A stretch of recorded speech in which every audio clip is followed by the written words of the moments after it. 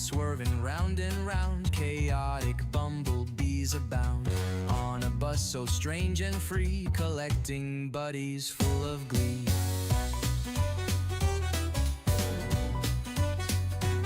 From Tokyo to Timbuktu, across the world the bus speeds through, gathering friends, a buzzing crew, spreading joy, it's what they do. How you doing? How you doing? Join the party, it's brewing. Bumble buddies, one and all, answer the chaotic call.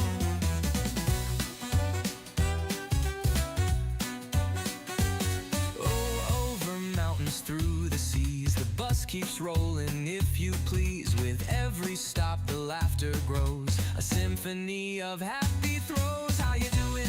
How you doing? Join the party, it's brewing. Bumble buddies, one and all, answer the chaotic call.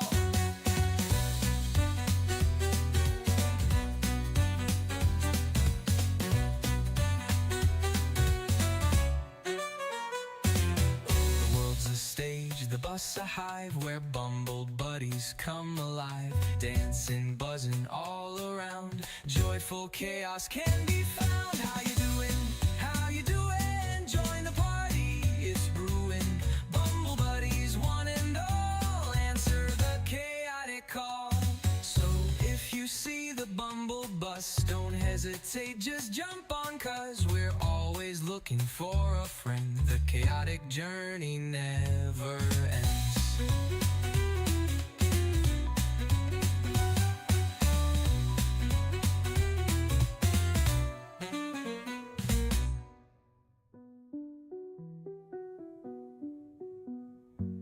Over mountains, through the seas, the bus keeps rolling, if you please. With every stop the laughter grows, a symphony of happy throws. How you doing? How you doing? Join the party, it's brewing. Bumble buddies, one and all, answer the chaotic call. The world's a stage, the bus a hive, where bumble buddies come alive, dancing, buzzing all around, joyful chaos can be found.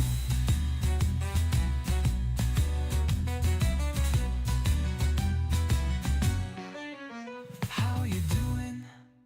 How you doing? Join the party, it's brewing. Bumble buddies, one and all, answer the chaotic call. So if you see the bumble bus, don't hesitate, just jump on, 'cause we're always looking for a friend. The chaotic journey never ends.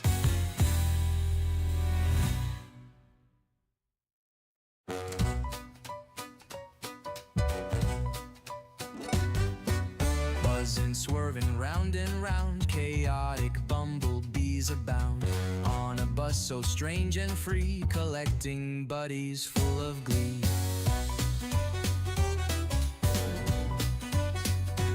From Tokyo to Timbuktu, across the world the bus speeds through, gathering friends, a buzzing crew, spreading joy, it's what they do. How you doing? How you doing?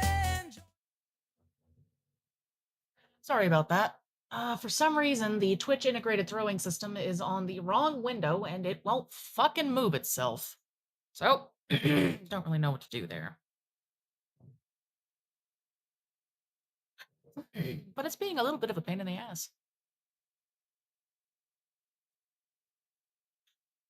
Alright. Hello, everybody. Thank you for lurking, Trend. Good to see ya. We are back with Monday reactions. Yay! I think. I don't know. We picked some stuff from the Discord. We picked some stuff that just showed up in my lineup. And and we will begin our paturin. Gonna find something to play in the background. If anyone texts on Kick today, it's kind of hard to see it because for some reason Meld is not loading it. Don't know why. I stopped asking. But hopefully everybody is doing well. I do have a stream up in the hidden chamber. If anybody wants to join me that way, I have it set up so that way folks can't just jump in, scream a word or two, and then jump out. I am streaming the videos there if you guys don't want to watch it. Those who have the Happy Monday to you too main. Yes, if anybody wants to join me in the hidden chamber, let me know. Those of you who have the permissions anyway. Howdy, cat. You missed, by the way. Horribly so. Zombie media, the world of an apocalyptic scenario can make for an interesting narrative where the reanimated or infected lurk around every corner of a Infected. dilapidated world. Oh, shit, almost forgot. This is Zombie Apocalypse That Should Not Have Happened by Wow Such Gaming. Suggested to us by Trin. I'll be honest, him and Maine are like the only two people who ever put videos in that goddamn channel. The degradation of humanity strangles the life out of what remains. But most of the time, the way it even got to that point where society has crumbled, anarchy reigns, and the undead have won the war against the living is often skimmed over extremely quickly to get to the meat and potatoes or given a hellaciously stupid reason as to how it even happened, and more so, how it overthrew the populace and armed forces that protect it. For the most part, zombies are a pretty bare-bones threat when it comes to what they are capable of, even if people turning into them could be wildly different between scenarios. The fact that wiping out hordes of them is relatively easy for militaries and basic armed people begs the question, how the hell do they even stand a chance at not only overwhelming society at large, but permanently Take a shower? Gotcha. Enjoy your shower. and excuses to how their worlds were See you, Latour. ranging Thank from you a for saying super hey. spreader event that Good to was see you. beyond repair to overpowered corpses with relentless intent. But that's not what we are here to talk about. Some universes have no excuse for how stupid their response was to the initial outbreak and how it managed there on out. And we are bringing up the dumbest and strangest of the bunch in no particular order. Today, we are discussing zombie apocalypses that should not have happened.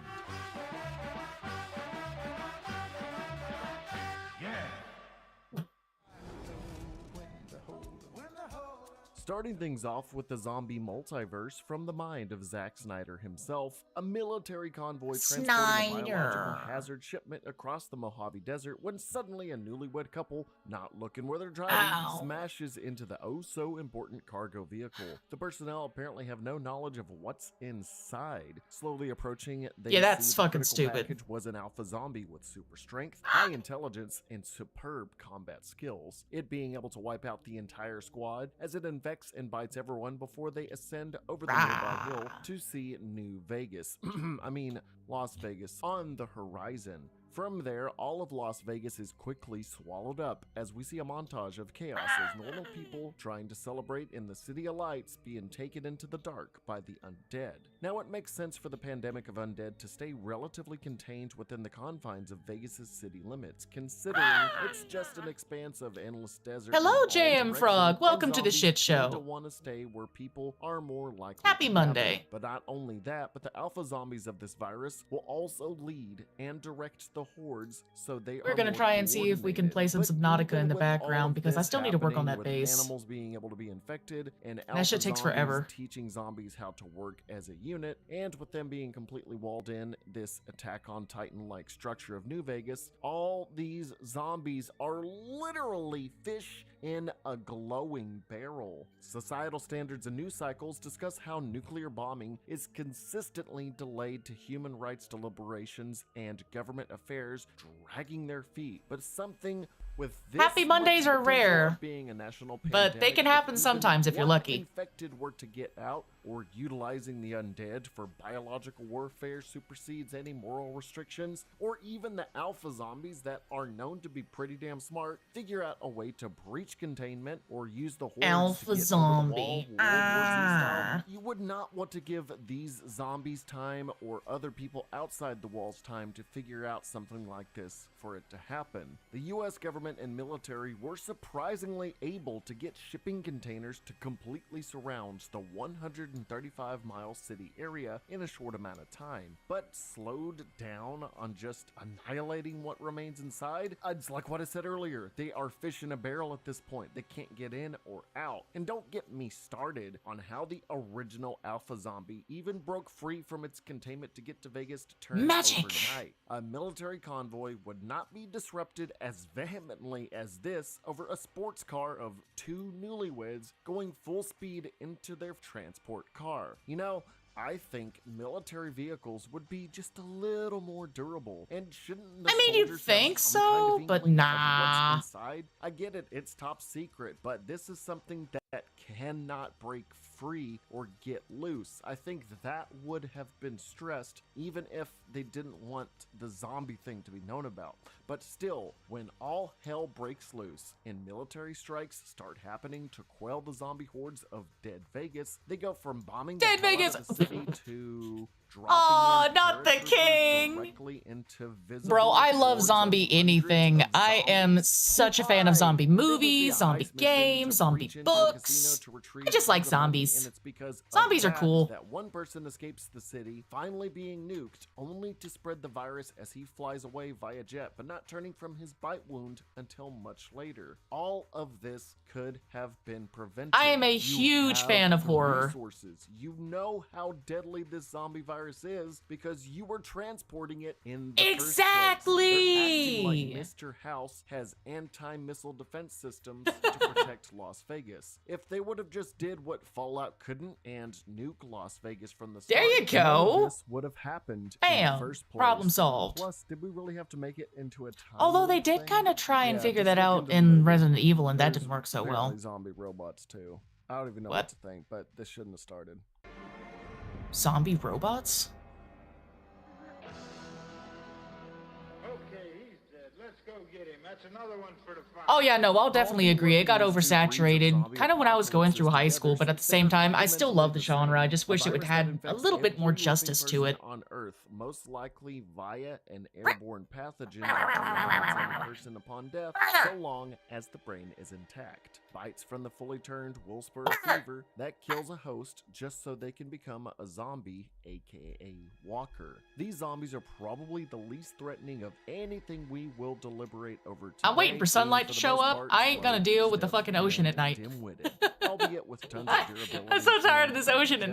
night. They can go seemingly infinitely without rotting into a pile of biomass and bones, and can even adapt to their environments, learning as they roam the world to use tools, weapons, climb, and even work as a unit more so than just a mindless Honestly, horde. those They zombies in that bite movie from right there insects, were the scariest bees, ones lights because they out, remembered how to can't use amputate the weapons and affected shit. area in time. But more so than that is everyone will eventually become a walker slash ghoul at some point without proper disposal methods taking place. But does it mandate the world consistently falling to ruin so quickly? The idea of anyone turning I into mean, an undead people are cannibal incredibly moments after their stupid. expiration date is terrifying in its own regard, don't get me wrong. And the first few days, weeks, months, and even years would be extremely difficult to come to terms with.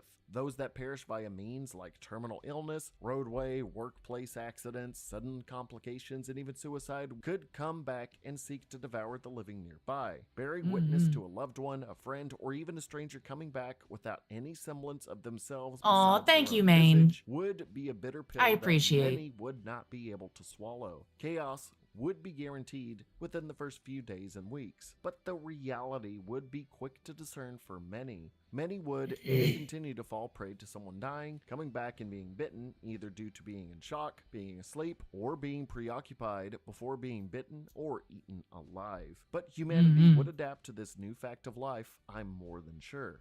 I mean, Society they'd kinda would not fucking have crumble and to. dissolve to increasing numbers of the undead. If anything were to be the more realistic outcome of this kind of universe, even if it seems ridiculous for me to say, it would be the world as it is at the end of the movie Shaun of the Dead. Some parts of comedy are more biting parts of reality, and the aspect that zombies would just be integrated into everyday civilization is hysterically what would probably happen. Once the advent of a Z-Day were to calm down, with the army actually doing its job and wiping out the hordes of undead, unlike some series that just make the military out to be completely hopeless and idiotic, governments, militaries, and society at large would see to establishing methods for disposing any dead bodies, having emergency procedures for calls where Emergency burns would be one thing. dying, or precautionary methods at hospitals, hospice centers, ICU chambers, and more. Restraints on people would be mandatory in case they were to flatline suddenly, and every person would Hospital centers would kind of be fucked, I'm sorry.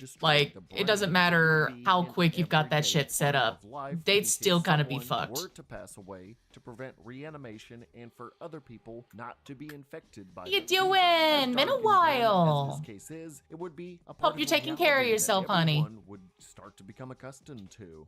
Society might falter in the very beginning of the virus that infected all of humanity to be potential cannibalistic corpses, but we have a tendency to adapt and evolve. Well, you see, they've already tried some of the small island ideas, and yet they've still got idiots on there who will be like, oh yeah, I won't become infected even though I got bit. No, it's fine, it's These fine. versions are slow and easy to take down. Ghouls and walkers do tend to have variations or smarter corpses that can run at times, or learn to avoid fail-safes that humanity places on them, like fireworks, defensive perimeters, and more. But these variations rely on time, geographical locations, and or consistent outside stimuli to become those versions with no guarantee of them even deviating from the standard archetype. A majority of the undead will either be executed on site or, as The Walking Dead, A majority of the undead and Dawn should of the be Dead fairly have simple to deal with. displayed There's only going to be a respectively, couple of have their outliers. jaws removed to be made docile, can be made to be friendly during extensive experimentation, or be made to do remedial labor and used for our entertainment,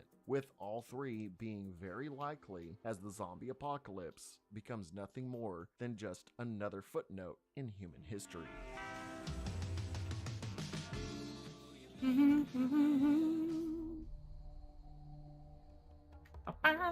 Heading to the land down under, the rapid outbreak of 2019's Cargo, we see a dash of what I just discussed in a civilized post-zombie world, muddled up with nothing Disney but zombies. irrational people You right, you making right. dumb decisions. They have these packages apparently widely distributed throughout Australia labeled Containment Assistance that's described as a guide to help prepare you and your family to recognize threats and make smart decisions in dangerous situations, noting the stages of infection and even providing a damn countdown watch that ticks away for 48 hours until Really? full turn time. Also in it are lethal injection pins to stab the temple to mercy kill anyone that is bit or infected. Bruh. Obviously, a lot is known about this rabid virus that causes honey-like pus to spew out Ew. from the orifice. Even charts are fully shown where high infection gross. areas are so you can avoid it. The world, or just Australia, easily figured out everything and provided measures for people. I These mean, zombies I or can't really disagree infected with are that. extremely slow I in can't really moving, disagree are with that easily because, distracted, since just just remember the how, smallest signs who was of it, blood TJ can or make something them was his veer fucking name in away the from a full Resident Evil flesh and blood movie? person Wound up seeing the without two any They undead go towards hookers, loud and he got sounds, sidetracked by but titties. barely make Fucking any crashed kind his of car. overall indomitable threat or presence, especially considering the fact that they avoid direct can't sunlight judge, if can't they judge. can, and will Titties is hibernate titties, yo. in dark places like tunnels or burying their own heads in the sand. I guess to protect themselves from UV light and potentially healthy survivors headshotting them while they're hibernating. I don't know. But these zombies spend half their time not even being active threats, and basically are just sitting ducks that add to their diminishing return on lethality. I mean, look at this. There is a guy There's at least yelling, two goes up to zombie this movies group of where hibernating the romantic main male interest is already a zombie. I think one of them is called, like, Warm Body or or something. I don't remember if that one's the actual horror one or not. But there's one where it's like a college age zombie and college age girl. And like, I remember a specific scene from it. They're trying to get it on and his dick falls off.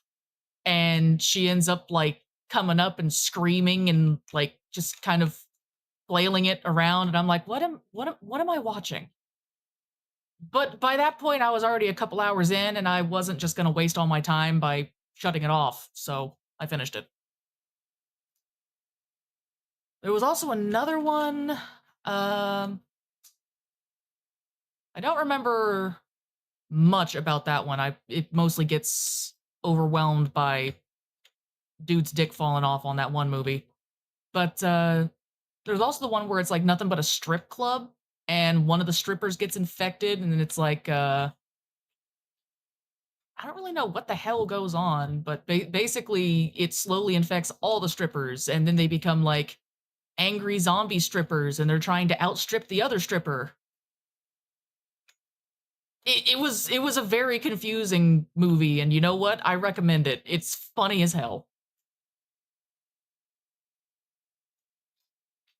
Zombies and loudly whacks numerous zombies in the head without even Oh, it was waking fucking one amazing. of them up. They hunt By the end of it, the zombie strippers are like fighting with each other. They're like, and if "But one enough can of this." mask their scent from anything appetizing to the infected, then Oh yeah, no, one full can nip, move full nip, freely jiggly tit. amongst It's them funny. without fear of It's very being attacked funny. or bitten. And in some cases, the pus I also that recommend produces from it can Zombievers. even fully That was blind them fucking and terrible. cover the entirety of their eyes. The seizures from the symptoms of the virus never going away as they just If I can rapidly remember the convulse name, as they I will move, tell you. slowing down their Because I want to already find it and watch it sluggish again pace. too, but Not it's to mention, I something think the stripper only way of the palace. infection spreading is through a bite because the honey pus Just look up didn't stripper really zombies. I'm transfer pretty sure you'll be able to infection, and find I it. don't think this is an airborne thing where no matter how you die, you Yeah, die. zombie strip club. There you go.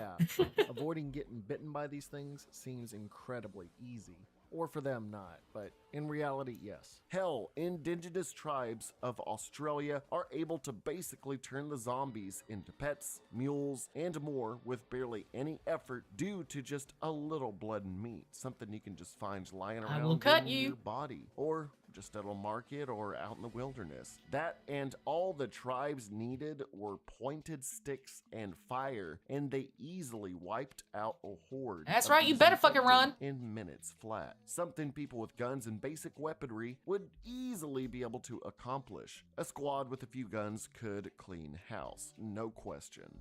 The major threat that wiped out a continent can easily be deterred by just dangling chunks of meat in front of them to make sure no one gets bit. Now, I have to reiterate that a zombie will completely ignore a person or even a group of people purely for just a drop of blood on the wall or the ground or a scrap of flesh. He's not nearby, and wrong. become Zombies are very docile simple or to way trick. Too distracted so they could just be easily killed from afar or even up close. And you can easily take them out as they are just that easy to kill. Honestly, this movie is a close contender for the dumbest zombie outbreak because how the hell would any of these things take over a city, let alone a continent? And it should not have even gotten as bad as it supposedly did. But nothing compares to what today's #1 pick is, purely for how botched people made it out to be, even though it's one of the deadliest infections in zombie lore history. Oh? And which would that one be? Oh, the rage What if virus. it comes back? It won't come back. What if it does? If it comes back, we kill it.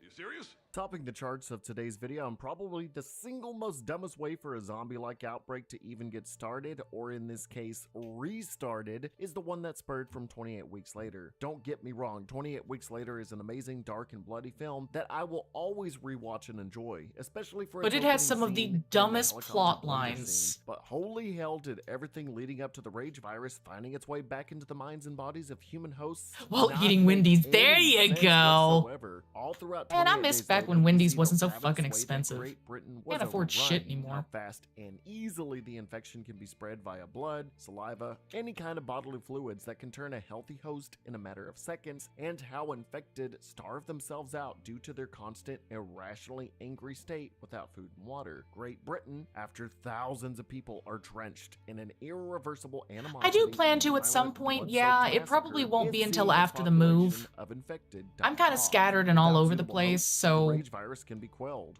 little Great sorry Britain about is that. healing. So, what's the Not best exactly course something of I can action control after less than entirely, 7 but months since the first infection? What do the U.S. we will be military getting and back to former it. As it British is now, I'm just a citizens little bit too decide to scattered. do 28 weeks after the initial outbreak of the rage virus? Sure, there are still efforts still ongoing to burn any leftover bodies in the streets, as well as search and either rescue or destroy efforts ongoing Copper. throughout the greater Great Britain area. But suddenly a gigantic leap in judgment befalls the Yanks and the Brits. Somebody saw what had happened, how awful this rabies-like super spread was, how fast it spurred out of control just from a few animal rights terrorists going out into the streets after getting some monkey fluid in their body and destroying the Queen's land. And you know what the ultimate decision was to get things back to normal? Government officials and U.S. military Yeah, and top buddy! British people said this. Oh, we realized that the greatest country in the world needed people, or else that it ain't a country, isn't it? Bruv, we've been in a bit of a sticky wicket, isn't it? We're quite knackered trying to wait for all this to blow over. Why not have a cup of tea with your mates? No need to ponder the bloody zombies, even though they're bloody on bloody day. No need to worry about it. Don't reckon yourself with rubbish like fear. It's all good. Turn on some Beatles.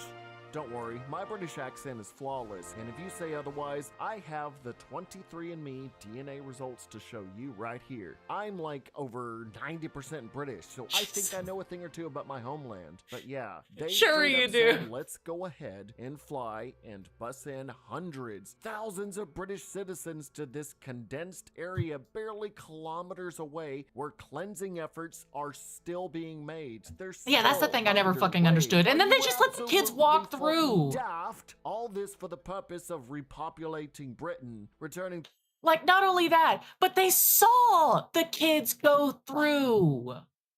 That was the most frustrating part. You saw the kids go through and you did not stop them. Why? And then they're surprised that it gets restarted. Like, what the fuck?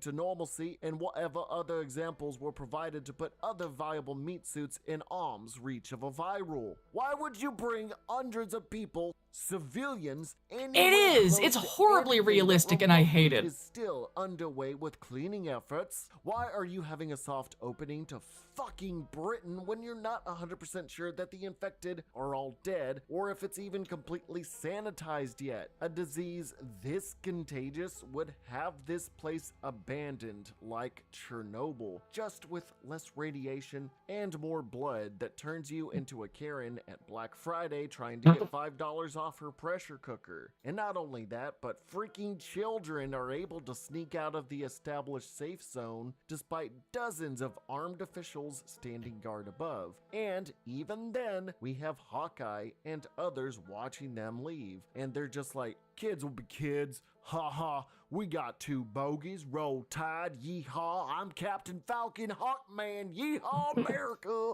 You'd think it would be kill on sight if quarantine was Exactly! broken. That's the thing that I was so fucking appalled by. Like, what? Why have people in a quarantine here in the first place? Why fly them here? Only after do the kids find a scooter, go to multiple buildings, and have a jolly old time do they go to their old homestead and find their mother with bloodshot eyes and acting erratic. Do troops finally swoop in and scoop them all up? The mom is strapped in a heavily secure area to prod into how the rage virus isn't fully affecting her, noting she isn't necessarily immune, but retains her humanity despite the virus being inside her. High-ranking scientific and army officials want to make some kind of cure out of her gene genome or some shit, noting her ability to still be able to spread the rage virus as a carrier. They leave her be while deliberations are made about her. And from here is where the stupidity goes from level 9 to level over 9,000 of this entire operation. It elevates to heights thought improbable by mankind. Dawn,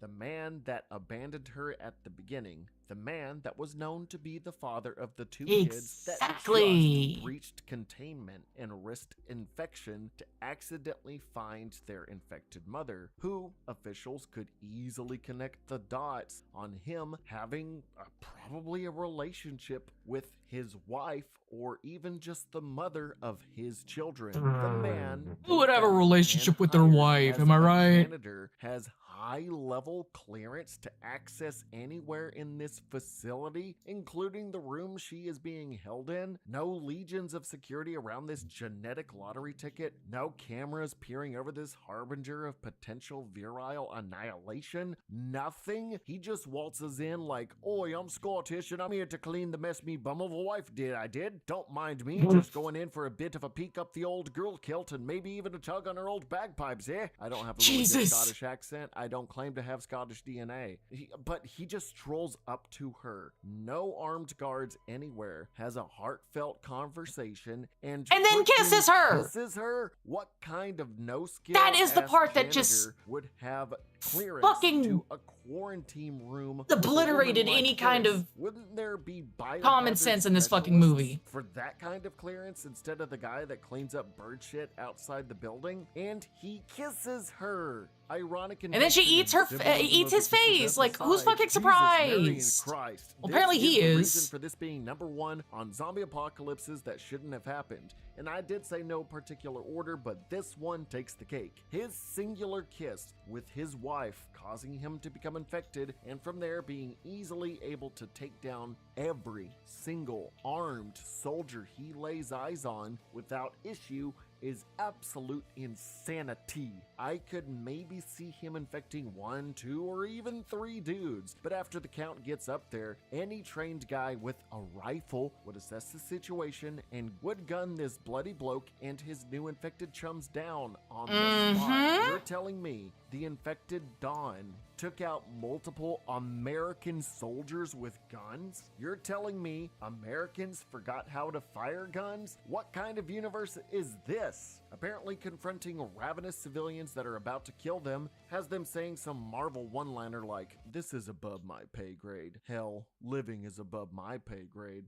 They obviously know what the rage virus is and what it turns people into, but suddenly, oops, all zombies are infected. We skim over how all this happened because now we have to call everybody we hauled back into the jolly old England and make it even worse by having all of these healthy hosts clutter up in this cramped and claustrophobic ass room down flights of stairs to protect them instead of telling them to just stay indoors and lock up. Say they just create an amazing kill room for all those folks. Nah, we're just gonna have all available uninfected civilians in one place, so this infection that causes people to turn in seconds from just 1 drop of blood, spit, or cum can easily turn into a super spreader event. Yeah, because that'll go so damn well. Don, somehow after infecting tons of military personnel, gets out scot-free and finds his way to the civilian containment area via the only other door to escape from. You mean they bothered to have this floor situated for all civilians to be safe, but don't bother to secure both points of entry? Just one? What in the good God hell were the safety measures here? Why, if you brought all these people back to Great Britain, would you not have extremely tight-knit and concrete measures to resort to when, not if, but when shit hit the fan that you can fall back on? Because that would make sense. Going to happen. You put fuel on fire and then was surprised that a freaking explosion of flames happened. The only method they even have down is having Hawkeye and his merry band of snipers gunning down infected from the rooftops. The scene of them getting the order to indiscriminately kill all people at ground level due to not being able to discern who was infected or not is powerful. But sheesh, dude, that order should have been at the ready since they know what the rage virus is. This is not new information. You've had half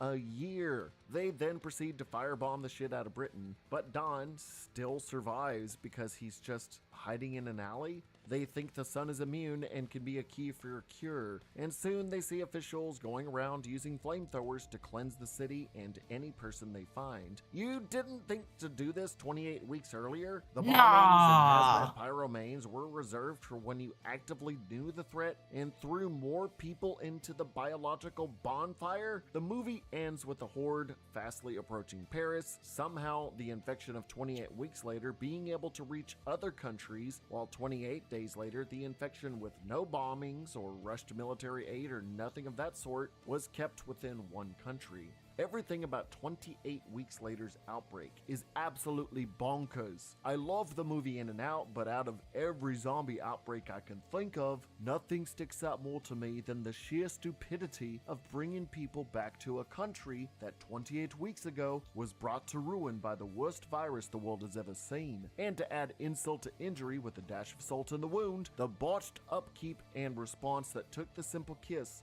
of an infected woman to ravaging armed military guards to spiraling a horde of people into hordes of the infected. It feels less realistic and more of, well, we need another outbreak and the infected die after a few weeks. So let's just cart in more people against all logical fucking sense. Exactly. There was no logical fucking sense in that. They were just like, okay, well, let's go. Yeah, baby, yeah! Shoot everything. Targets are now free. We've lost control.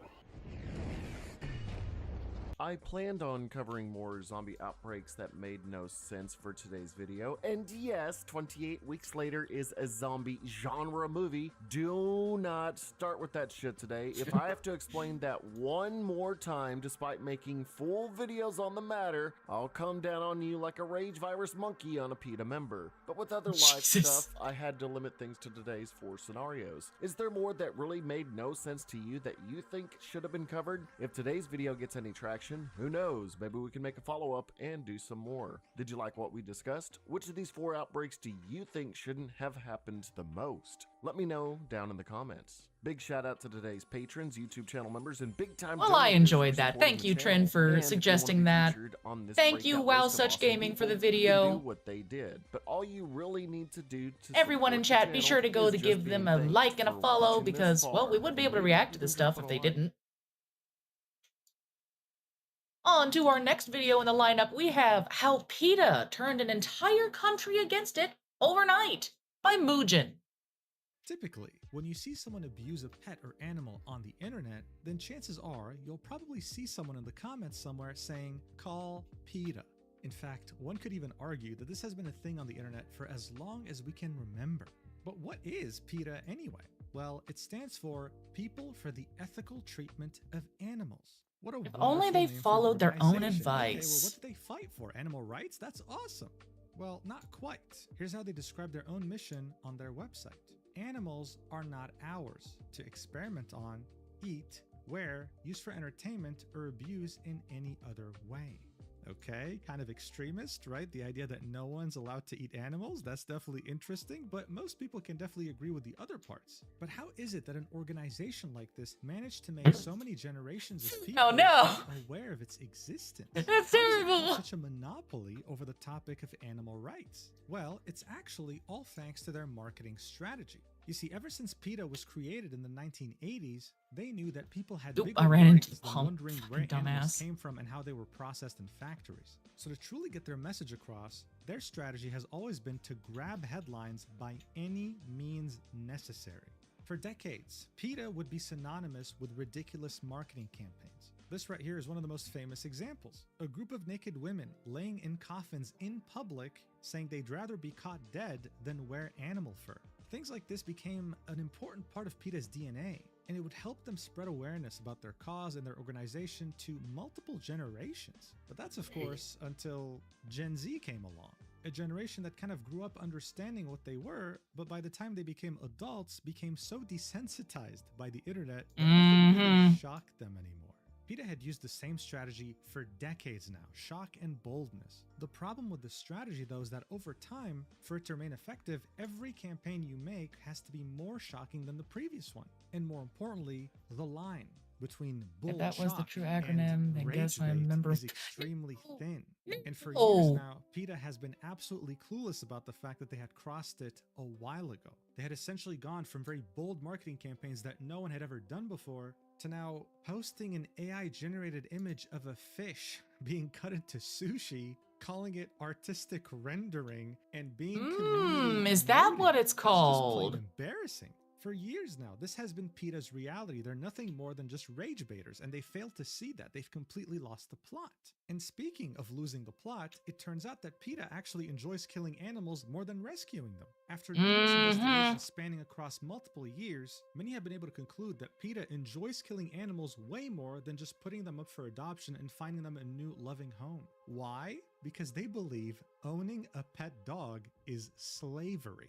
I wish I was kidding. Don't believe me? Well, the founder of PETA herself said that pet ownership is an abysmal situation and argued in a 2014 interview that outdoor cats should just be killed. It's better for them.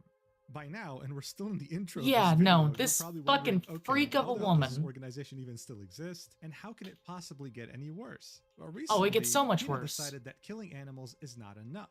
They decided to openly tarnish the legacy of a dead animal, and the backlash that they experienced was biblical.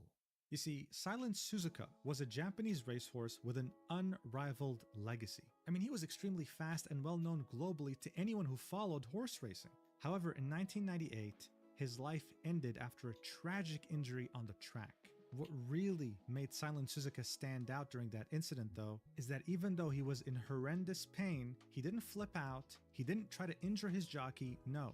He silently went to the side of the track, dropped off his jockey, and when he was sure that his human rider was safe, proceeded to collapse. Yeah, he was one hell of a horse. Now in 2021, the Beautiful mobile game goddamn Uma Musume horse. Derby would come out in Japan. It would be an anime horse girl racing game, with every one of these anime girls representing a famous Japanese racehorse. This game would prove to be extremely successful in Japan, would release globally in 2025, and would make billions of dollars. And one of the horses that was And has helped quite a immortalized as an few of the anime horse girl horses. was none other than Silent Suzuka.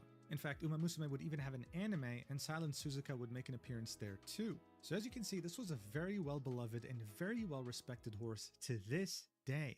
So what the hell could have PETA possibly done to create a worldwide backlash? Did they pay their respects to this Oh, you wonderful know, animal that opening showed their incredible stupid fucking compassion mouths, for that's all it humans really in its takes. final moments? Of course not. They instead would post a disgusting image of the anime horse girl version of Silent Suzuka with a grotesque leg injury where you can see the bone protrude outside of the skin, arguing that if the game was honest, your favorite horse girl wouldn't get any comeback arcs. One failed event and the race is over, just like what happened to the real Silent Suzuka.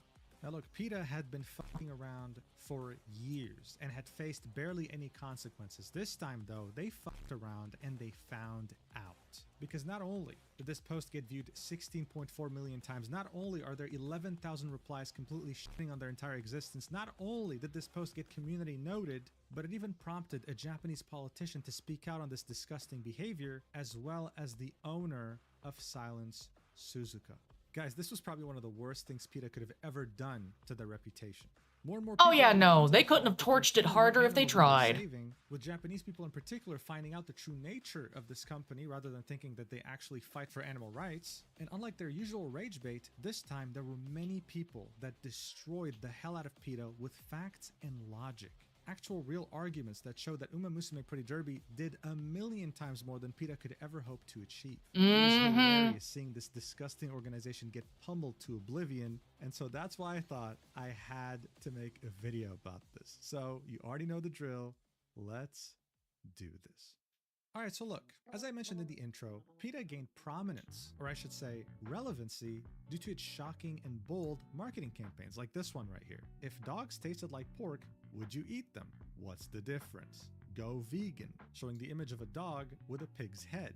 By PETA's own standards though, this was definitely soft. You see, one of the first instances of extremely shocking yet somewhat bold marketing campaigns was as far back as 1991. Back then, one of America's most infamous serial killers, Jeffrey Dahmer, was captured.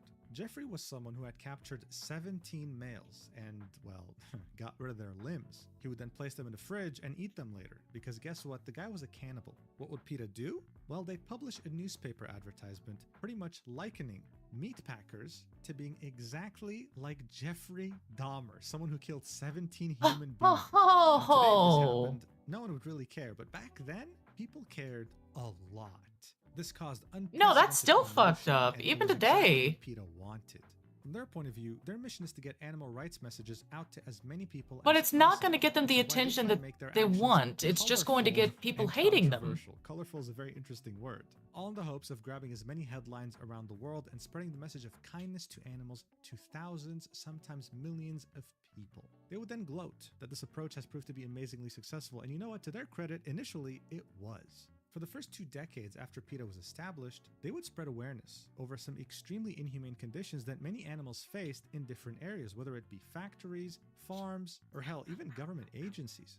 The outrage following these investigations would help new laws be put in place. Laws that would either help animals get treated better or straight up shut down certain labs or agencies that would mistreat them. However, not all good things last forever, and at some point, PETA would lose the plot entirely. In fact, after my research, I can personally conclude that they had officially lost the plot by 2003, when they would release their newest marketing campaign, an exhibition titled Holocaust on a Plate. And yes, it is as horrible as it sounds. In fact, here's a sign that you would find at this exhibition. On the left, you would see a Holocaust victim that went through famine, and on the right, you would see a cow that went through famine. I don't think it would take a genius to understand that Jews back then were extremely angered by such a marketing campaign. Yeah, Likening the no suffering of shit. So many people in World War II to the idea of eating meat. I mean, come on. And at a certain Jesus point, this Christ, would just get old. PETA. People wouldn't take them as seriously anymore. Around almost a decade later in 2014, PETA would release a marketing campaign in which they say that dog breeders are literally the Austrian painter, releasing a poster What? of a dog with the infamous, well, mustache. And Oh if you my thought God. that wasn't bad enough, on the same year, if you went to PETA's website, you'd be greeted with, got autism? Studies have shown a link between cow's milk and autism. I This remember confused the that. hell out of people, and it could mean one of two things. The first possibility is them saying that cow's milk causes autism, which is extremely incorrect. There's nothing in any way, shape, or form proving that. And the second possibility is them saying that only autistic people drink cow's milk, which I don't need to sit here and tell you sounds really bad. Pretty much saying that there's something very wrong with autistic people, which isn't the case. They're just people. You see what I meant in the intro? Once you make shocking statements, the only way to keep people's attention is to somehow make a shocking statement more shocking every single time. But with the line between shocking and rage bait being so thin, yeah, it's no surprise by this point people thought PETA was a joke.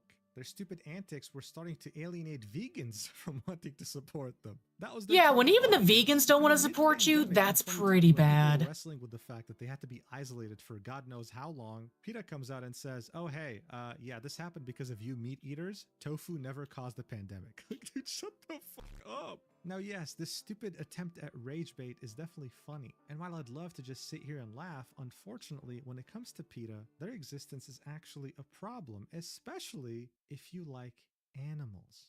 You see, this organization is nothing more than just a group of extremists. In 2017, 2 PETA employees would kidnap a 9-year-old's chihuahua. They assumed I that it was a remember stray this. that needed to be euthanized because, of course, Bullshit, they they hate the took it idea off of the putting up a dog fucking for front adoption. door. However, state laws say that they have to hold the pet for 5 days to make sure there's no owner that, well, will come and claim it. They chose to ignore that rule and euthanize this poor chihuahua within the same day. The family ended up suing the If I recall organization, right, it and was PETA within the paid them same fucking $49,000 hour they to brought that settle. poor But pooch that poor in. girl is probably traumatized for life. But I wish that was the worst thing they'd done. In 2005, 2 years after their completely tone-deaf Holocaust marketing campaign, some people would start noticing that the dumpsters behind a supermarket in North Carolina was filled with dead animals, specifically cats and dogs. Well, it turned out it was none other than PETA. The two employees in question would be acquiring these pets by lying to veterinarians, telling them they're going to put them up for adoption, and then just euthanizing them in the same day in the back of their van. The Yup. veterinarian who had given these pets to PETA thinking they would get adopted would later say they were in good health and were very adoptable, especially the kittens. It was tragic, and yet PETA was able to get away with this because of a stupid law in the US that says that PETA and other shelters are allowed to kill owner-relinquished animals for virtually any reason at any time without any effort to find them homes. But of course, politicians don't care about actual important matters like this. And finally, if you want something a bit more recent to truly show you how disgusting PETA is, then look no further. This was a study published in February 4th, 2025, examining the rate of death of animals in PETA shelters. Oh yeah, no, in the it's year like a 2024. 95% kill rate if I Virginia remember was right. established in the state of Virginia. The average rate of euthanasia for all agencies in Virginia is 10%. That means that 90% of their animals find a new home. They successfully get adopted, with 10% being euthanized, which is reasonable. But Some PETA cats or went, dogs, they might fall we asleep take that as a because of a challenge. disease, they could be on their last legs, and giving them euthanasia is the most humane thing to do. That way they don't squirm in pain for the rest of their lives. PETA, Exactly. on the other hand, euthanizes 64% of their dogs, 69% of their cats, and 67% of all animals in general that are held in their shelters. Think about this for a second. Only 30% somehow find a new home. The majority find themselves dead. Does that seem like an organization that likes animals to you? I mean, look at this. In 2014, they euthanized 96% of their cats. Very interesting, right? Especially seeing that the founder What's of this PETA we're has watching? already We are expressed the watching fact how that stray PETA cats managed to shouldn't make an exist. entire In other country words, go they should against all it be overnight killed. by And I just find attacking this so disgusting. Why is Umamasume. it so fascinating? And now we're PETA just always likes exploring to more ignore the about fact PETA's that humans disgusting and animals have past, fun and because enjoy a lot of together, people don't which is know this very shit about convenient. PETA. Does that mean we should euthanize 69% of children that are currently in shelters waiting to be adopted by a family? I wonder what this failure of an organization would say. Oh wait, I actually know exactly what they would say. One look at their social media in 2025, and the only thing you'll find is rage bait. That's what they still thrive on. They want views, they want relevancy at any cost, no matter how stupid they might look in the public's eyes. And it's that same exact philosophy that made them fuck around and find out when it came to one of the most loyal communities on the internet. And it resulted in them wiping the floor with PETA's pathetic ass. This all brings us back to the game Uma Musume Pretty And it was Derby. goddamn Available both on funny. PC and mobile, it pretty much took over the world this year. In fact, if you were able to catch the Game Awards recently, then you would have seen that it Oh, actually won PETA. Best Mobile Game. The same I know. company I had behind that the happen a racing lot system when I that first started generated learning billions about of PETA dollars as an in trade actual is also organization. I was behind like, its extremely PETA. successful It's funny, ha ha ha. And then I started actually learning about them. I'm like, oh my god, these people are based off their real-life counterparts. This was only possible to do after getting direct approval Disgusting. from each one of their owners. But that's not all, of course. They weren't just able to make an awesome game, some great anime, and respect the medium. Horse racing has been a dying sport for years now, and they were able to revitalize the entire industry by bringing in such a huge amount of young people that are now interested in it thanks to the game and anime.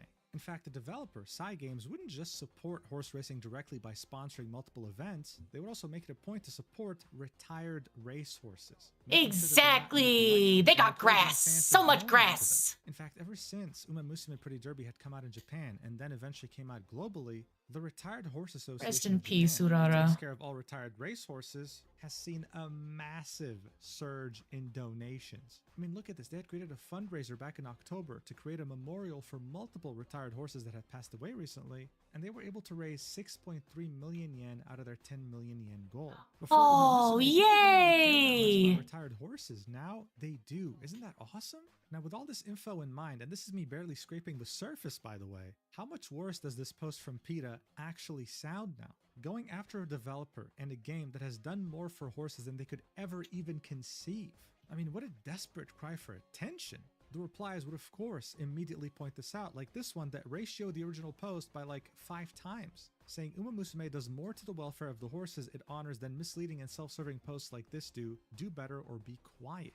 I mean, not a single one of these Exactly. 11,000 replies were positive. They were just shitting on PETA's entire existence. The audacity for an Hate learning organization English that from school. euthanizes 70% of its animals to talk about euthanasia is wild. Just so you know, this was a severe leg injury that Silent Suzuka experienced on the racetrack. Once that happens to a horse, they are guaranteed to die a slow and painful death. Euthanasia here was actually, unlike PETA's shelters, humane. But they've lost the plot since 2003. Reasoning with them is pointless. But people decided to quote tweet them anyway because why not? They're clowns, they deserve it. This person would say the irony is that Uma Musume itself is responsible for the increase of the Retired Horse Racing Association's donations and care for the animals. This was seen through Yasai Farm, Northern Farm, and Nice Nature, which are 3 different horses. They raised over $1 million combined, spread purely by the fans' love of the horses. Here we can see a chart of Nice Nature's birthday donation trends, and as you can see, there is a massive uptick in donations after Uma Musume Derby had come out. I mean, it would go from 1,700,000 yen to 35 million. God damn! That's a multiplication of almost 35 times, and it kept rising higher and higher, reaching 74 million in 2024. But yeah, let's make a disgusting drawing instead, criticizing the game instead of helping. I mean, PETA has no idea just how much Japanese people in general, including the voice actress of Silent Suzuka herself, hold respect for these horses. In an interview, she was literally crying over Silent Suzuka's memory, wondering if she could properly convey the spirit of this legendary horse. Do PETA employees cry when they euthanize 70% of their animals for no reason? Of course they don't. That's a rhetorical question. And then, of course, comes the very embarrassing community note that came in different languages. This is the Japanese one. It would say, "Snail "This is hate slack." speech." Might be a bit of a rough translation. Anyway, although the game Uma Musume Pretty Derby is in no way opposed to PETA's philosophy of establishing and defending animal rights, this post provokes those involved with the game. Reference about PETA. So that link is meant to show you that PETA's philosophy is to stand against anyone opposed to animal rights. Cool. Then it goes on to say, this post violates the guidelines of Uma Musume Pretty Derby by denigrating the honor and rights of others, making it an antisocial post that does not follow the rules, like guidelines for derivative works of Uma Musume Pretty Derby. So here we get linked to the website of Uma Musume, outlining their terms of service for fan works. In a nutshell, you can create fan art, you can create fan merch, you can do all those things, but they cannot be political, they cannot be sexual, and they sure as hell cannot be gory or disturbing. That's exactly what PETA was doing. And finally, the community note would say, provocative posts intended to attract attention also have an aspect of spam and therefore violate X's terms of service. This also would be echoed by the community note in English, saying Cygames guidelines strictly prohibit violent or grotesque depictions of Uma Musume characters to respect the real horses. Using the IP for political advocacy or commercial gain is a direct violation of their derivative work guidelines. So seeing this, Twitter was overjoyed, begging Cygames to sue the ever-living shit out of PETA, saying that there's approximately 5 different violations of Uma Musume community guidelines and actual grounds for a hefty lawsuit. I think it was safe to say at this point that no one was siding with PETA. But we're not just talking about the English-speaking audience here. This travesty had reached Japan. And the no. I bet it did. They ain't got no fucking image there no more. Who used to be a part of the Japanese Metropolitan Assembly would catch wind of this, and he would have something to say. It would be in Japanese, so here's the translation. He'd say, PETA, the world's largest animal rights organization, has suddenly made the following post using illustrations from Uma Musume, sparking controversy. It already has a community note attached, stating it violates content guidelines, but we must recognize that just because it's a massive international organization doesn't necessarily mean it's fair, in reference to following the rules. He'd then reply to his own post, continuing, saying, PETA's incoherent accusations against Nintendo are still fresh in our memory. It almost feels like they're targeting Japanese content. Surely there are other things they should be doing to protect animals. He would continue further, referencing like the not article killing about them. the Chihuahua we just saw earlier, saying, thank you for the information. I couldn't believe my eyes. Not many people in Japan know what kind of organization PETA is, so we should take this opportunity to spread the word.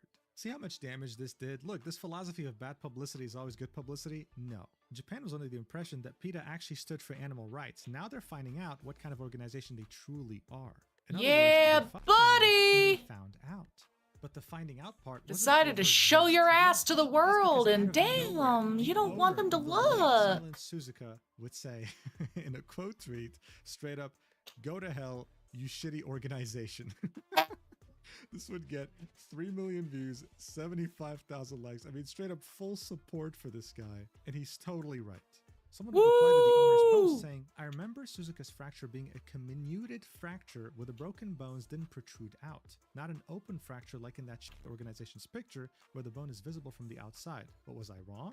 The owner would say, that's right. In other words, PETA was straight up lying. That's not how the fracture looked. Am I surprised? No. Someone else would reply with, is this the group that was saying about Mario Kart's cow putting a nose ring on it as a symbol of livestock? Exactly. But they had tried to go after Nintendo for this Mario Kart character. Like, how ridiculous is this? Their marketing campaign said, let cow race free, remove her nose ring. Like, surely there must be more important things to do. A few days later, the owner of the late Silent Suzuka would quote tweet the tweet we just saw where he called PETA a shitty organization and say, the resentful voices from all over the world against that shit organization group are intense. Seriously, what the hell did they do to get hated this much? Lol. Well, the Japanese people are slowly finding out, aren't they? In fact, my favorite tweet in all this, okay, was this guy going back to that dog AI-generated image of a fish being turned into sushi, quote tweeting it and saying, it's honestly hilarious how the obese fast food nation that's all about burgers is nitpicking Japanese sushi. Bro. PETA wasn't just ruining their reputation worldwide, they were also ruining the American reputation worldwide. Not that it was very good to begin with, but still, it's not like they need more negative shit. Overall, this whole thing was an absolute mess, and it only served to make it known that PETA is terrible. Now everyone is starting to get aware of this. This was one of the worst decisions the social media team of PETA could have taken, and now people are simply begging Cygames to sue the ever-living shit out of them. I usually try to stay neutral in my videos, but dude, even I'm hoping that happens, okay? Exactly! Anyway, thank you so The much for whole watching world today. wants to And watch if you're PETA interested burn in the at this entire point. They history do of not listening stand to for Derby and anything that they Hockey, say they this was an are. act to revitalize the entire horse racing industry, then make sure to check out the video I made about it a few months ago called The Chaotic History of the Horse Game That Took Over the World. And if Again, that was Mugen. How PETA turned an entire country against it overnight.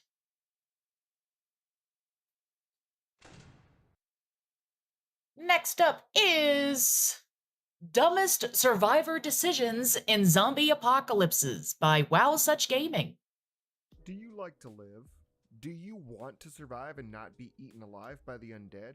I mean, yeah, it'd be Actually, some preferred. of you don't answer that. But let's face it, some people are flat out dumb as hell. We've seen how the concept of zombies can be an absolute unknown to certain universes, and for most others, zombies and what they can do are pretty well known and blatantly obvious. In either regard, common sense and survival instinct would kick in at some point.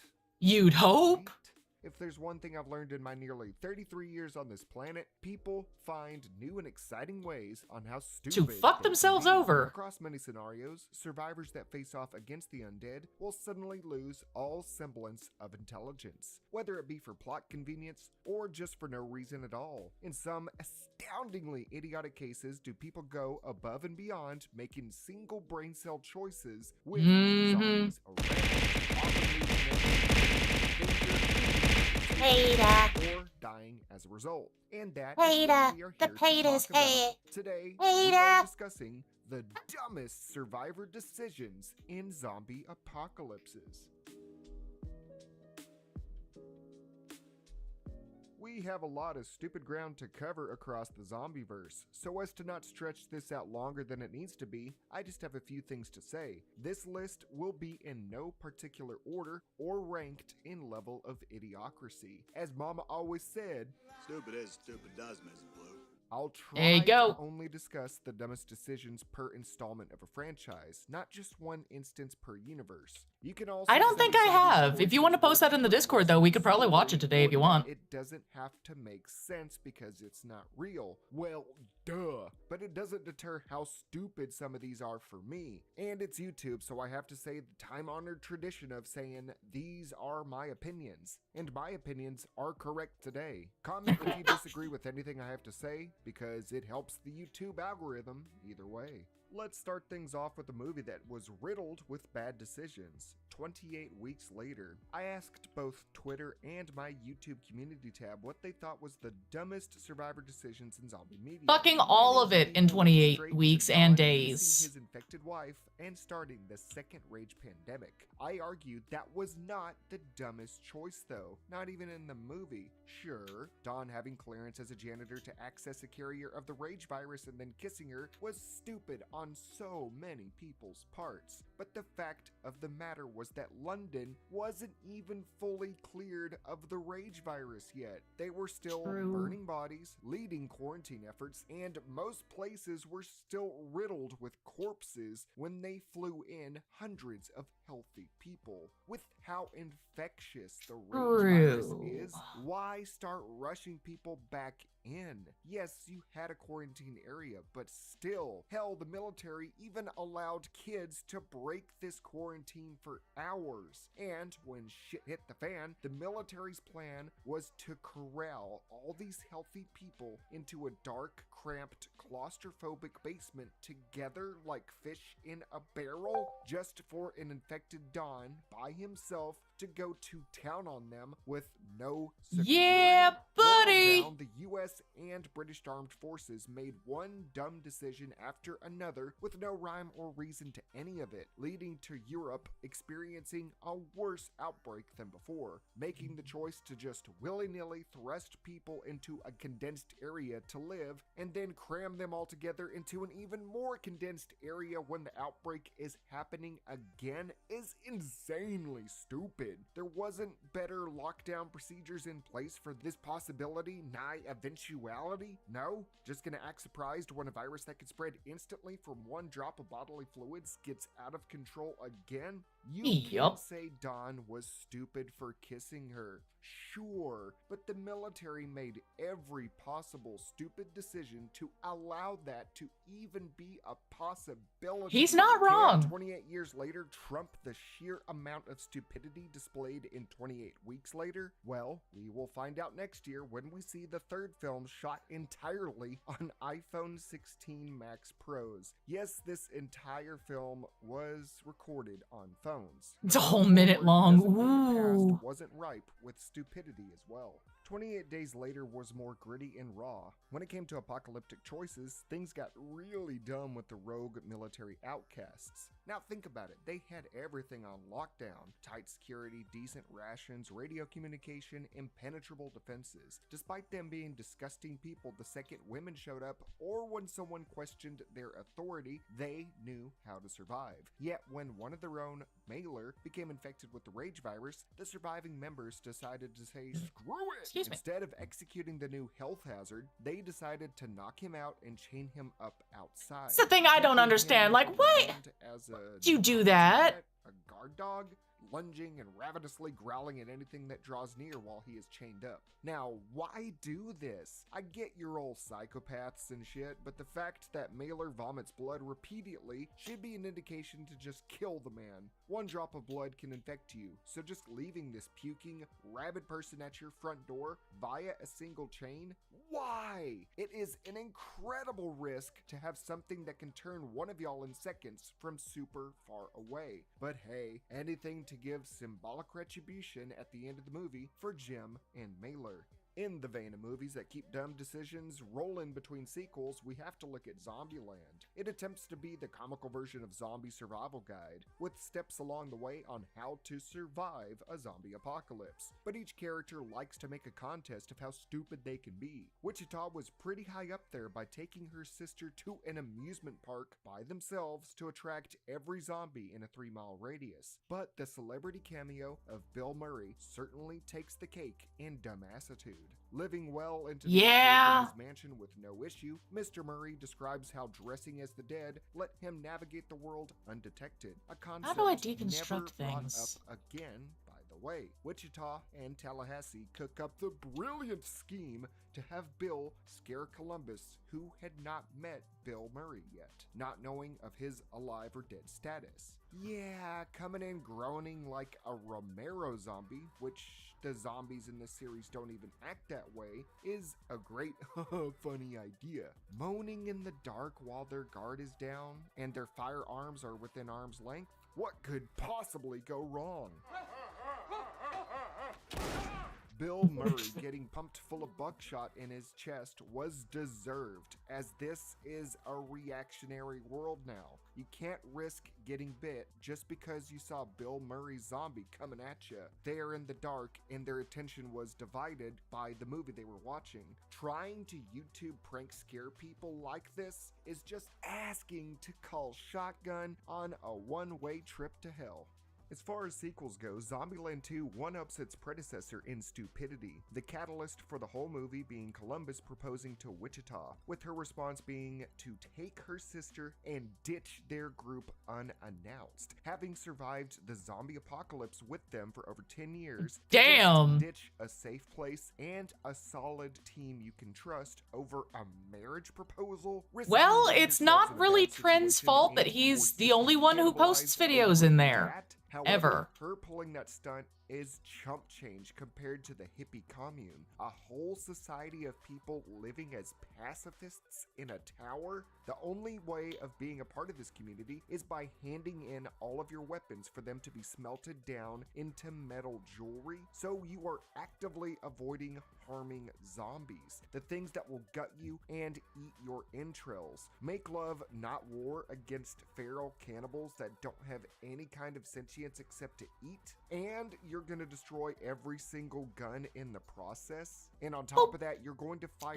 fireworks at night to celebrate for My stream some crashed again. odd Oh, I'm reason. sorry, bro. Literally Have you making tried using yourself Meld into instead? breast beef on a platter over a decade into the zombie apocalypse. How the hell have these people survived? How can you be a pacifist Here to actually against chat instead of just zombies grind a decade points. in? Ooh, It makes no sense fancy. that they survived this long. But with that rant out of the way, we leave the land of zombies and head towards commercialized sanctuary, where we have 3 moronic judgments within the walls of American malls. The first being the front doors of Willamette Mall in Dead Rising 1. With the I love zombie Dead outbreak in Rising. full swing, the survivors of Willamette have taken refuge within their mega mall, barricading the front doors to prevent I used to undead watch my from brother play pouring this in. shit all the time. I love Dead Until a Rising. frail-looking geriatric woman spots her toy poodle in the zombie horde outside. She goes into a frenzy to bring down this blockade. She is somehow able to achieve the Super Granny 2 form and shove off 3 fully grown adult males, apparently stunning them long enough for her to unlock one door, and then she just kinda powers down, sits there, and gets eaten alive. As for just about everyone else there, they just kind of let themselves be eaten and sit there. Earlier, Redneck Tom over there says zombies are slow and stupid. But yeah, Then if anybody everyone wants to there see dies. I guess ranging they're trying to say content, modern American is I so recommend stupid. posting I get things you that want me to Betty react Gray to over in there the wants to save hashtag, her baby pet. Believe me, I know. reaction The videos little in the Madonna Discord. was It's gonna in be all alright. caps. It was obvious they were not attacking the little poodle. They don't have any interest in animals. On top of this, Senior Discount here was easily able to disable grown men, but crumbles in a zombie gangbang? How did she leave her dog behind anyways if she is that psycho-possessive over it? You know what? Exactly. A killer psycho boss fight to go against the poodle granny. Staying within the shopping experience, we travel back to the 1970s. The main cast takes refuge in the sprawling confines of the Monroeville Mall in the original Dawn of the Dead. For a while, everything was going pretty okay. Roger does get careless around the dead and gets bitten, but nothing in levels of extreme stupidity. That is, until a roving biker gang busts in to cause havoc and let in hundreds of zombies. The outlaws go in guns blazing in full-on war spurred by Tom Savini's character, all making stupid verdicts while zombies are within just a few feet of each of them. One guy gets shot off a bike and just sits there to let the horde buffet his ass. He doesn't even try to run away. Nope. Tom Savini himself gets cornered at a guardrail to get sneak-shotted. But nothing, and I mean nothing, beats the pure imbecilic choice made by the biker in the sombrero. I said there was no ranking today, but this guy would be in the top 3. Dude goes and sits down at a blood pressure machine and sticks his arm in with more than a dozen dead nearby and no weapon of his own to defend himself. These bikers are supposed to be like careless frat guys partying with the dead and just going nuts. But what the hell is this thought process in Mariachi Mike here? He puts himself in a literal bind to be eaten alive. Yep. I mean, it's a brilliant sight gag when the blood pressure machine flattens out to 0 when it shows his severed arm there. Oh yeah, no, it's great. I love that Was scene. it worth it for the joke to be disarmed? Hey, I loved these old zombie movies. These were fantastic. The bikers wrecked the place and You let in gotta zombies. admit, Oh, wait, they're all this just isn't fucking Zombie masterpieces. 2004 remake of Dawn of the Dead. There was no reason to leave them all. I have a whole video discussing how stupid this was and going into detail. The fact that they had a decently stocked haven that they could have fortified and lived in luxury in was nothing short of a miracle to find in the very first day of the zombie apocalypse. They even had regular communication with the gun store owner across the way to arrange killing off the dead periodically over time. 1 bullet per brain, boom, easy. They could have done so much with what they had, but they just dicked around in the mall for a few days until the pregnant couple pooped out a zombie baby, causing the death of 3 of their people. Officer Hull sees this and suddenly says, "I don't want to die here. Fuck y'all," and thinks a rogue escape to Wisconsin Islands via a douchebag's boat is the better option? Yeah, rushing out into hordes of dead you haven't even tried lowering the numbers of is way better. Especially since you know nothing of the islands themselves. You have no information about that. I had tons of people commenting on the video I mentioned earlier saying the mall would have run out of supplies, gangs or zombies would have broken In into a the mall, violent or nature. the No, mall I would haven't. eventually run out of power. Maybe you're right, but I do see that they fortified a bus to escape the mall. They could easily use that bus to make supply runs in that shit after killing hordes from the rooftops. They could easily make something happen. They could have also picked up Gun Store Andy to get armed up so everyone has guns. Then they could have barricaded all entrances so no zombies or marauders get in. They also don't need power there anyways to survive. Fact is, they had options when they were inside that mall. They were not forced to leave like the OG film when a bunch of bikers busted in. Zack Snyder brain controlled them to leave and get most of them killed in the hopes of a Hello Kitty Island adventure. Work with what you got, not with what you blindly hope will be better when it comes to survival. On that similar note, survivors of zombie apocalypses are not strangers On a to Hello someone Kitty else Island with adventure. everything they need and still abandoning it for no reason. The second season of Black Summer exemplifies that. Stumbling on a ski lodge in the snowy mountain tundras, they find it fully stocked with all kinds of food, running hot water, electricity, and more. This is like a year after the apocalypse too. They could stay here. Yeah, how for the a fuck's it very still got long running time if they water? manage it well. But after one incident with an ex-criminal, does the underage daughter decide for everyone that they have to leave for a chance at an airplane escape? No telling what is at the airfield she is hyping up, but she actively sabotages this perfect opportunity to try and fly to some unknown ass place, to force everyone out into the wide open, freezing cold in the middle of the night to potentially get attacked by zombies or die to frostbite. Really? Exactly. Yes, there were zombies in a closed off room somewhere in the lodge, but they could have easily taken care of those zombies like they were fish in a barrel. But nah, just like Dawn of the Dead, we need to make the survivors complete morons and leave to advance the plot. Now, where can survivors go if they are trying to get to safety? The 4-man group of Left 4 Dead 2 had their sights on Liberty Mall, where an apparent evacuation center was set up. But right before getting to that mall, they run into local gun store owner Whitaker. They make the trade of a 6-pack of cola for some guns and ammo. Not really a bad deal, but Whitaker adds in a bonus offer, blowing up a fuel truck blockading the road with a rocket launcher.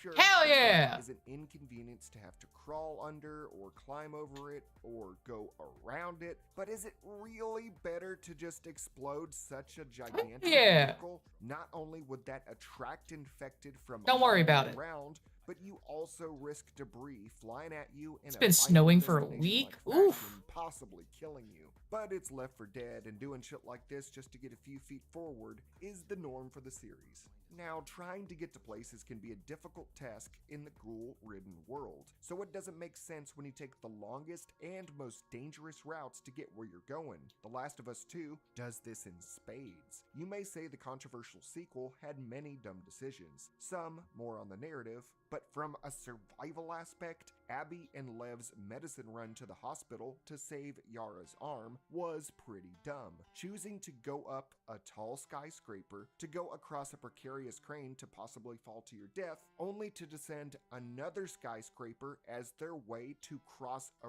river to the hospital is insane. They had a time-sensitive manner of saving someone's limb. There wasn't any other way besides this route, one full of violent people in one tower, then going across dizzying heights, through crumbling and rotting buildings. You don't know if the walls are going to come down on top of you, and then going against tons of infected and clickers that can infect you in a flash because they like to kind of clump up in buildings like this. I get that Seattle is currently a flooded nightmare, not far off from reality, but how would taking this path be any better than just finding a bridge further down? You think there would be one at this point since they kind of have a base of operations for the scars here. Nah, let's go on a super cool adventure and kill some zombies.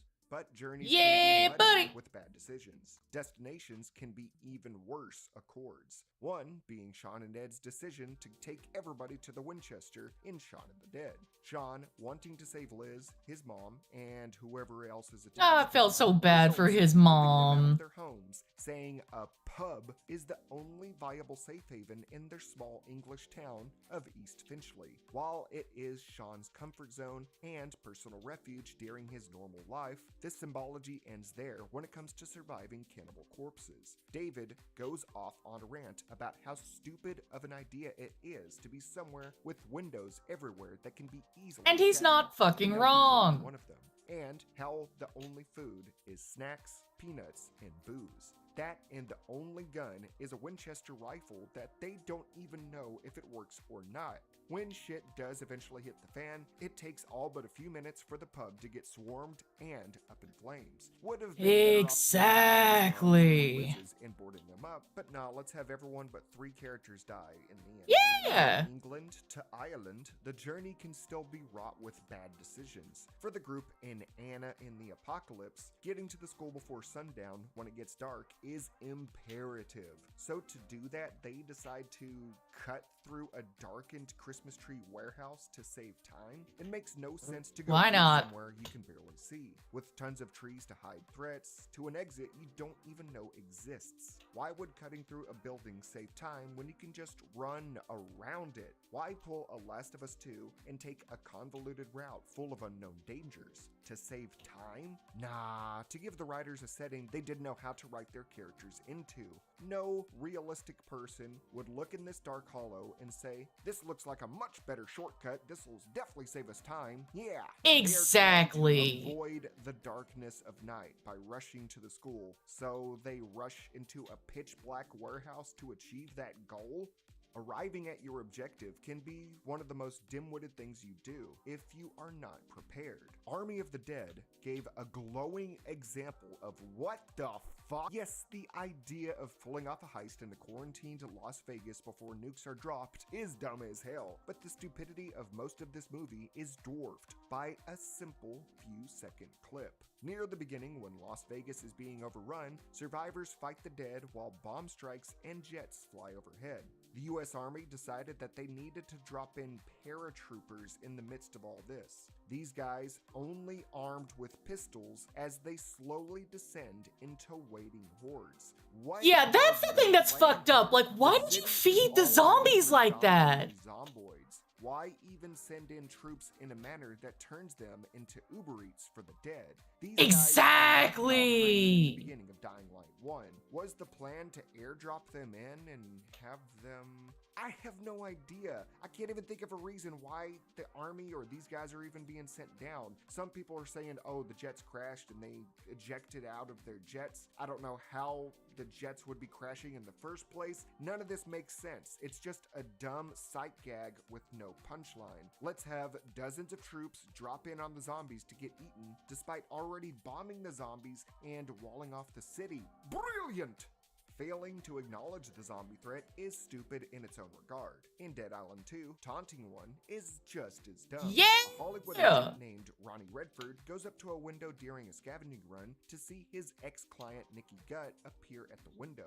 Instead of getting back and away from the threat, he bangs on the window, taunting the corpse. He knows fully well of how special variants of zombies exist, and how zombies can easily break glass. If you looked at it for long enough, you can tell this zombie is not normal. But he keeps taunting her until this screamer bursts the barrier between them with a shriek to not only It's fucking debilitate beautiful. him, but attract other zombies so they all eat him alive. Why sit there Goddamn and hunt a funny. zombie that has obviously mutated, that is only a few inches away from you, separated only by glass? You are just asking to get mauled and bit, and that's what happens. Ronnie Redford became Donnie of the Deadford because of stupid choices.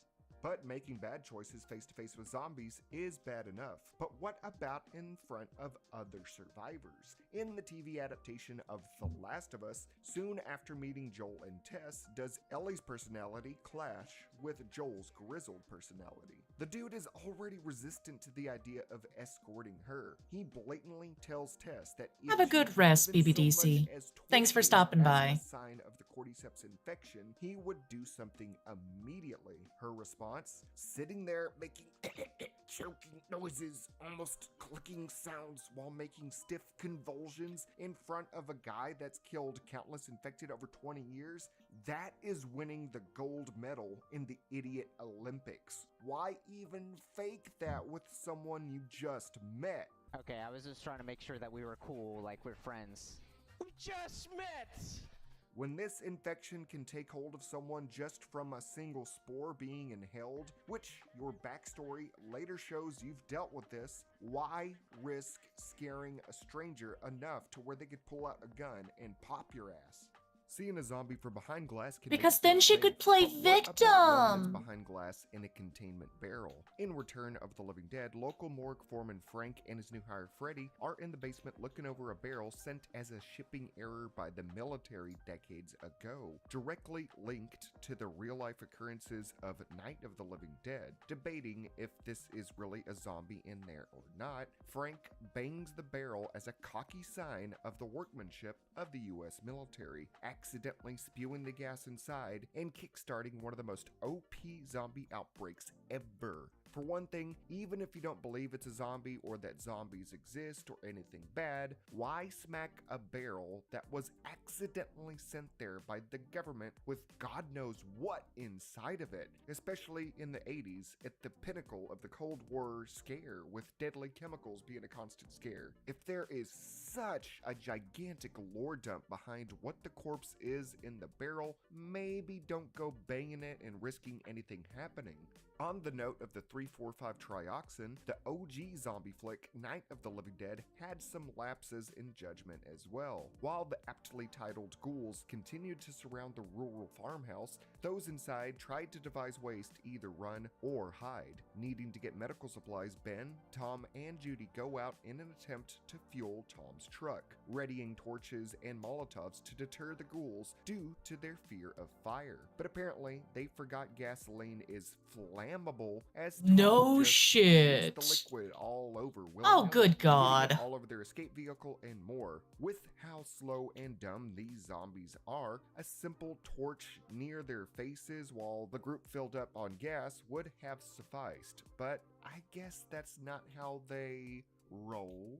Instead, Tom and Judy climb in a burning truck to get away Oh, that from sounds these brilliant. rotting ghouls. And then the car proceeds to explode. I know y'all are in a panic over the cannibals, but why jump in a burning vehicle? You obviously can say they walk, you just can barely do a speed run and outpace them, not jump in a burning truck.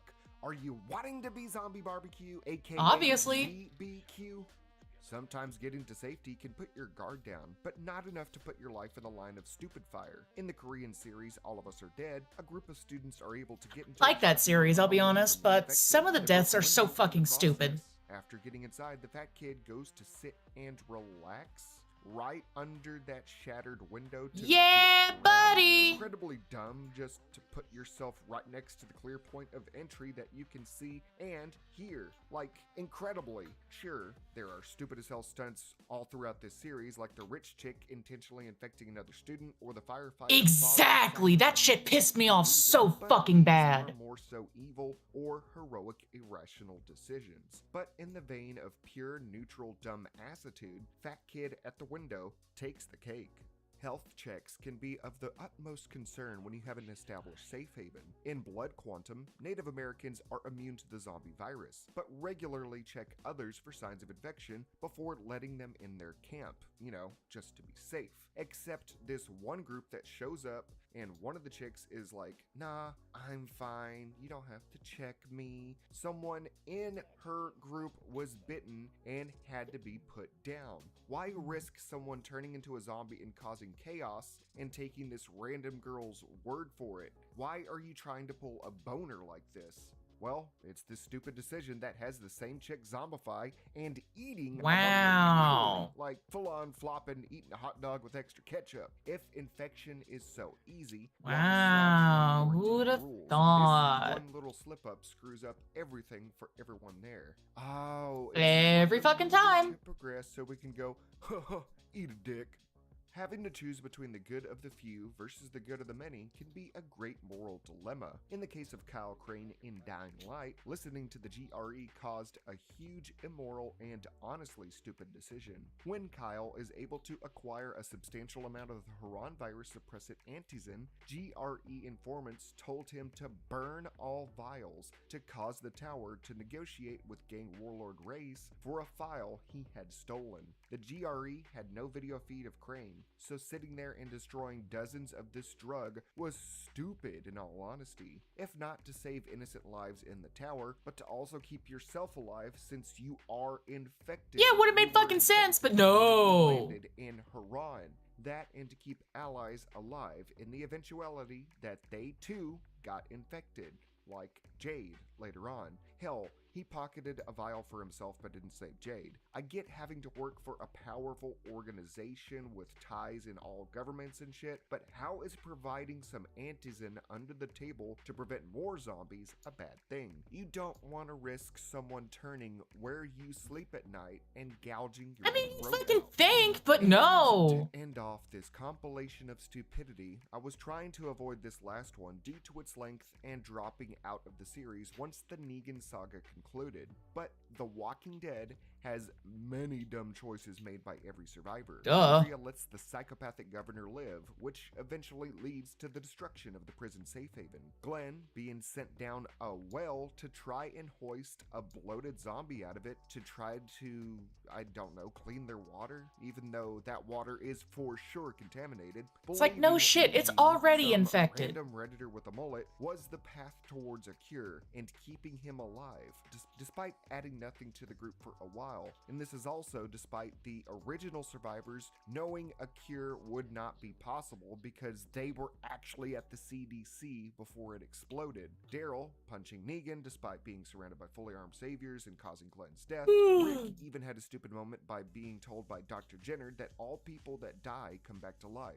And Rick doesn't tell anyone until Shane dies. Critical information to withhold from everyone there. That's something people need to know in a zombie apocalypse. There's a lot You'd more think. of a treasure trove of stupid outcomes throughout the Walking Dead series, and I'm sure in the spin-offs as well. But the theme of the Oh my goodness, Nico! Hi! Hi, Raiders!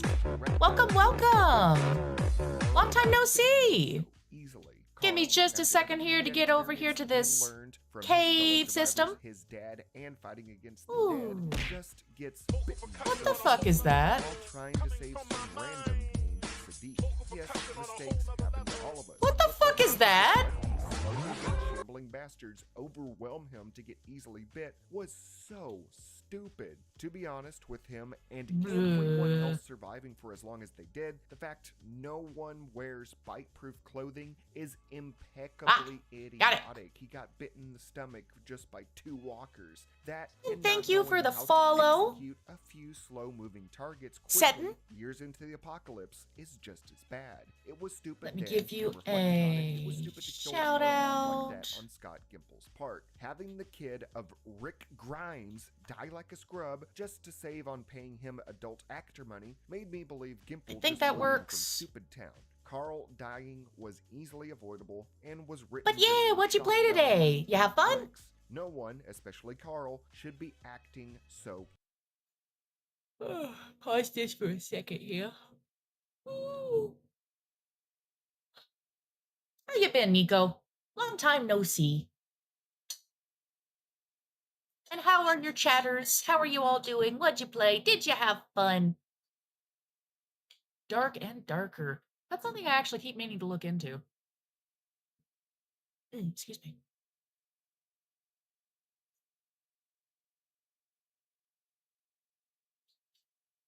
Well, nice. Thank you for bringing your little bunny family over here to chill. We are currently just doing some Monday reactions, listening to some zombie apocalypse scenarios, and working on Subnautica over in the corner, as you can probably see. Or maybe you can't. It's a little tiny.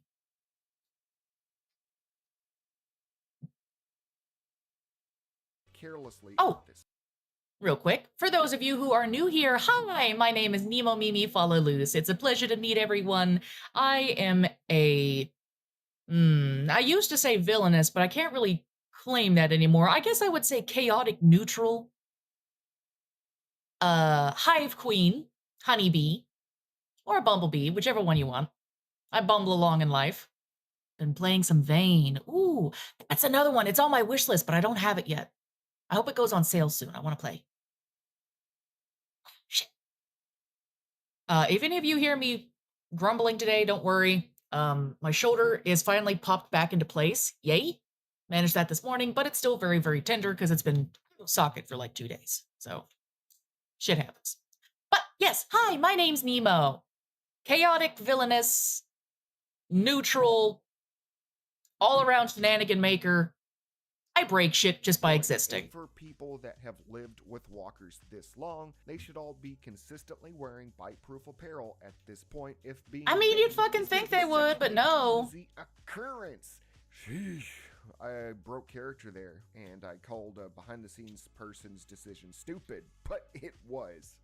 Well, that wraps up this look into over 20 dumb decisions, but they are merely a pin drop in the ocean of stupid choices made by zombie apocalypse survivors. What are some decisions in zombie games, movies, and television that you believe are a top-level contender in the dumb-offs? Let me know down below. I am really interested to see what other stupid people are out there. I mean, in the zombie media. Maybe we could do a follow-up of this video in the future. Shout out to Chago, my editor, for putting this whopper of a video together for your How you doing? Welcome. Movie recap out, so swing You're in by and VC. I will grab wow you in a some second. I want to get Also, back to big my thanks base to the before I get donors who it. chip in to help keep the channel moving forward in one of 3 ways to have your name featured here. You can do it as well by donating on my Patreon, hitting the join button on my channel page, or donating during weekly live streams of Left 4 Dead 2 on my second channel, WSG Streams. Also, I'm whoa, tongue tied. I'm sponsored by GamerSubs, so if you want some good drinkage with a waifu, use my code WOW at checkout for 10% off your order. Bro. The guys that work at GamerSubs said Nico if rated you. Use that code, They did. and I said hi, and I gave them a might even get shout my out. own waifu cup Oh, I there can it is. design, and we can see about making a certain special infected lady into Ugh. a sexy waifu cup. Who knows? Until next time, I'm Make sure you Jackass, behave. aka Wow Such Gaming. Never forget Oh. to stay happy, stay healthy, So don't she- make yeah, bad, Nico stupid, messaged you and said fucking make sure you idiotic behave. decisions, and stay wow.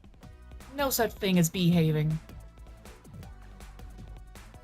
There is only shenanigans. That was again Wow Such Gaming with dumbest survivor decisions in zombie apocalypses. Up next we have, as soon as it fucking decides to load, which zombie outbreak is the most dangerous? Again by Wow Such Gaming. For hardcore zombie fanatics out there, many would say that our Would modern be better if my definition of the tea term can didn't zombie stems from get a George A. hole in the Romero's side of the Night can. the Living Dead, Aww! or even Did it hardcore spill the Bugsy tea Siegel, everywhere? That or one hard sucks. rock band in particular. They would even say All the right. 1932 motion picture Ooh, White Zombie started the term outright. I Am Legend and its film adaptation The Last Man on Earth gave I don't know if you saw that inspiration to what text Romero message I would sent make you. in his first movie. And If from it's there, been in the last floodgates 2 burst hours, then open no. with the idea of Yeah, the it's been in the last zombie. 2 hours. For over half a century, we have seen the I have a zombie suggestion. archetype You can run it evolve, by with your mom evolve, and your spun brother. around, turned upside down, Gotcha. and utterly milked to death. Zombies and their living infected counterparts are stereotyped into the genre and can have a wide variety of incarnations, ranging from the generic, slow-moving, dim-witted cannibals to the fast as hell, less concerned about eating and more about killing bloody psychopaths, to the, let's just say, corniest type that would most likely only scare children and have horror fans loving the cheesiness, but also be pretty damned overpowered in retrospect. But what if we comprised most of them? I was going to say all of them, but I'll probably miss a few and face a nitpicky guy in the comments. But what if we dissected them and put them head to head extensively to determine the subject of today's rather controversial video? Today, we are Actually, not asking bad. an important question. What is the most dangerous zombie outbreak?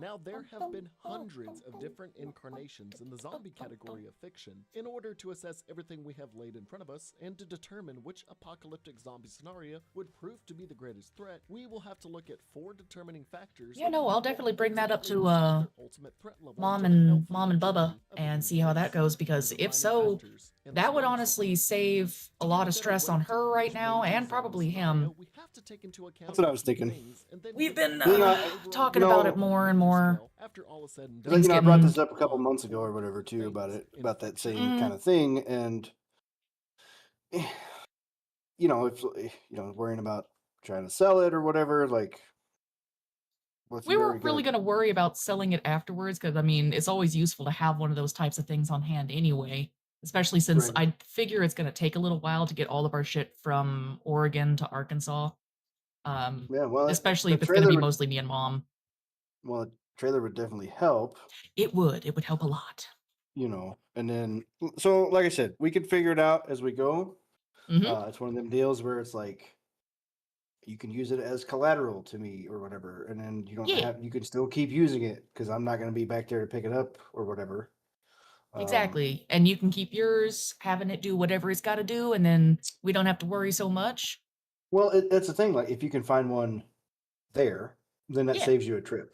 you know. Exactly. So that's going to save you money as well. So, Yeah, I will bring that up to Dragson and Mom this evening once streams are done. And maybe we could actually look into getting that around tax time, because it's coming up soon. Maybe we can talk with the Yeah. folks, be like, hey, can you hold it for a little while? If anybody comes up, tell them fuck off. well, I was just looking. There's, that was just one that I found that was within an hour of where you guys are. So, Hmm. I mean, And Ashland's a pretty place. like I said, it's just, Population resilience, durability. I figured I'd and bring it up to you. longevity. Then, by Mhm, giving I each one appreciate. a score on a scale of 1 to 10. First, what are the means of the infection or zombie virus's transmission? If possible, where did it originate from? How viral can it get, and how fast can it spread? Of course, with most, if not all of every zombie outbreak, the means of transmission is primarily through a bite. And I'm sorry, but you're going to be hearing that term quite a lot. But in some instances, the infection can be spread through bodily fluids, water supply, forceful injection, or even the air we breathe. This will be the utmost determining factor for a zombie outbreak's lethality, since how fast they can spread and increasing their numbers are the tried and true fashion of creating a zombie apocalypse. Second, how will it fare against the general populace as it starts to gain numbers? Will it be too fast for proper military action? Will normal people be able to handle themselves? Let's be completely honest, most of these zombie apocalypses would not be able to expand as far as they did without the veil of a cinematic or thrilling experience or plot armor time this one's skips actually got to a map. stretch over the length of a movie or somehow 9 seasons of a TV show and 2 spin-offs. It's the purpose of this category to analyze their resistance to actual armed intervention and the general readiness of the public. Third, how tough are these zombies? Do they go down with the standard removing the head or destroying the brain? Do they actually need a functioning body or vital organs to survive? What level of strength, agility, and intelligence do they possess in order to withstand human attacks? Some zombie types gain superhuman strength, enhanced forms of smell, and even extreme forms of dexterity. Some may even mutate if the virus resonates with them long enough, or if determining factors lie within the body or environment. And last, how long can they last if they do end up overwhelming society? People will still remain in groups and resistances around the world. So over the course of time, will some of these zombies either die of malnourishment, rot into a pile of biomass? Time is the ultimate foe of any living creature, despite how dead they try to project themselves as. Some zombie types still rely on sustenance like food and water to survive, while others Those are the ones that I actually find kind of interesting, because given enough time, if you just hide from them, you could technically outlive the zombies just by not feeding them. I will not be covering, such as reused biomatter to make horrible creatures like Halo's Flood, Dead Space's Necromorphs, or demon-possessed human bodies from Doom, or reusing dead characters with their same capabilities that they had in life, but with an evil sense, like the Whites from Game of Thrones, or Marvel zombies, and so on. We also won't be talking about scenarios where the zombies are friendly from the start, so Warm Bodies, Scooby-Doo on Zombie Island, and Zombieland. Oh yeah, no, my zombie survival plan is basically, surviving as long as possible, but I don't really think I'm gonna last long because I can't fucking run. Or required a wide quarantine event, so very isolated incidents like Dead Snow and Life Force will not be covered. As a whole, we will pit zombies and infected similar to the mindless, flesh-craving violent humans turned insane that stemmed from George A. Romero's general idea of the ghoul or zombie. So I think it would be appropriate to start things off with his style. Night of the Living Dead.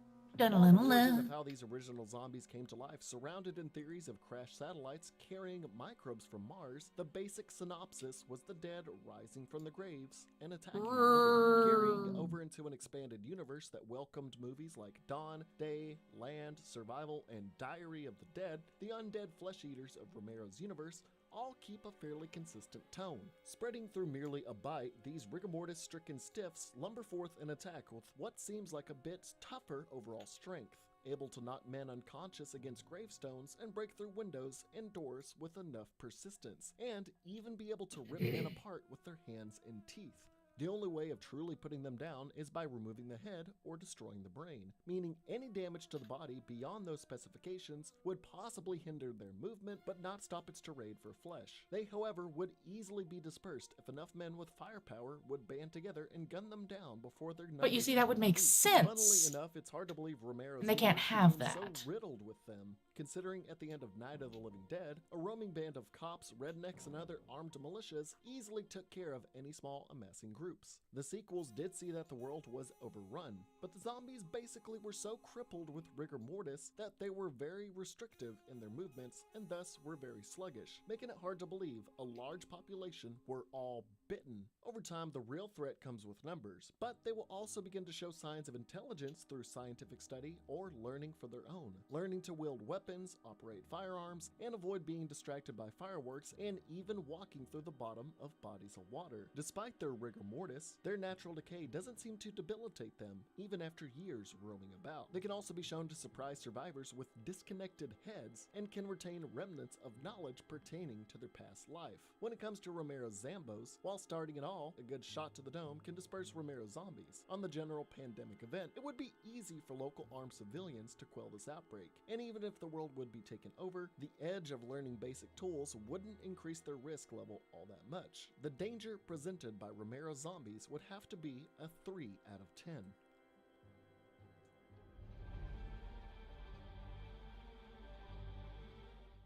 The more definitive Just hearing the fucking zombies theme were song, I'm like, those oh great, The on Walking the Dead. bandwagon of the late 2000s and early 2010s, and left after an eye-popping scene handles its deadites relatively differently. They do still carry the sentiment of a bite causing a fatal fever, but more frighteningly so, due to an airborne virus, everyone is infected and will reanimate upon any means of death, if the brain remains intact. Okay. Meaning, in the chaos of rioting, murder, or just simply death due to natural causes, could create a walker catching people off guard in the initial Yep. outbreak. In the first season of the show, they are shown to be fairly fast, but either due to director shifts, I or enjoyed the just first making season, the even the rhythm second work, they season. slow down immensely. But then it just The started girl getting with so strength fucking is forming stupid. They currents kept of doing transforming very madness. obviously However, like I said stupid with fucking Romero mistakes. types, I don't see how the well-armed majority of the North American South was overwhelmed. Being as slow as they are, any militia or armed force could I dispose of think them I got with to ease. season They cannot climb surfaces, cannot figure out 3, rudimentary maybe tasks 4, and I was like, opening I'm done. doors, and can be Yeah, easily that's tricked into roundabouts when I pitfalls had to and stop be too, herded because like it's cattle. it They just also got painfully rely on stupid. smell to discern the difference between the living and dead, but this can also be countered by masking yourself with rotting flesh. While they do in fact die when their Excuse me. brains are destroyed, they can be dismembered to hellish degrees and still live. They somehow possess the strength to rip open people's chest cavities and overpower full-grown adults. Even when decapitated, their heads can still remain alive and be able to bite. Anything that happens to the body does not deter them, but can debilitate them, like when Michonne dismembered her brothers and removed their jaws to make them passive. Considering the timeline for the universe is approaching almost a decade, the walkers, while looking more rotted than ever, still remain their keen sense of strength to overpower individuals, fight with enough force to tear through flesh, and keep being mobile. With that said, Walking Dead's walkers stumble forth with a 4 out of 10. Dead Rising for the Xbox 360. Dead Rising zombies are extremely similar in nature to Romero's zombies as well, spreading either through a bite or through genetically modified wasps and gas, making the means of transmission much more viable. Again, with their slow-moving nature, it's hard to see how towns like Fortune City and Los Perdidos became hives of the lumbering buffoons. Considering the greater threat of the games were living human psychos, small towns like Willamette could make sense if their smaller police force may not be able to react accordingly. This is also one of the only outbreaks where a vaccine was created that counteracts the zombification effects with continued doses of Zombrex. These zombies are much more fragile than their usual counterparts. Taking enough bodily damage or suffering enough blood loss can result in their death. They can wield weapons and throw them or swing them, but in a very primitive way. There can be mutated versions that can harbor the disease, spreading wasps, but there are too few in number and only appear years after the zombies have begun cropping up. It's the fact that wasps can spur the outbreak that makes this a slightly more dangerous means of spreading, but beyond that, it's pretty tame in terms of the zombies themselves. Of course, the advent of dusk and night can cause these undead to be more durable, unpredictable, and violent, but still making them a smorgasbord. Yeah, when it's of nighttime targets during to that devour. game, it gets They, kind of like spooky, any because them fully bitches reanimated get corpse have an bounced. undescribed longevity to them that allows them to exist without sustenance, and will show physical signs of rot that do not restrict their signs of life over time. To be frank, I'm going to nick this in the bud and chuck the score out. Dead Rising gets a score of 4 out of 10 on the danger scale. Shaun of the Dead. Now moving forward, some zombie universes serve as parodies, spin-offs, or cash grabs on Romero's original works. Shaun of the Dead works as a parody, so we won't discuss the aforementioned categories as extensively, but we can still say how tough they are, how you must remove the head or destroy the brain, and their strength in numbers. But it is what happens by the movie's end that shows the reality of this particular undead apocalypse. The British Army swoops in and easily dispatches a sizable horde, something that should have happened in every previously mentioned universe. Not only that, but Shaun's mindless antagonists can also be tamed and trained to perform remedial tasks and be normal staples of everyday life. While comical, the danger they present by the end, and if you survive the initial outbreak, slams them down to a mere 2 out of 10. The Return of the Living Dead. In the vein of using an established IP comes the undead who only wish to dine on the brains of the living to dull the pain of death.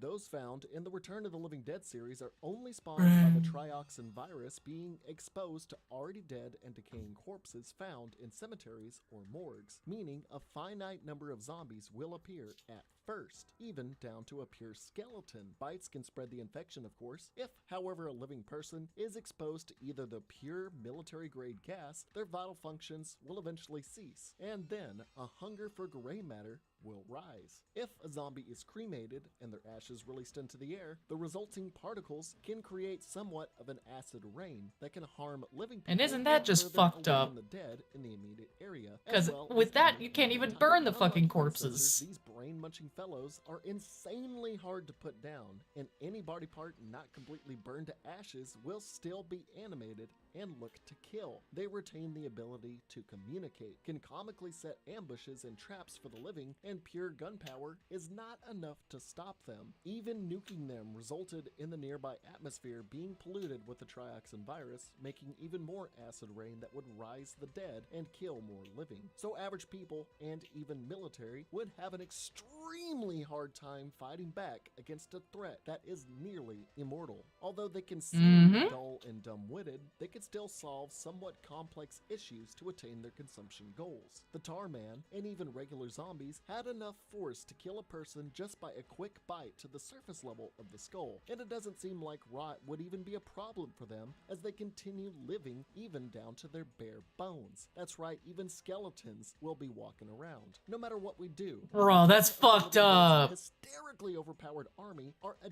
definite threat if the trioxin virus were to be released, giving them a 9 out of 10. Even the fucking skeletons walking around? Really? Some zombie types aren't slow and dumb as the genre. Monsters, how you The doing? remake of Dawn of the Dead, made in 2004, it saw to making the undead fast with perfect motor skills and dexterity, and even having a modicum of tacticality. Again, spreading through bites and bodily fluids, the time it takes for people to turn is quite faster than usual. While still dead, these variations are able to reach a full sprint rather quickly. They can only be killed by destruction of the brain, but can be debilitated with shots or damage to certain parts of the body, but can still withstand a reasonable amount of shock. They can climb and stealthily attack survivors while also brooding their way to attack the living, and they can also make zombie babies. Oh god. It doesn't seem like rigor mortis or rot Doing a lot better than I did zombies' yesterday, and a lot motivations less and pain, abilities. too. But then again, long periods of time Managed to pop my beyond the shoulder kind of device back into are place not shown, finally, so there is no concrete info to work off. now I just gotta except give for it some time to Blair heal Witch so that way it's shaky not camera still angles. swollen. They do not eat flesh for sustenance, so it stands to say their bodies may eventually fall victim to decay after a year or two. As we cast out to an island far away, their inherent danger lies at about a 7 out of 10.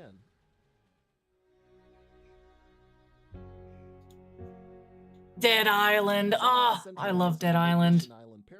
Literally, it's gotta be one of my favorite zombie games. However, these guys have varying stages of infection and even more varying mutations, spreading through bites, inoculation. I must have finished the first Dead Island game at least 15 times. I just enjoy it. Once the infection has ravaged the body, we'll make them simple walkers akin to generic zombie types. Depending on the person's anatomy and environment, can mutate them into other deadly variations that can vomit, explode, destroy barricades, and more. At first, the HK virus could be a similar threat to Dawn of the Dead, with these fast-moving zombies closing in on unprotected civilians. Although the Dead Island infected can be killed with enough damage to any part of the body, not just the head. The special variations are the defining factor, but even then, most can be wiped out with enough weaponized force, considering most special zombies move slowly and would make for great target practice, unless a butcher were to appear looking to dodge gunfire and melee strikes. If the virus were to spread long enough to where a majority of infected become slow-moving and easily defeatable walkers, their threat level would diminish over time. They adapt to flooded environments and do not require oxygen to survive. They won't decay to a pile of body mass and will slowly just wander about for as long as the environment will let them. The danger of Dead Island takes a cozy spot at 5 out of 10. Ooh, Dying Light.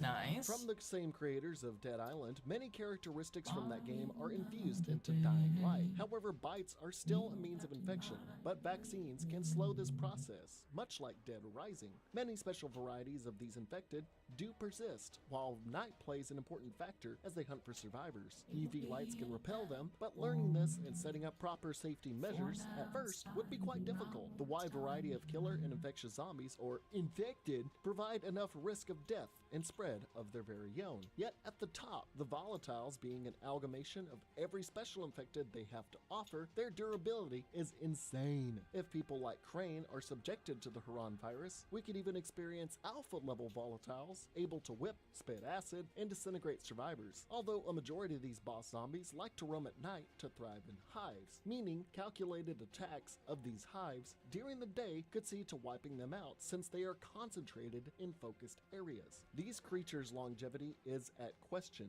considering what may lie ahead with Dying Light 2. But for now, I'll have to put it in the same league as Dead Island and leave them to just infinitely rot until finally put down. You're probably dying to know that Dying Light sheds some light at a danger level of 7 out of 10. Zombieland.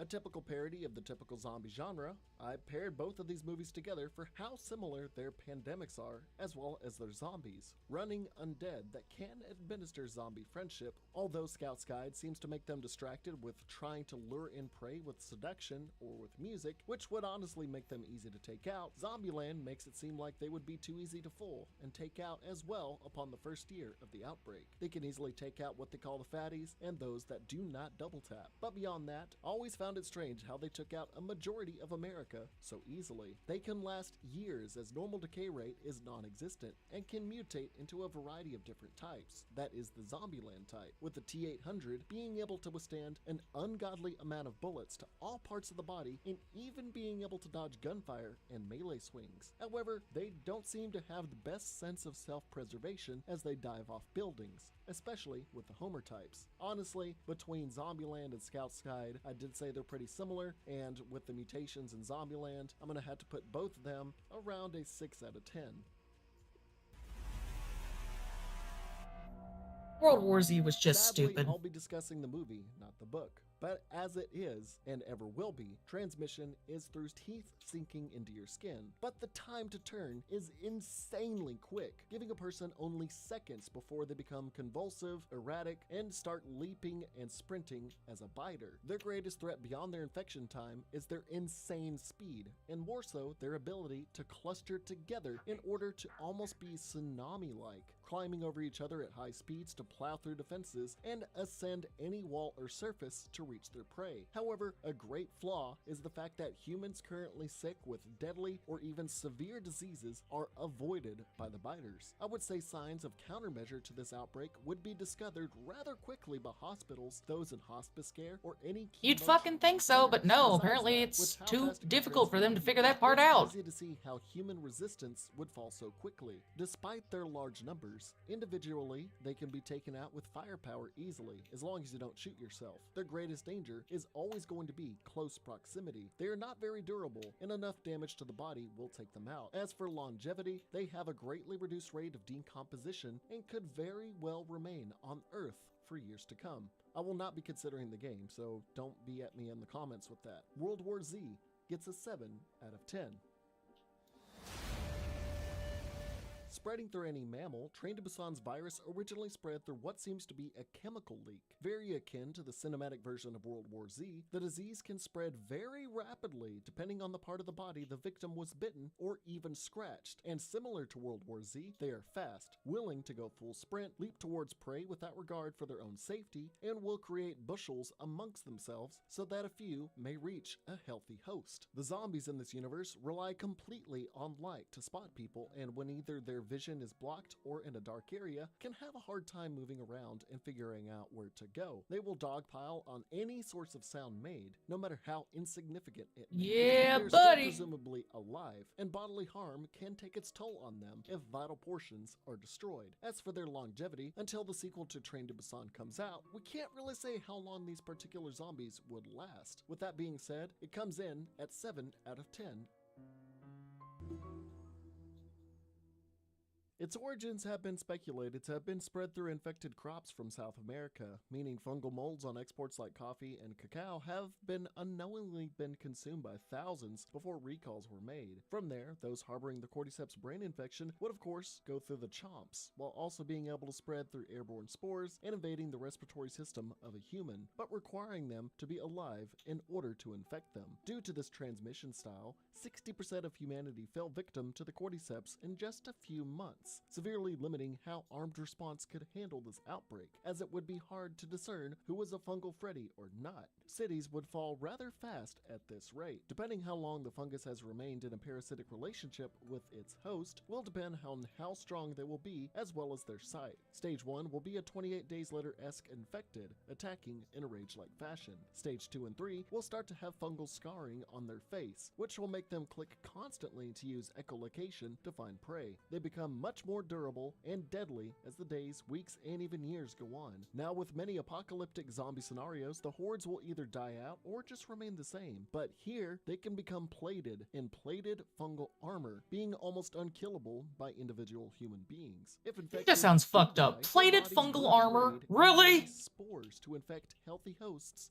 through the air. So for once, longevity actually suits a pandemic well instead of acting as a detriment, making their durability much more withstanding as well. With that said, humans won't be lasting long if it is allowed to remain. The initial outbreak is deadly as hell, but trying to survive years into the apocalypse will be even worse, where only fire could truly wipe out this threat in the grand scheme. This time, we're giving The Last of Us a 9 out of 10.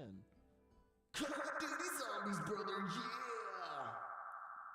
The origins, however convoluted and crazy its multiverse and how it can be controlled it may seem, it does have horrific potential. Element 115, not 115 because you guys bitched at me in my Call of Duty video, will be able to reanimate the dead, but also give one the ability to control them all as well. For once, a bite does not spread the infection, instead relying on their numbers to outright kill people and animals, then using their corpses to enlist more to their undead army. Normal people would not last against the hellscape they create, as Element 115 also alters the world in its favor, allowing the zombies to emerge from the ground, charging certain zombies with elemental capabilities, and even spawning hellhounds. Sounds like on a them. Nazi If zombie an army. genius were to apprehend the power of the Focuser Stone, they could easily systematically wipe out humanity little by little as the dead outnumber the living, unless we sent a crackshot team to the moon to take out the leader. The longer the zombies persist, the more durable they become. And with how many time jumps occur in the story, it seems longevity is out the window with the worldwide horde, as they will not corrode to death. I really hate to say it, I really do, since I hate Call of Duty Zombies, but with the fact that some zombies, like the director, being near godlike, and also with the power of the Focusing Stone being in the wrong hands, or you could say right hands, could give someone the ability to control the world's zombie population at their whim, leading to coordinated strikes with endless hordes, could make this nigh impossible to survive. They are so durable that even headshots aren't always going to be effective, giving this franchise a 10 out of 10 on the danger scale. Now this one you're probably waiting on 28 days and weeks later. The spread of the Rage virus being the result of testing of violent media and exposure to lab monkeys. Any molecule or blood or saliva that enters the body of a healthy living host, no matter what animal it may be, will almost immediately trigger instant results. People entering a blind rage, attacking anyone not like them, vomiting blood, attacking without restraint, where a bite or even a small scratch can mean imminent contamination. Unlike many zombie outbreaks, the sheer means of transmission is deadly enough to spread through a populace wildly if left unchecked. Running without any signs of fatigue will be troublesome. Fighting back would be easy with the right weaponry, but having the extra caution of killing them but having their blood splatter into an orifice of yours, possibly getting in water supplies, or just having crows dripping blood from above could even have battle-hardened individuals turning without warning. They, however, are still living human beings. Enough harm to the framework teamwork to the infected can put them down. However, pain will not hinder their pursuit, so kill shots to the head, heart, Seems or like a other friendly vital guy. organs are necessary, as seen by the end of 28 days later. Even just a month and a half after the initial outbreak leads to their inevitable doom. Malnourishment, dehydration, and fatigue can easily set in. Friendlier and than these run their goddamn course through sharks their are. bodies, rendering them immobile and eventually That is the burning first out. Neither Leviathan surviving I've through the seen general in-game populace's majority myself. I have infection would learned be the about most all of critical them in period various before they become videos, if that skin is and what you were bones going to slaving ask by on the next. streets and countryside. 28 days later, we figured out its danger level is a 6 out of 10. You knew I was going to cover this one. Inspired by the infected of 28 days later, the infected of Left 4 Dead start off in a very similar fashion, although the initial spread of the green flu virus was supposedly airborne at first, while being transmitted through bodily fluids and bites throughout. This alone would be a drastic factor into how many people would become infected, with only the immune, carriers, and random pockets of people and army personnel. I have many ideas of what exists in this game, Tran, trust me. Exploding about, also spreading the affliction too. The common infected, typically traveling in hordes outside of scattered pockets, sound will draw them, and if not properly equipped, can flood any compound easily, especially with specials that can ascend buildings in wide leaps, and can pull those in high places off ledges into swarming infected. They can withstand a bit of damage, special variants having a differing threshold for what they can take. Tanks being able to withstand unholy amounts of gunfire, blasts, and sustained fire give it a bit more durability to the horde, while witches are capable of slashing open survivors in one swing. Much like 28 days later, green flu recipients are still human, however drastically mutated their bodies may be, and due to these transformations, The amount of things that I do not wish to see in this game goes well into the dozens. More than any other, on top of not eating, drinking, or sleeping, which will also exacerbate The fact that I'll likely see all of them eventually does not... Ew, why is that pulsating? infection rate with powerful infected. Things aren't looking good, as you'll probably Not a fucking piranha! for dead. Oh, and 4 out of 10. Just kidding, that was a pun. This gets a 9 out of 10. DayZ and 7 Days to Die. Had to put them together because they're basically just run-of-the-mill zombies, same shit, different game, but with either Battle Royale or Minecraft mechanics. Sharky! Basic as hell and not gonna explain much beyond slow-moving and sometimes fast-moving zombies that you have to defend against. It's pretty generic. 3 out of 10. About the, like, secrets, modded Originating as a research Leviathans? subject that broke out, Blackfinger was No, initially because I'm not looking into modding the game yet. Control of the brain of a host, spreading through consistent teeth penetration and the noxious gas of bloaters. The pathogen can also mutate to create a disease called blood plague, which is a more severe form of the black fever, turning your skin inside out and whatnot. While it can be checked by repurposing the tissue of infected, it is quite brutal and quick to kill if left unchecked. 18 months in, it also seems that dying for any reason can result in reanimating without a bite. Proper armament and fortification could see to outlasting the common freak, but special variants like the Juggernaut could make things a bit more difficult. Freaks can only be killed via destruction of the brain, although taking out plague hearts at their source also have a dead rising wasp effect and will instantly kill nearby blood plague infected freaks. Their durability is dependent on your aim, and if you can pull off a headshot other than that, their bodies can withstand a lot, and it doesn't seem like aging or relying on the blood plague to wear down their bodies will do the trick. With how vicious this outbreak's disease is, even though it could be counteracted pretty easily at any run-of-the-mill person can I'll cut create you. a vaccine on top of a growing freak population, I would say State of Decay lies barely at 7 out of 10.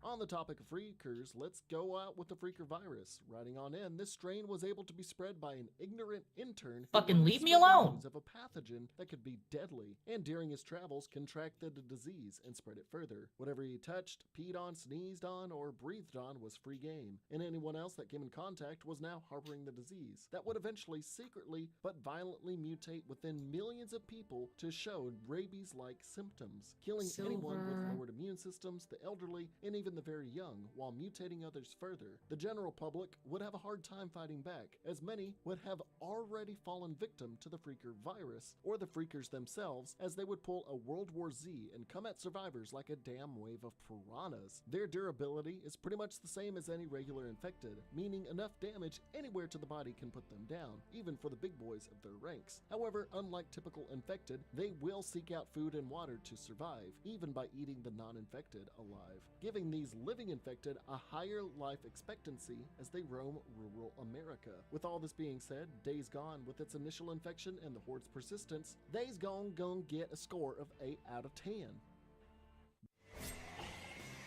I really didn't want to do this, but it was a recent zombie movie. Toxic lunar rays reviving the already Toxic decaying lunar corpses found in rays? morgues What the and cemeteries. These social commentary-esque zombies will stumble around muttering whatever they craved most in life. A chomp from them will, of course, mean a switching of teams to the zombie side. Considering their slow demeanor and idiotic display, there's really no reason the entire world should have Okay, fallen have I to this finally brand unlocked of the an undead bioreactor? uprising. Kylo Ren and Bill Murray Finally. had an easy time taking them out casually, but due to a script that forced them to say things will end badly, they were written to die. These zombies are fragile, and of course brain damage is the course of action, with any destruction of the body resulting in pure ash pluming from their carcasses. It does seem like due to their complete anatomy being a veritable dark magic making them mummy-like, there would be no end to them without being killed one by one, but their pursuits in describing their affinities and being obsessed with them would make them easy to disperse, as they are slow as hell. The dead don't die, don't do too well, and stand at a 2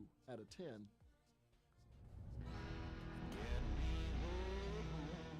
Bites, scratches, and bodily fluids, oh my. This franchise is basically if The Walking Dead allowed the walkers to be you able to little run bastard. while also infecting animals and mutating. The ZN1 virus being transmissible through bites and or scratches while also making it where dying, no matter what the cause, can have someone turn into a zombie. The rate of transformation can be a bit finicky, as even a girl puking while standing up had her turned in seconds flat. While it seems like a majority of the populace is gone, teens and children are easily able to survive with their wit while adults continue to be stupid. I don't know, it's just what's going on. It seems to be kind of the popular thing for most zombie genres. And stamina. They can be If the kids are mutated completely into retarded, then the parents radioactive, are. radioactive, Phytos, which is a plant hybrid, Madzes with more durability, and Talkers. They can be quite hard to kill, as headshotting hordes may be harder than it seems. They can last indefinitely as long as their brains are intact, but it seems like vaccines can delay or stop the infection and even have some people look like zombies but still function as normal human beings, but still carrying the virus. While it does mutate over time, it seems humanity is able to come to grips with this epidemic and withstand it a bit more. This one stands out at a 6 out of 10. Resident Evil. And the last one on the list. Yeah! This one, huh? But the various forms of the G&T virus. I mean, you can't forget Resident Evil. If you did, pretty sure there would be a riot. Inject parasites into people's bodies. Either way, it's infecting thousands overnight. And then, in another rabies-like fit, having people ravage each other, infecting through bites, blood, scratches, and so much more. Various animals can also be infected and grow exponentially in size, like spiders and rats. Even the normal types of zombies manage to survive even shots to the head numerous times before going down, despite how slow some of them may be, and even mutant forms like the Licker or militarized mutants like Mr. X or the Nemesis could seek out and wipe out those 10% of the population immune to both viruses. The origin of the virus being a leech that can also recall all dead Yeah, buddy. nearby to create a blob. A leech typical and a fungus. like being able to crush anyone that is not armed with military-grade explosives. In future installments and movies, even those infected and possessed by whatever it has become can literally not die and just become a creature of tar that requires a lot of fire. Further sequels would make things even worse as parasites are forcefully ingested and make hordes of obeying undead. Things get really out of hand with just how actually it gets, giving them an unlimited longevity and nearly impossible durability unless you're I had your stream turned down, but I could hear you talk, and I was like, I can't hear the video. Resident Evil, to prevent a real-life occurrence. So, Resident Evil gets a 10 out of 10. Well, that's a majority of the major zombie outbreaks in popular culture. And like I said, I probably omitted. Again, that was Wow Such Gaming with which zombie outbreaks is the most dangerous. Next up, we have, as soon as it decides to load, people wanted a dino park. I gave them an extinction level event, Jurassic World Evolution 3 by Let's Game It Out. Hey there, I love watching this psychopath in my free time. Jurassic World Evolution 3 today. Developers, thank you for I found it. So you know like the parkour Minecraft like stock footage thing or whatever. You know, people put on like when they do videos. No. So there's another one that's called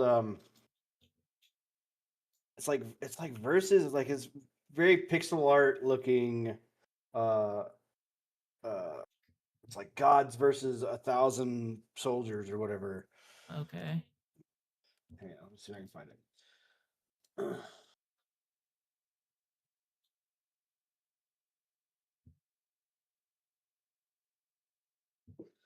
Lay down, Ajax. Quit. 1 second mark. First things first, we have to create our island. And while this is looking pretty good already, look at all the stuff we can mess with. Like, what happens if we mess with shape? Oh, well, there you go. Looks like it added a little something. What about if we go all the way back the other direction? Well, that's certainly a different kind of shape, I guess. But I think I know what my heart wants most. Full zeros across the board. Oh, yeah, now we're talking. A blank canvas for our nonsense. And I like how you managed to sneak one tree in there still. As if we wouldn't notice.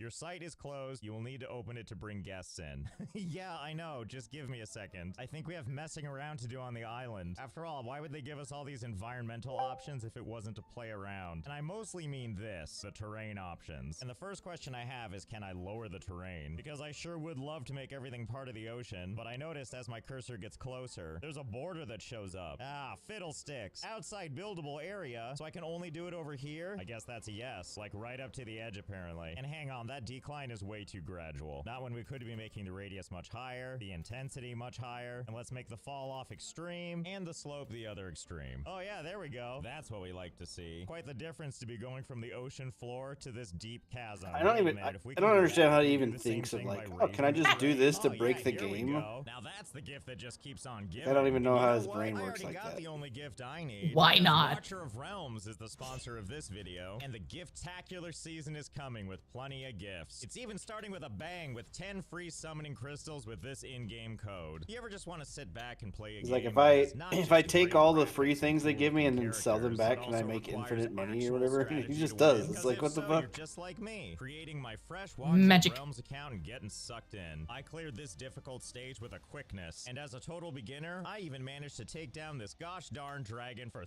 355 dragon blood. At this point, nobody understands strategy better than me, but can someone tell me how to win in PvP? I've just been getting destroyed non-stop, and for all this, you're gonna need heroes. Thank goodness there are over 250 just waiting for you. Look at this, we've got dragons and samurai and Sun Wukong and even the Dracula. Oh, and also this guy. You know who he is. And your heroes may be the brawn, but your strategies are the brains. Hero I placement found my and timing your skill releases my absolutely new matter. If you're off by even a little, that might busy be a game. full wipe. Well, Or it's not my timing new it one. right I've had might this mean game you for a clean up the while. baddies immediately. And also 3 new heroes. The Red Hunter Cat, Call of the Grim and Wild. Adrian from the North Aw. Throne just hit the Yeah, battlefield. I'm shooting And wow, crocodiles look at right them. now. They were made for Nice. this icy, snow-filled chaos. And don't forget, Gift-tacular season is real and it's spectacular. Just hop into the game every day, join the I'm festive gonna events, go and you can get up to shoot 123 a, free summoning crystals. kangaroo. Plus heaps and heaps of premium goodies. Legendary soul stones, holiday skins, New Year's Eve surprises. What I'm saying is Santa's gone wild. So if this sounds good to you, there's a link in the description, or scan this QR code and you can dive into Watcher of Realms with all these glorious holiday rewards for free. And thanks again to them for sponsoring. Yeah, that's more like it. We've been busy doing a little bit of crafting. As you can see, our terrain is now looking exceptional. And done. With full coverage around our entire island. Also, this is what it would look like if we were on the ground. As you can see, it's a very specific kind of awe-inspiring. In conclusion, there's plenty of room to build our park, which we're gonna go ahead and start now with the building of our arrival point, the main entrance to the park. Guests travel to this point to dinosaur exhibitions and attractions. And we could just place that thing like right here, which is basically like right here in the center of the park. But I actually carved out a little land just for this thing. Yes, instead we're gonna build it right here. Looking good. Wow, look at it looking so peaceful and modern. They are, of course, letting us know that the road isn't leading anywhere yet, obviously. Also, as a name, Arrival Point 3 isn't doing it for me. Entrance to fun. Yeah, that seems good. There Now, you every time we go. mouse over it, oh, we'll know. I love, by the way, that there's already people here. Just hanging out, bobbing back and forth, happy to be here. As they take in the beautiful scenery of nothing. Oh, but enough talk. Let's build out that pathway. And I'm just so gosh darn excited we're gonna use the checkered pattern. When people are taking a stroll to my park, I want them to feel like they're in a nice kitchen or bathroom. Oh, wait a minute. I can change the colors to all the colors of the rainbow. Finally. We're gonna go with the all obnoxious palette. And even better, I appreciate it isn't overriding the one I just did. So that everybody can see the moment I change changed creative inspirations. And you're probably like, hey, where is this going? There's a mountain in the way. I mean, I'm pretty sure there's a way to get up this mountain, right? It's not gonna say terrain too steep for everything. See, look, there we go. Who's ready to embark on a beautiful uphill journey of Jurassic pain? I know I am. Basically, we start at the park entrance, then go up this big old path, which I'm pretty sure is gonna be enjoyable for everybody involved, especially this part right here. I'm not sure why the game decided this could be a valid path, but I'm sure it's as easy why as not? 1, 2,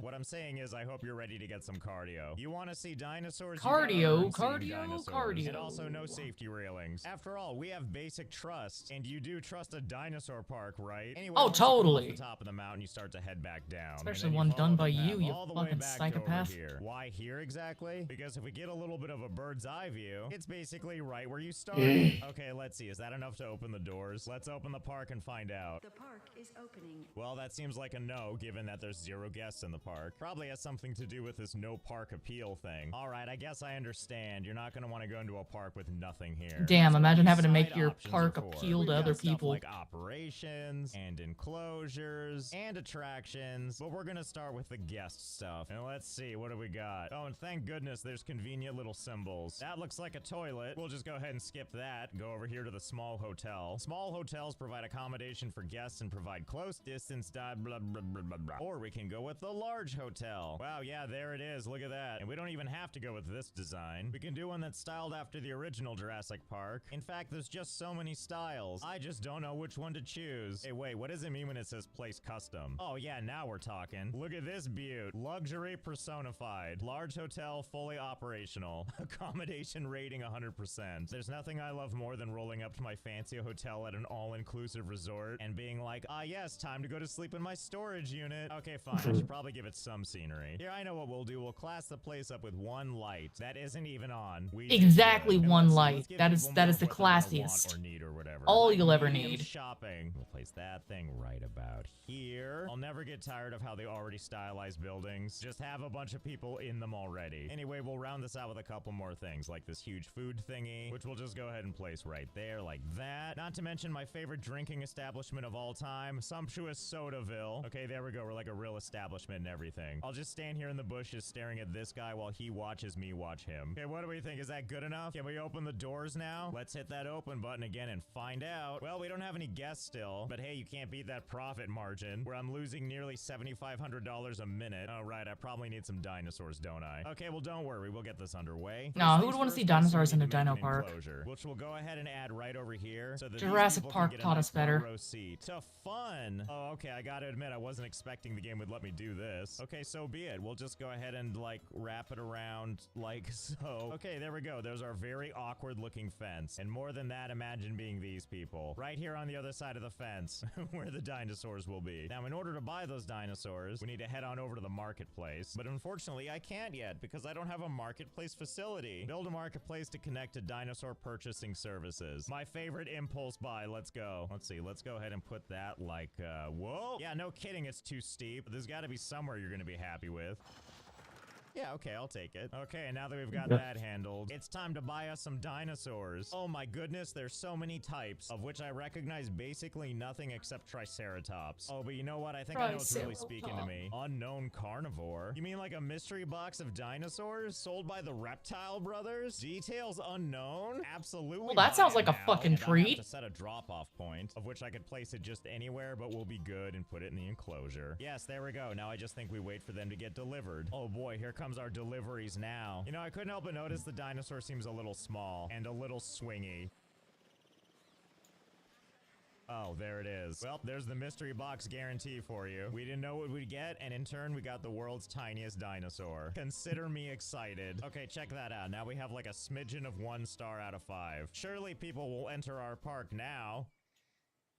Okay, so where is everybody? The game even claims there's 113 people here. Where? They're on the I didn't see way. anyone come out of the building, nor is anybody walking around here. And before you're like, Josh, you're so silly. Look, there's guests right there. I don't know, despite seeing those people, it says there's 0 out of 1,600 guests. Well, clearly this is a case of not enough dinosaurs. I mean, just look at that dinosaur appeal. 82 out of 11,500. Whatever, I know Need more what we dinos. need. Let's roll the dice again with some unknown herbivores. I love a good surprise, especially when I can watch the dinosaurs just whip around from the helicopter like this. And here it is. Oh, well, at least you're bigger. And I absolutely love that the helicopters all have to wait their turn. This guy leaves, this guy comes in. Meanwhile, everybody else just has to wait. At least they look comfortable and not all the way dejected or possibly dead. So far, so good, it looks like. 196 total guests, 2% dinosaur appeal, and yet still nobody is coming out of the entrance or taking my gigantic walk of shame. That's okay, I get it. What kind of loser comes to a theme park with a 1-star rating and only a handful of dinosaurs? Well, fair enough. Let's add these to the mix. The Riznosaurus. That name is a mouthful, so we're just gonna call them the Riz. Okay, this is becoming a little more of a tactical effort. On account of all the other dinosaurs, we're running out of spaces where we can deliver. Truly, this is the most fun of running a dinosaur park. Trying to comb every pixel looking for a spot where I can still place a dinosaur. Anyway, the important thing is that against all odds, they made it. And also, holy crap, that guy is way bigger than I thought he would be. Good golly, Miss Molly, you're way bigger. Either way, I think we've done some really good work here. They for certain have enough space to wander around, and by that I mean Are you sure? in a really tiny I think that room's a little bit too big. He needs to make it smaller. Around at all. I would like to point out that even with all this excitement, I have yet to see anybody physically enter the park. But it also says there's 578 guests, and that number is climbing. Now there's over 1,000 people. Well, if that's true, where is everybody? Okay, I think I have a hunch as to what's happening here. I think the game doesn't like things like this. I mean, yeah, it let me do this, but I think after the fact, the game is like, nuh-uh, we're not gonna reward your BS with people coming in and struggling. We demand that you fix your crimes first. I mean, that's fine. That's what the smooth terrain tool is for. And of course, everything to max. What do you think? Is this gonna fix it?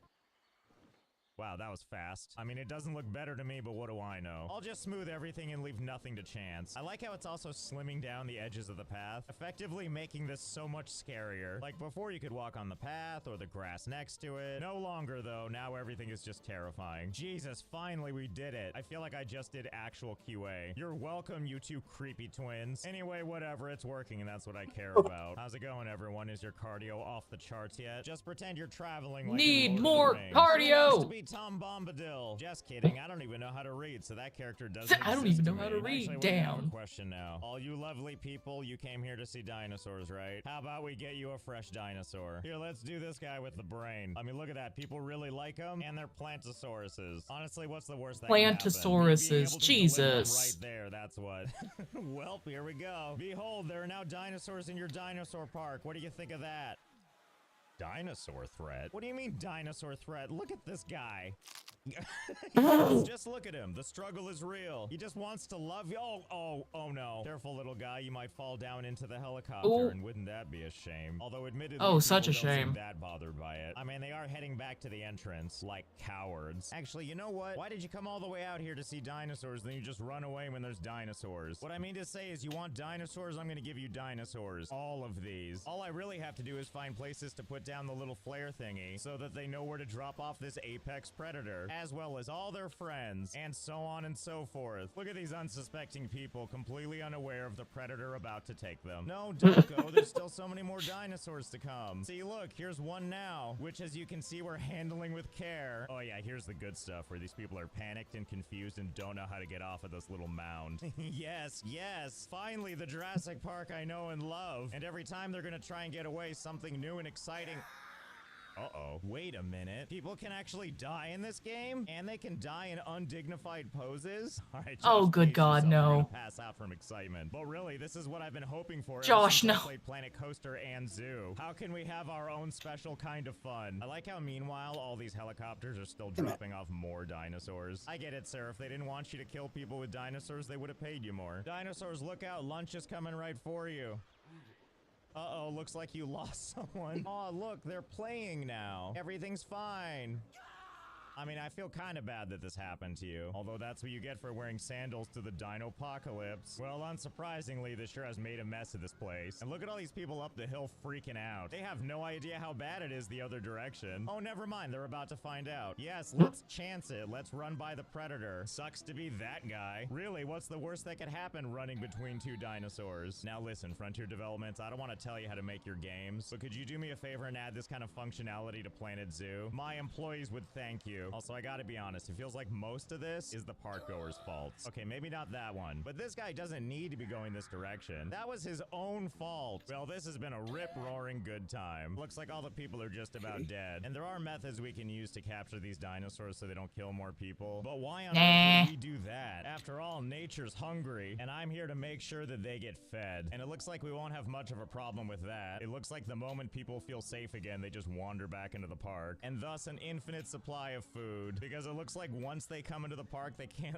leave. And they're not bright at all. Well, I guess this whole island is forfeit. Probably safer if we nuke this whole thing and try again somewhere else. I want to thank Watcher of Realms again for sponsoring Jesus. Link in the description if you want to check out the game for yourself. We'll be back with more of this. After all, I've got some really choice ideas, so I hope you had fun. I know I did. And I'll see you Just made a next time. concentrated area of nothing but Jurassic Park victims.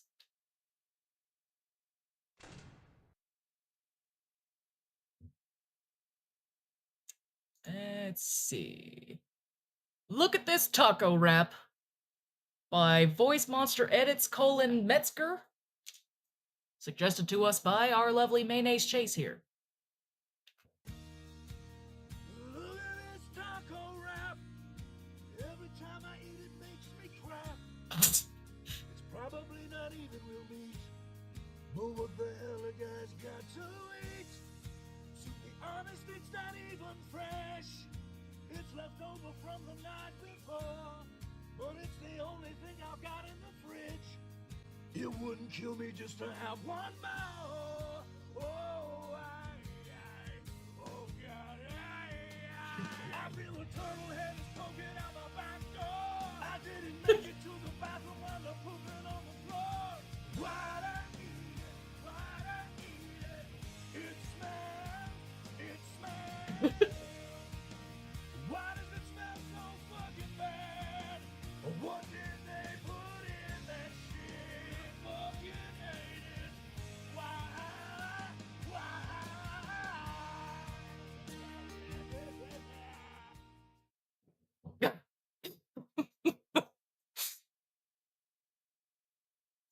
I approve. Thank you, Maine.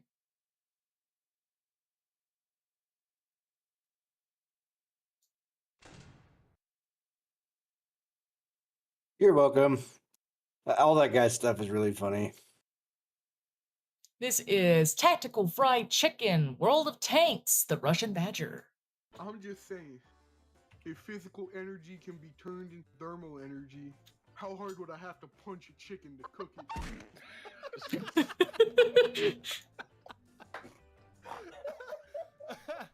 Valid question.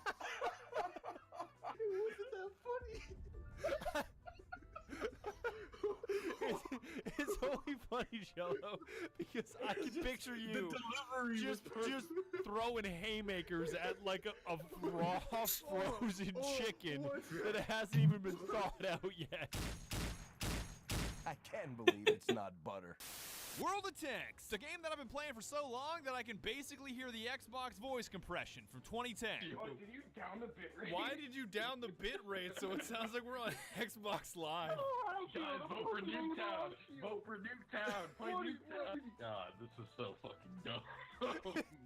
Xbox Smash. But in the 9 years since then, the game has become one of the most beautiful free-to-plays around, with redesigned maps, remastered music, and tanks from 11 countries, including Italy and Poland. Hell yeah! So there's never been a better time to give it a shot, and if you're new, using the invite code TANKTASTIC at the link below will land you a premium tank, 500 gold, 7 premium days, and boosters/consumables to snack on. Don't forget that it's free to play, so there's no harm in trying it out, and thank you to Wargaming for sponsoring this video. Things started out as they usually do, with us poking fun at a branch of the military in the pregame lobby, like the United States Marine Corps and their addiction to crayons. I can picture that, Gross. You're just surrounded by MREs, but you're out of crayons. Platoon sergeants are gonna fucking starve to death. approaches quartermaster. What do you got for me? I don't have any crayons in. God damn it, you're useless. And after you guys kept commenting that American tanks now have mandatory deep fryers for making fried chicken on the front lines, in the last video, we couldn't get the image of wet grease and chicken out of our heads. Wet ammo rack class 1, just keeping all your big ass shells wet so that they're easier to rack. That's great. Can you elaborate on what a wet ammo rack means? Well, we got the last dude to have a bucket. His hands are still wet. Just loading them some bitches in there about 50% faster. Bust a bunker from half a click out. Call me hardened, baby. I'm hitting 3. Rouse just fires it while it's still in the air, looks his co-gunner right in the eyes, wet, as its eyes glow red. Gross. So we figured, if we're gonna make it wet, then why not go with the most badass sounding tier 5 available, the Wolverine, which we fondly called the Wet Wolverine. Wolverine! Hit him, Badger. Shoot him. I hit him. I need some backup with my homeboy to the left. Like Chief taught you. Oh, critical Why does that damage. tank look like my grandmother's sofa right in front of him? Yes, train you better than that, boy. You get it. yes, there it is, boys. There it is, boys. Fire up the deep fryer. 3 minutes later, you sure. I love that taste of victory, Sarge. You know, the expression finger licking good actually comes from when Colonel Sanders was bullseyeing Krauts with his Wolverine. Oh, baby, out in the open. He's going down. One more, and he's out of here. Wet. Holding up double triples with your fingers. In a flesh. Dubs, trips. You already know it was a Wet. Enemy spotted.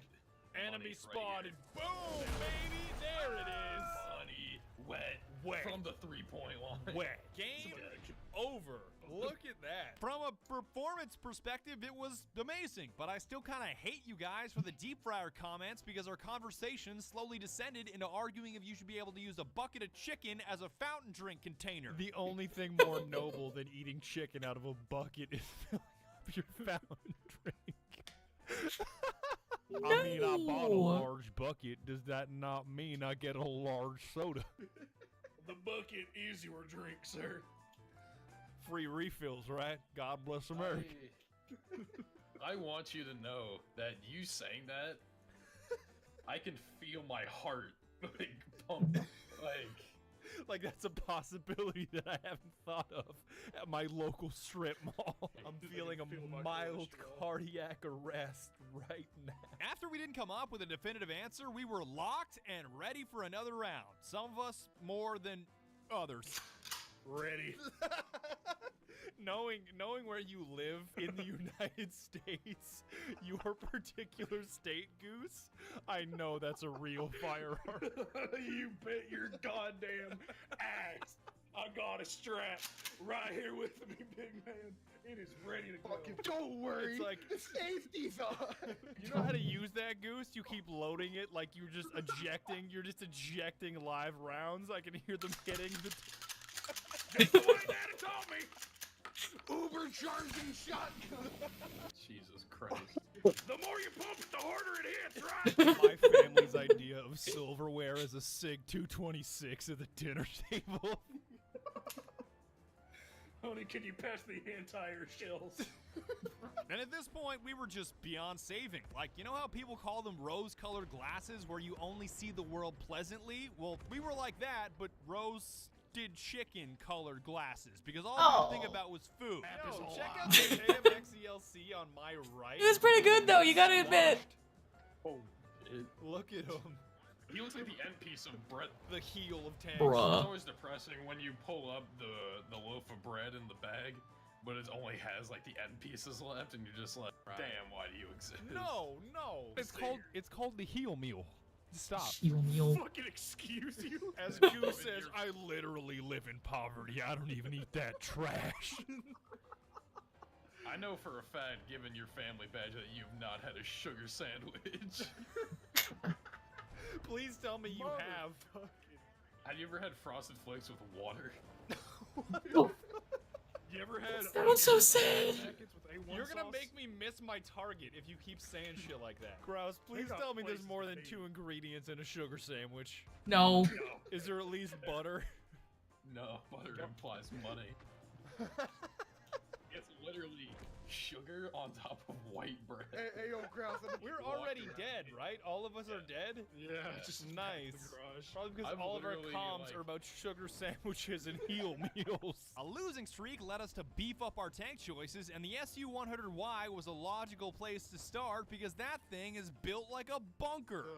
T-34? I nailed him. He's down. He's down. Wet. Money. Wet. My boy Heavenly, why the fuck you built like Kingpin from Spider-Verse? Built like 2 fridges roped together. All shoulder, no neck, bro. Jello, how the fuck you built like &1 basketball shorts? Fucking got him, dude. That is such a vivid image of my mind, given like high school and junior high PE. I know exactly what that energy is. Just big blue.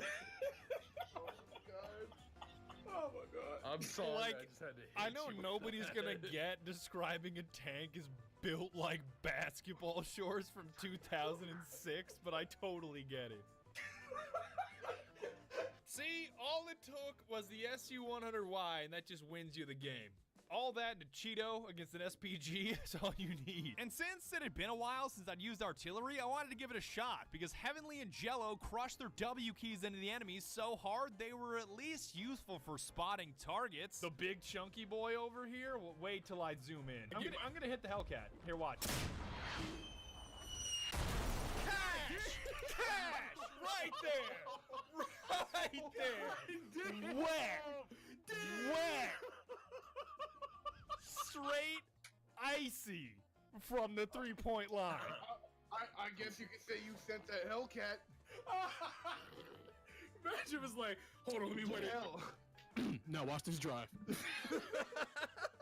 But it wasn't always perfect, because for every time that I was straight wet, there were 5 other times where I would miss a shot that another artillery ally would hit a few seconds later, almost like I was getting owned in horse. It's coming down, fellas. Come on, buddy. Yes! 229. He's gonna go down. Wait. Nah. In 5 seconds, this guy's about to get smashed on. All right, you ready? All right. Oh, fuck.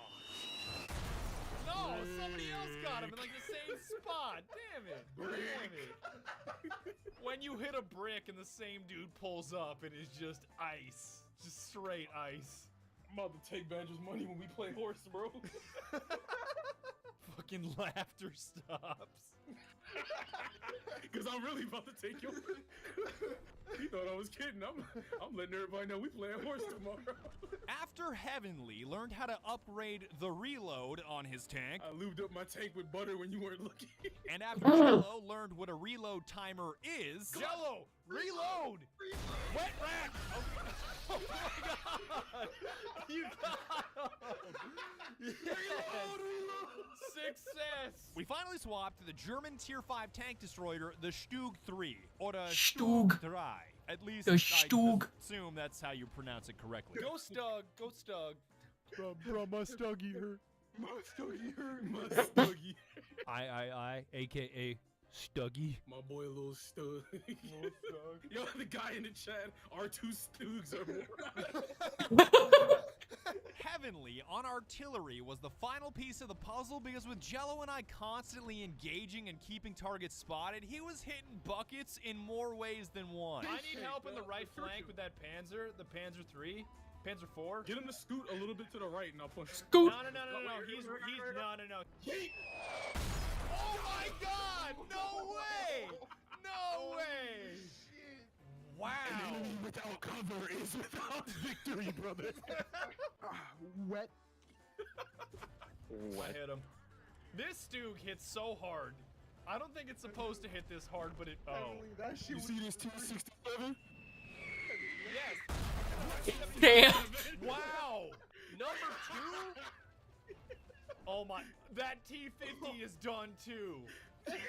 What a steamroll. They only have an Artie left. I'm gonna find him too. Oh, I see him.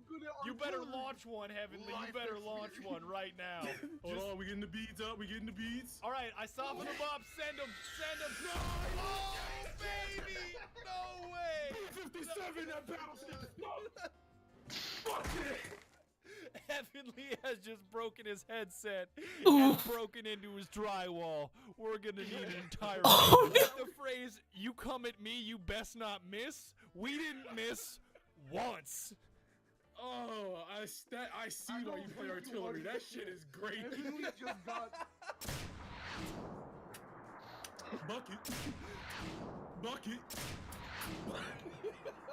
Oh, bro, I had to pull out my protractor for those. It's like, yeah, we got a bogey in C7, and then just you had a bogey in C7. Y'all hear something? It took us to the end of the play session to realize that Wet Rack had nothing to do with reloading and everything to do with the safety of your ammunition. Wet Ammo Rack Class 1. Wet, yeah, wet. So I was wrong. It doesn't make you reload or rack rounds faster. It just gives you 50% increase in ammo rack durability. What does that mean? Your ammo rack, so it doesn't explode. But you know what? We really didn't care, given how many games we were winning with fun coming out of our eyeballs. We won Himmelsdorf? What the fuck? God damn, we are unstoppable. Straight up unstoppable. Fucking menaces. Artillery is like my thing. I had no idea I would have that much fun playing a point-and-click adventure game. Straight up Artie. And that is about it. Thanks so much for, watching my video. Thank you to Wargaming for sponsoring this video. So don't forget that you can play World of Tanks for free, as in $0 via the link below. I haven't watched Badger in a while. I miss that crazy bastard.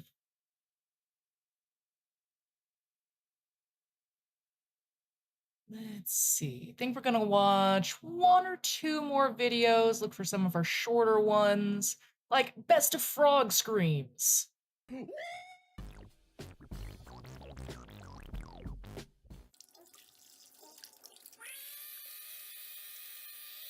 Because the fact that frogs scream is just fucking funny to me.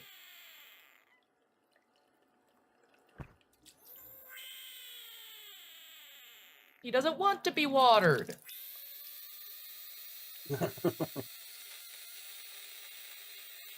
That is a very unhappy plant. Stop watering the plant.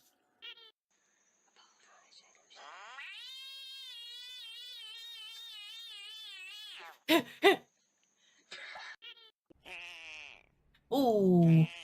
Ooh.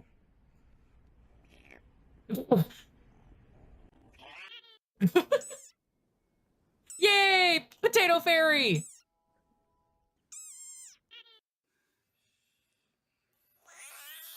Yes.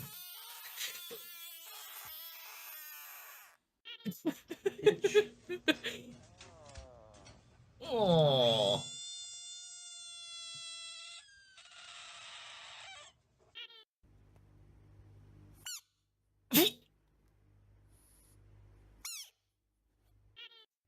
You're telling me this is a poisonous frog. Does anybody know what kind of frog this is? Chubby little frog. That's adorable.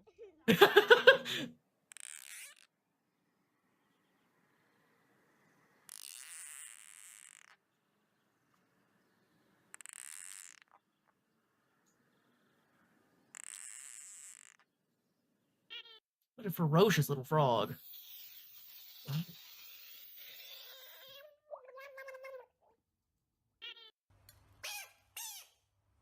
Goodness. So ferocious.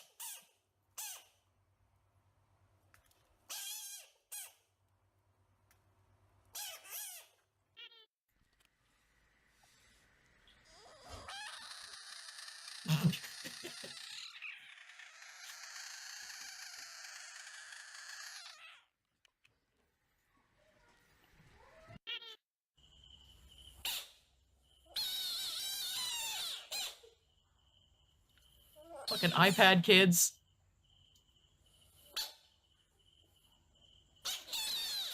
Bit his finger.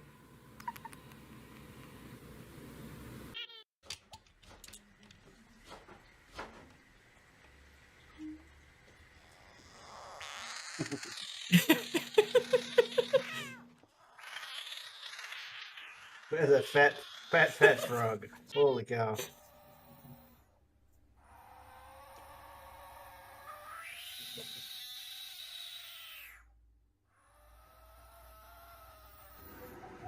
So fucking weird.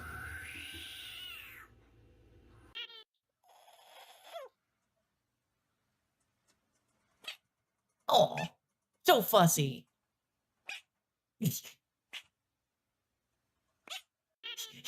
Filma det. Ja, nu är jag. Oh my god.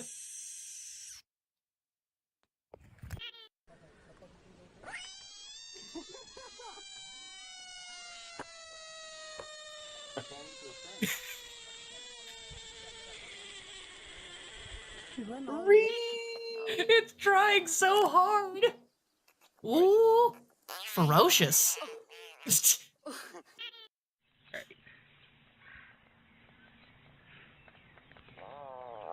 Oh. Floater there.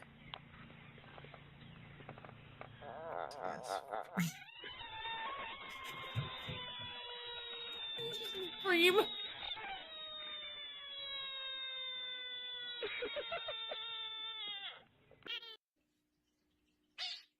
Ooh, such a grumpy fairy.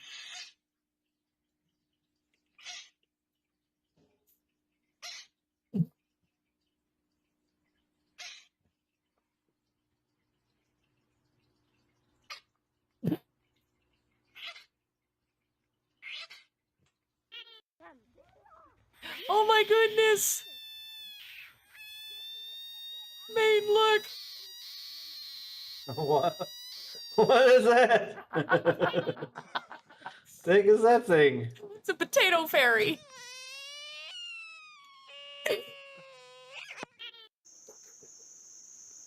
Oh, do your war cry again.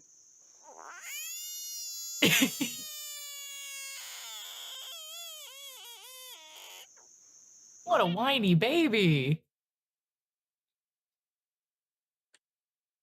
I love frogs. They're fucking weird.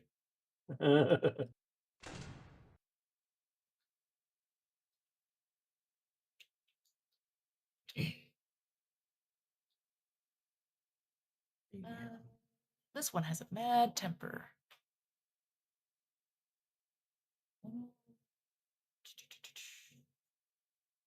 Fuck it. Let's watch cats doing what cats do best.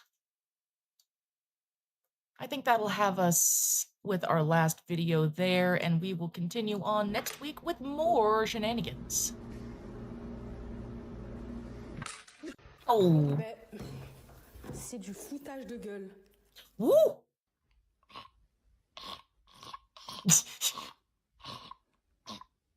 You don't understand. If they kill you, then who would feed them and clean their litter box? Because everything is based in truth. That was the point where we began to become the voice. He has a fucking tantrum. Ooh, that kitty gonna eat good tonight.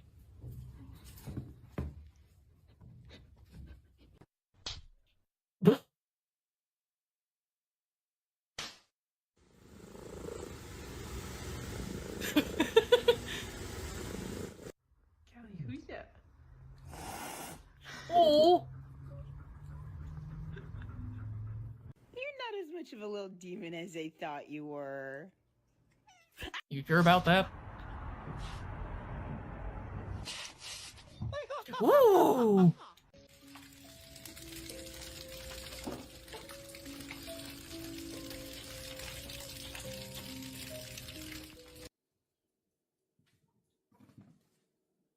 Careful.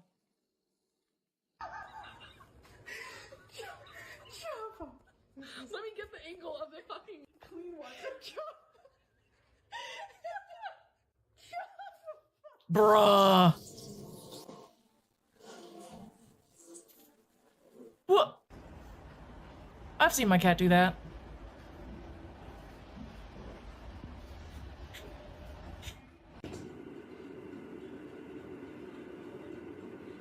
Helicopter, helicopter. What a whippy tail.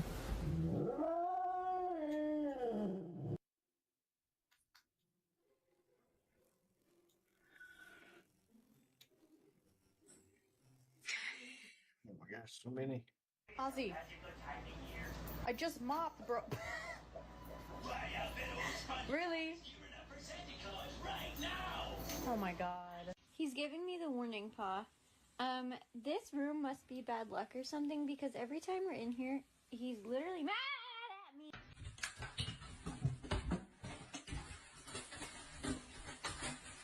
Petey, what the fuck? Come over here and kiss me on my hot mouth. I'm feeling romantical.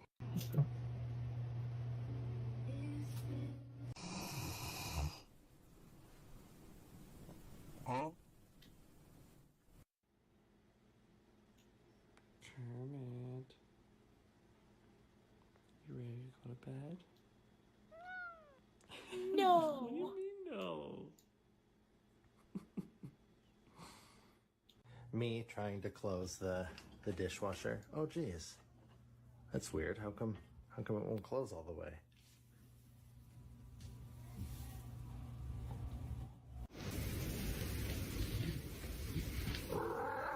Zupełnie.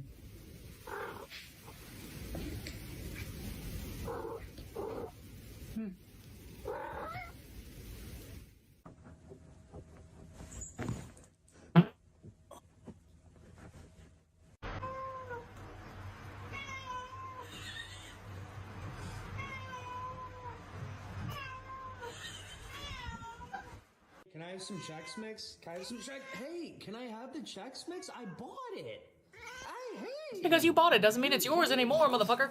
It's his now.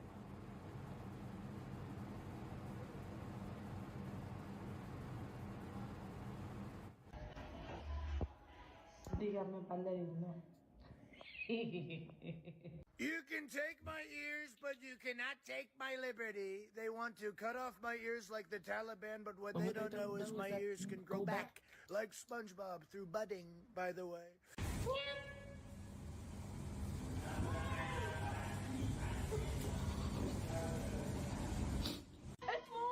تموت يا حمار تموت. يا ربي شو اسوي بعمري يا ربي كذلوني.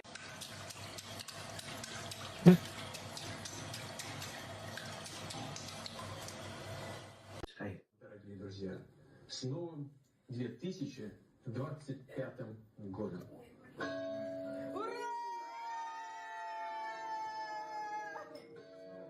The rent's due. Do you have your portion this month or no?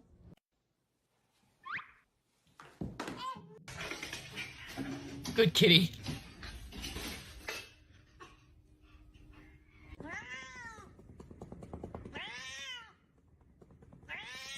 I have a question for everybody. Who wants to go to the Four Seasons Orlando? Me. Friend. Meow. Is it calling her a cow? Oh.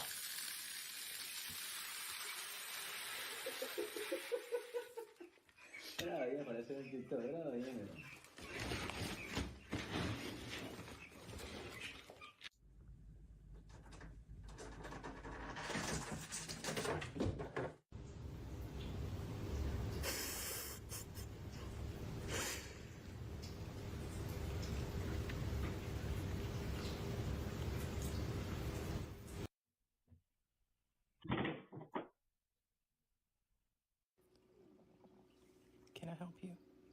Can I help you? What do you Yes, got? he wants some chicken. Give him some chicken. Professional napping is no easy job. It takes dedication, concentration, and for everyone to shut up patient so I can do my... So I just finished setting up the guest bed. And look who decides to claim it for himself. Well, you were so nice to make it for him. This is for our guest. He didn't give a shit. Why did you do that?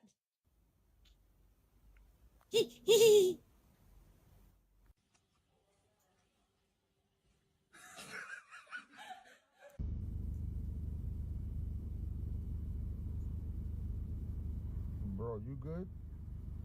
Maybe he just like how the window tastes. Leave him alone.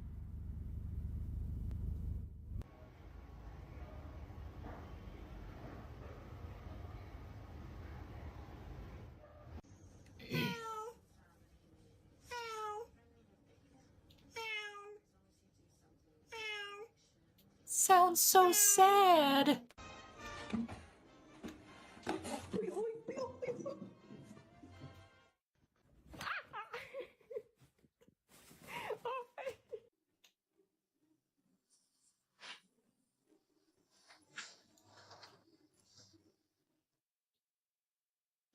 What are you doing? Nothing. Me? Just hanging around. Jinx, what are you doing? You gotta get up that speed. You're gonna go super fast.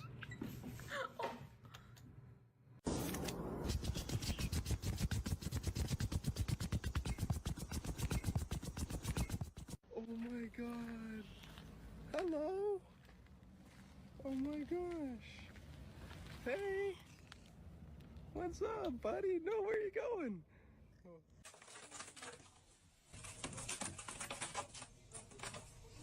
Little crack addict.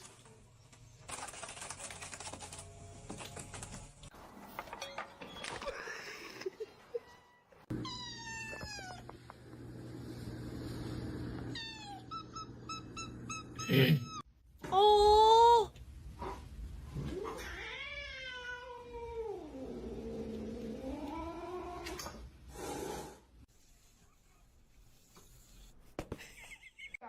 Should I wear the red sweatshirt? What about this one that says go outside? Stop looking at Dad and tell me which one. I told her not to answer, Mom. Look at the one you... What is going on? Gimli.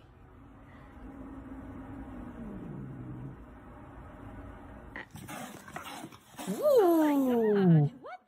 Beat his ass.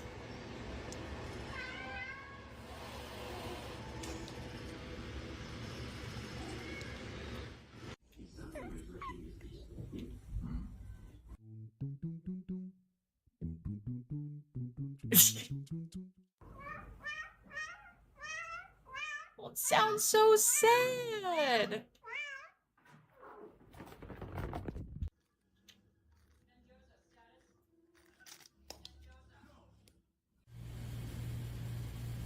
No, no, no, no.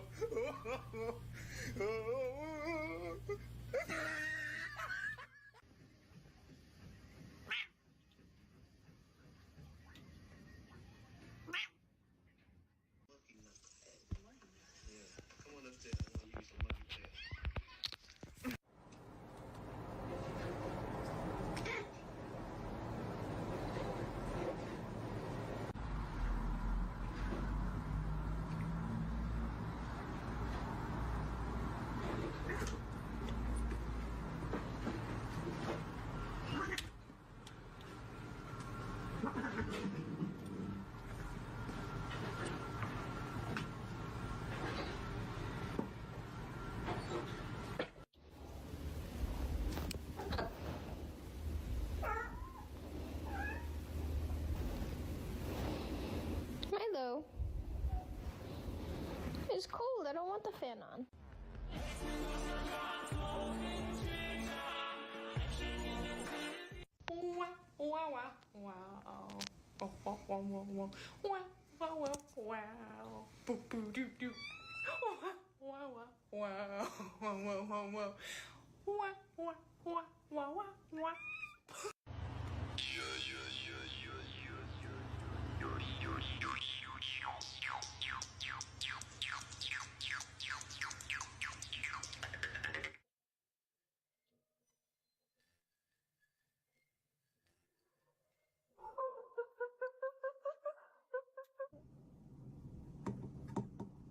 I love some of the sounds cats make. Some of the weirdest fucking things.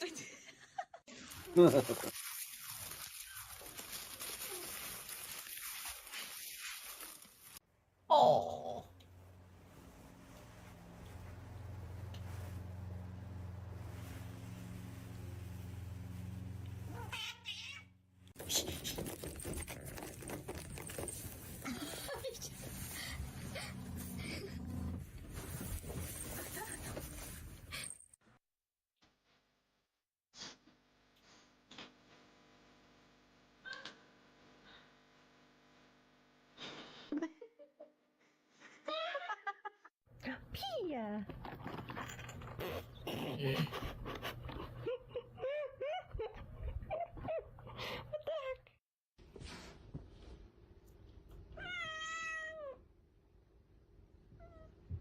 No. Oh. Just a bit too late. You know, instead of shrieking, you could have helped the poor little thing out.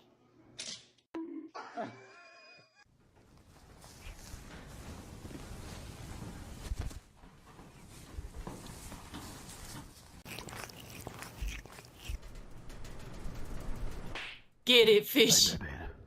I live in the shadows. Justice. Forgot them. I need to go to the Batcave.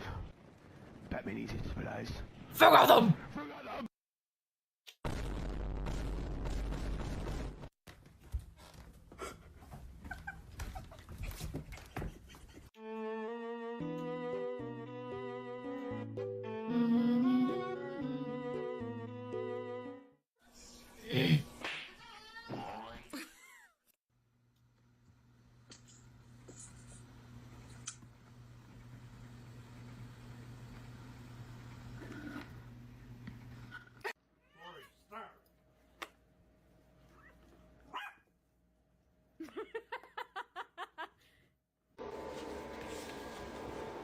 Do you remember when you were a kid and you had worms?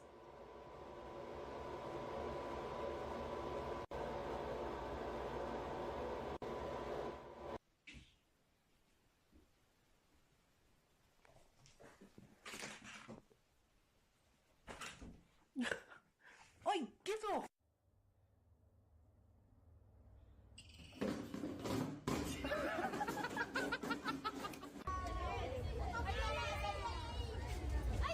Oh, poor kitty. Glad it was safe.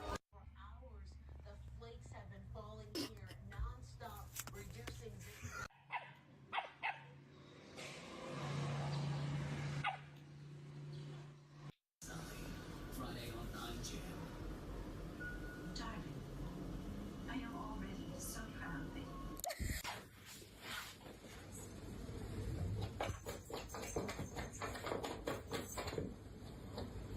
Що ти робиш? Kick its ass, kitty. That's a good kitty. That's what Biscuit does. He will find something and just then proceed to kick the shit out of it for the next 20 or 30 minutes.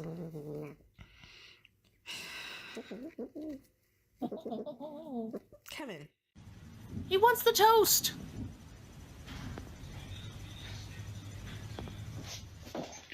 Лапу, сука! Ай, блядь! Лапу, блядь!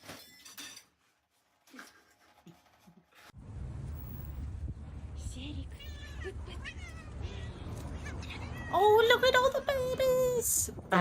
Instantly fighting each other.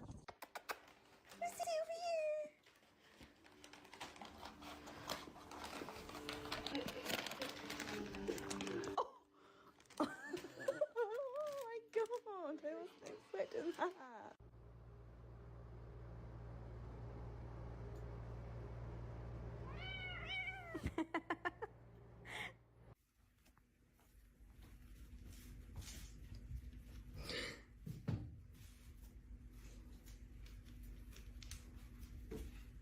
Manche, es mío. Pero no me lo saque. Se robó un bonobón. Okay, you scared? Are you scared of it?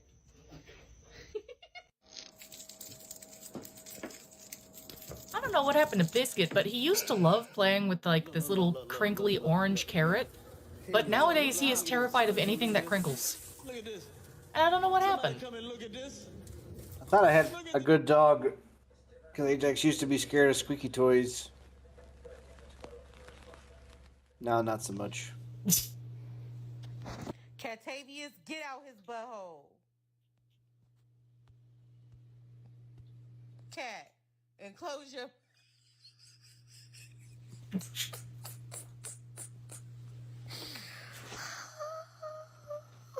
You a nasty bitch. 你有心事啊！大过年的，你能不能就别拉了个脸了？能不能有点小模样啊？你看我堵得慌啊！能不能有点小 Cat's just like, what do you want? That for you, buddy. Hey. Okay, a little tighter.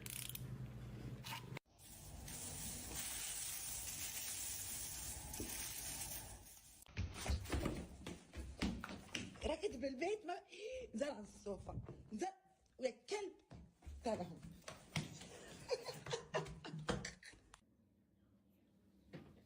You were supposed to lick it, not put your head under it. He can do both.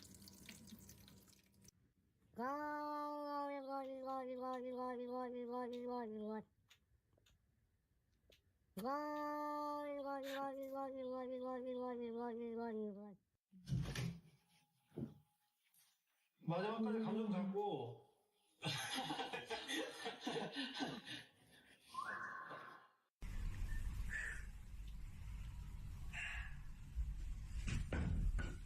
I wonder if I can drop one of these cameras on top of one of these behemoths.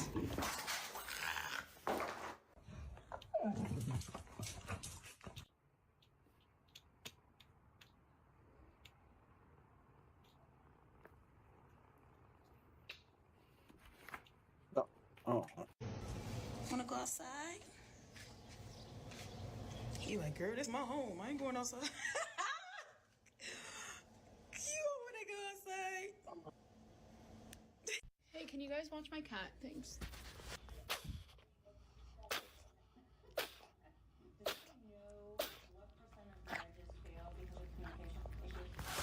Okay, bye.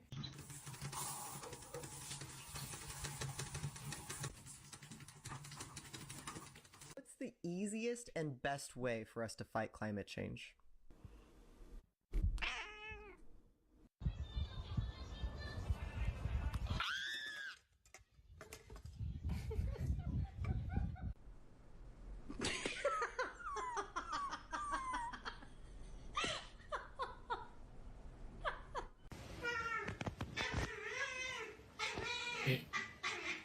Oh my goodness, what a talkative baby.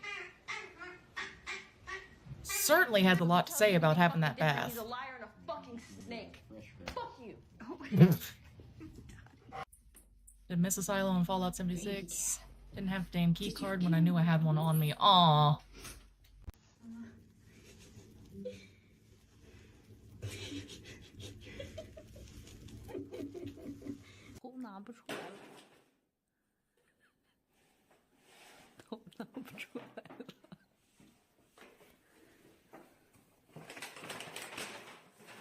Oh, help the kitty.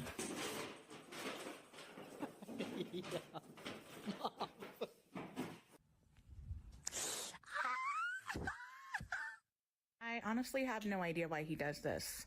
My working theory is that he's stupid.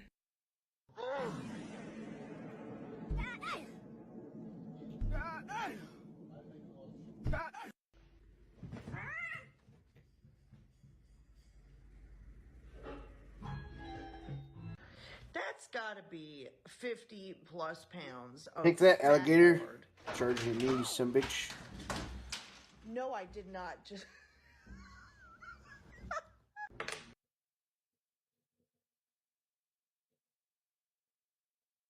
I shooted him.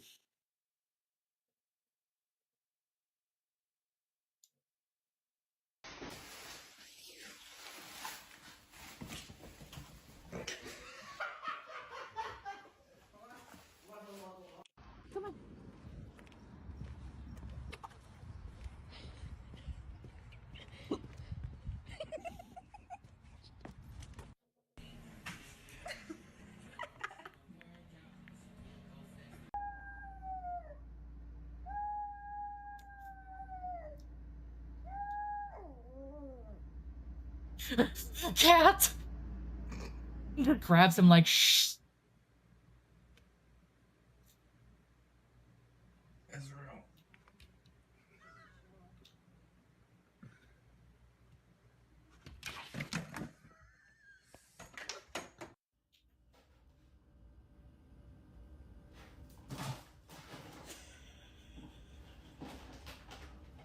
My cat is legitimately possessed and requires an exorcism. Please help. Look at her. She's so weird. You're weird.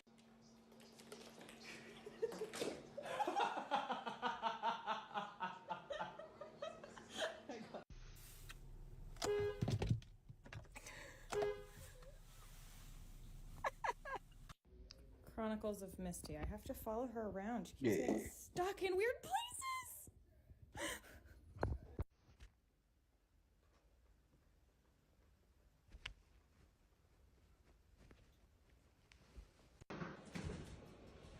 What?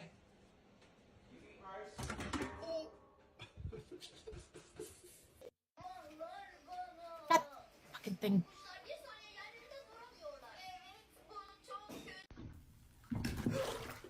I swear to God, what the fuck are you doing? Wait, no!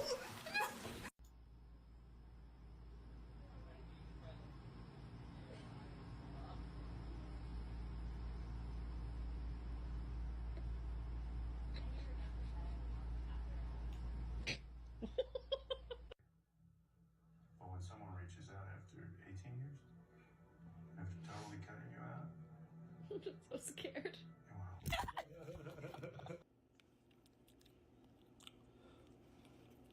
It's hot. You really.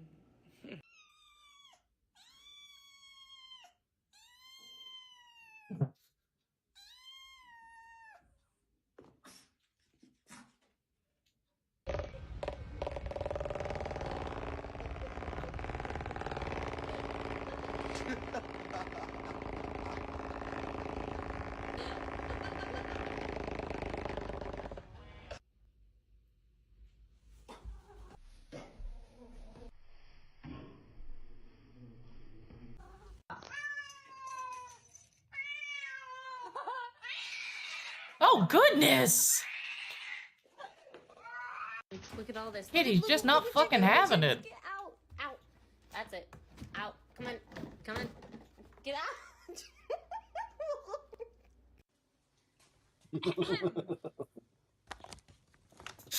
Tazi je verzoeken je? Just what? Just fiets. Pretty.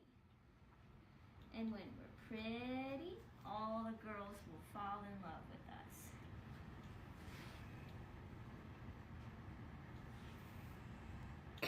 Use your body weight to push the dough into itself. You might have to add a bit of flour until the dough Aww. is easier to work with. But Learning how to make proper biscuits. ركض بالبيت ما زل على الصوفة زل يا كلب تعال هون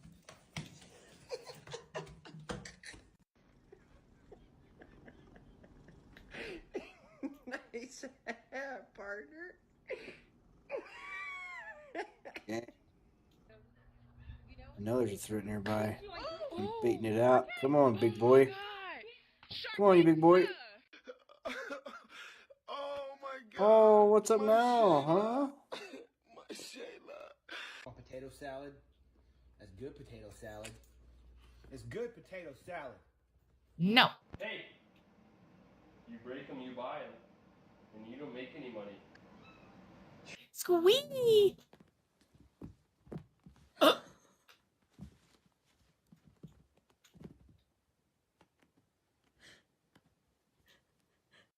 You're so psycho. What are you doing? You're a psychopath. Gel gel serbest gel gel gel gel gel gel. Gel gel gel gel gel. Gel gel gel gel gel gel.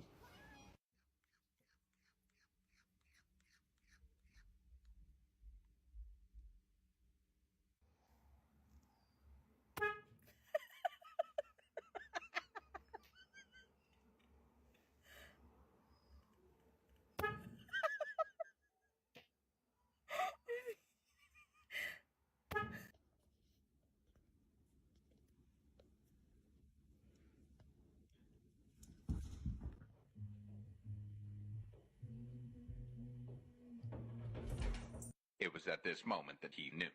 He fucked up.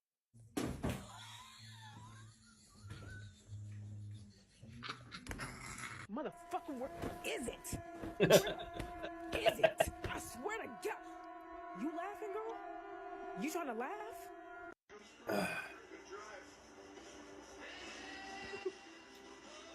Ooh, what judgment. No, ma'am. Hey. Mm-mm. Stop it.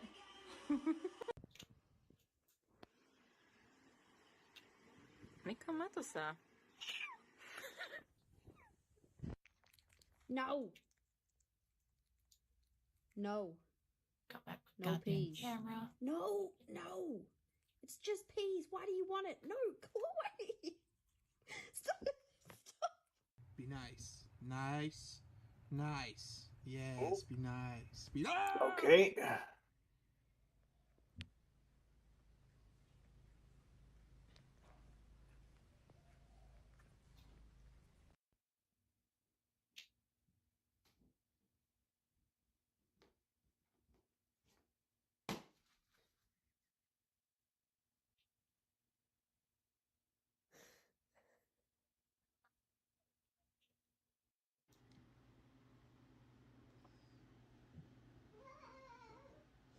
So sad.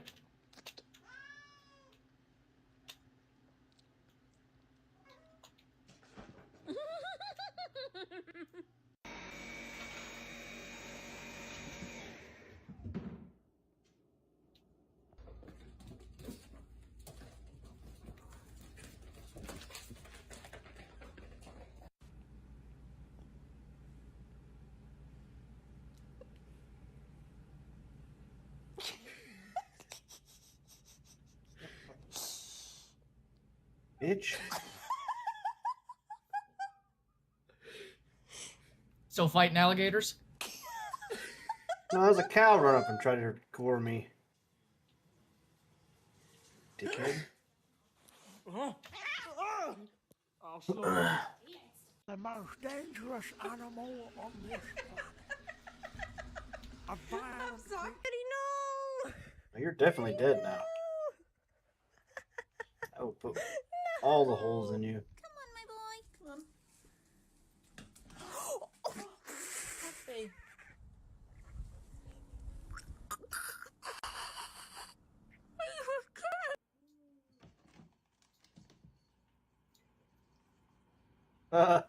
I didn't make it in time. Oh no! No, no. No. Well, I was trying to take a picture of it because it's a quest I have to take a picture of this cow or whatever. And I was standing there and I pulled my camera out and it fell over dead. Did it at the piggy pond. Nah, you went.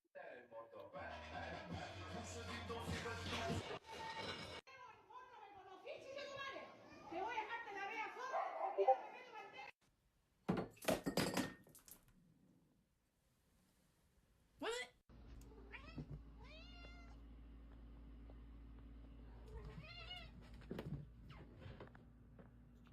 Yeah, where's that mythical?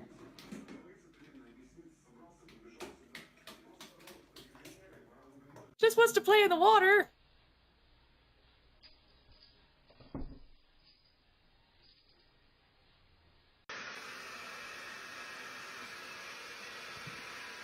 D60 friend.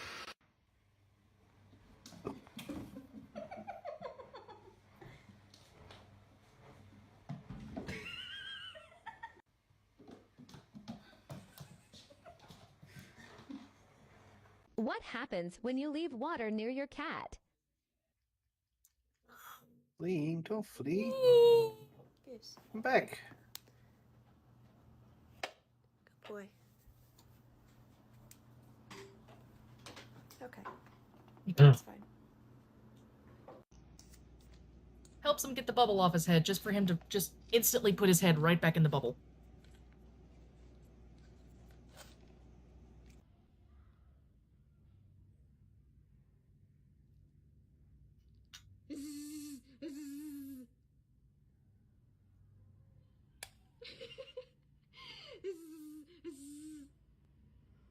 Do it.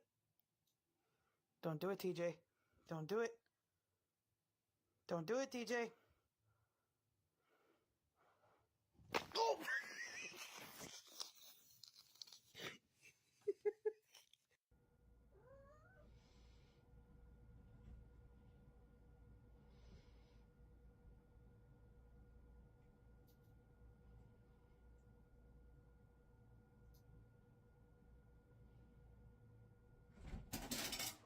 god! Jesus. Juniper! Buscando la victoria, el enterrador. Tumba, rompecuello, segunda. La número 2 para Michaels, eso puede ser todo, Hugo. En el centro del ring. Me parece que va a descansar en...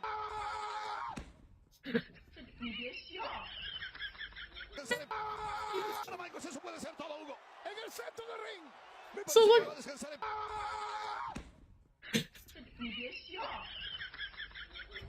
like, god damn, little man.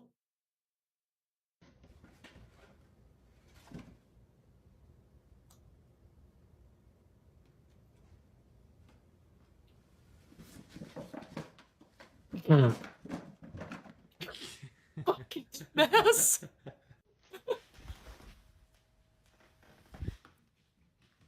Oh.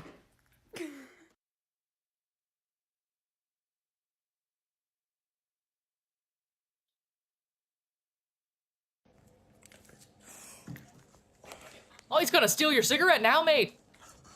Franklin, you're a jerk. Stop it. You're a jerk.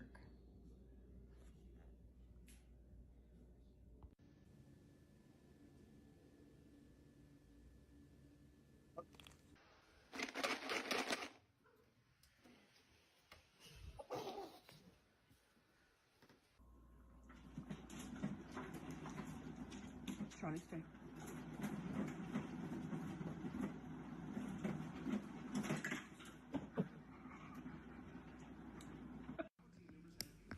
Please. Oh my god.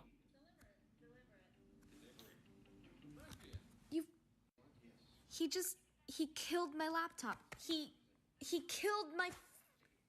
Yeah. What the fuck did you think was gonna happen when you let your cat bite your laptop? On, but every day it just sits there. Oh my god, what is that? Oh my god! What is this?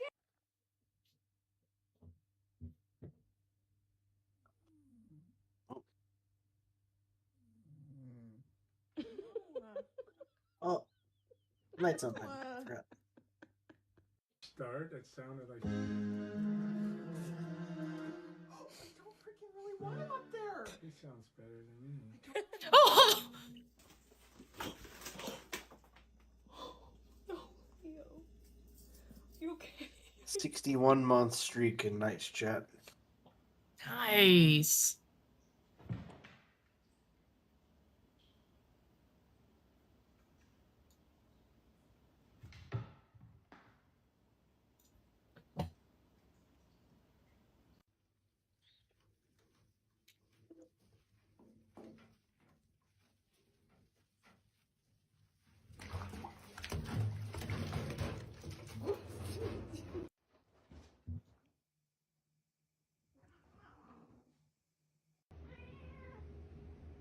Hey, Sal.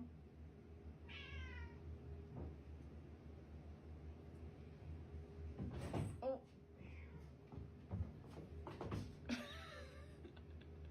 Do we really need to be pooping 3 times a day, one of which being immediately after I clean the litter box?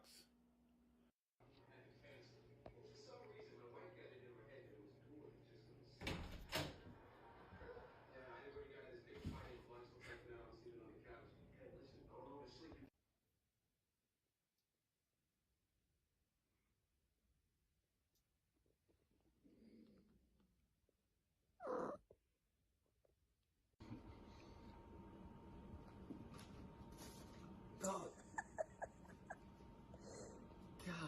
He's helping you count. Stop that. Obviously, you're too slow. Oh, retexted me. Oh my. There you go. Good kitty.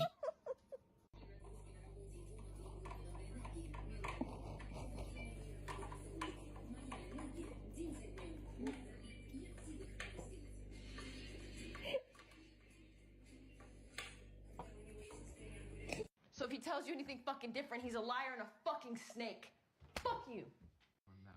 Wait, like our neighbors like hate us. Wait.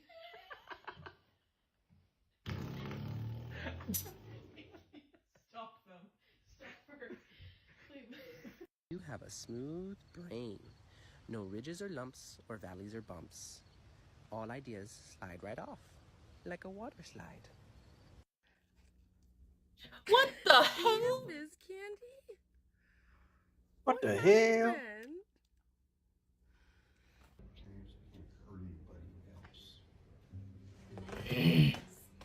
Ooh! Get him, kitty. Beat his ass. Pardon the laundry. I just wanted to show you how my cat scares the shit out of me about 3 times a week. Poe. Oh, so pretty.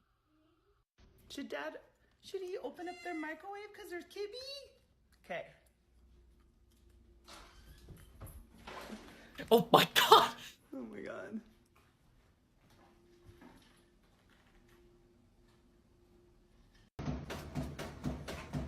Hey, get down the fiddle and you get down the bowl. Kick off your shoes and you throw them on the floor. I just want to eat my breakfast taco in peace, but instead. Oh my god. Just let him have a bite. It'll keep him occupied. I have to do the same thing with Muti sometimes. What? Is that an avocado? That's an avocado.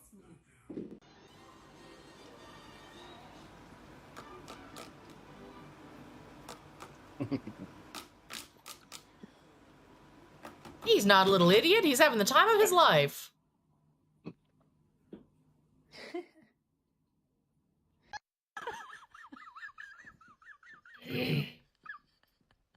Oh my god.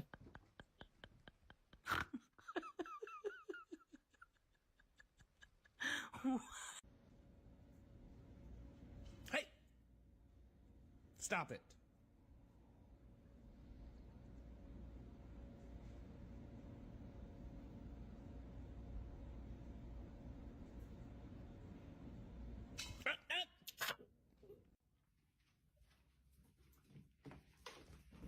Oh.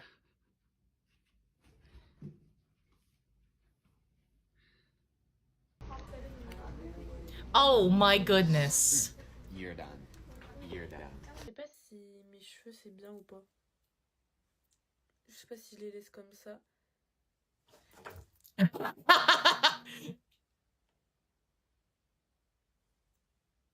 Mais ça va pas? She's like, I'll do it again. I'll fucking do it again. I'll fucking do it again.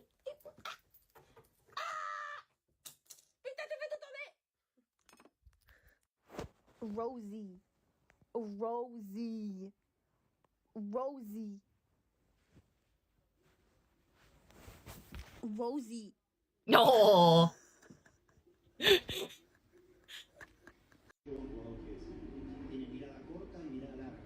Ooh, got that vibration going right up your butt, don't you, kitty kitty?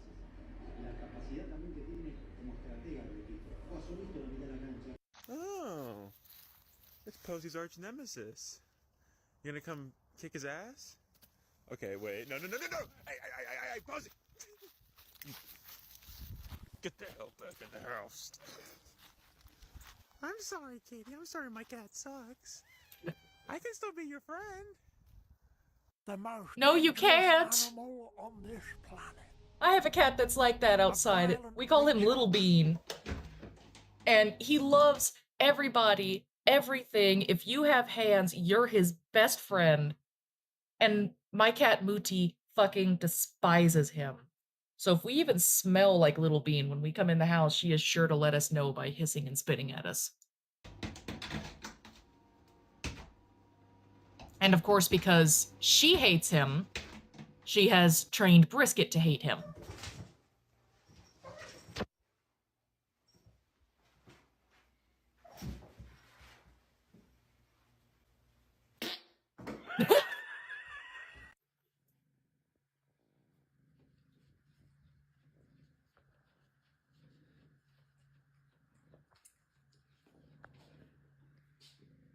Part 2 of having to take care of my Mimi's rabid cat.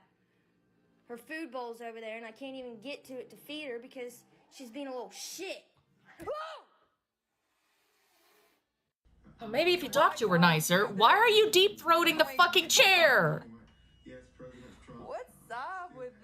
that chair. Voters that put together themselves to make the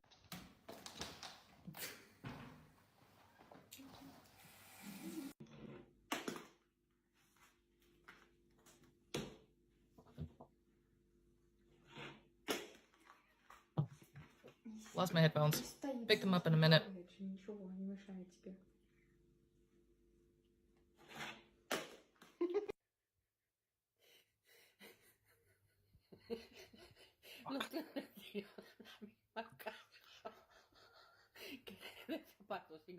Wow, they went farther than I thought. ¿Qué pasó? ¿Qué haces ahí? Te están espachurrando, Simba. Sabes que no puedes salir.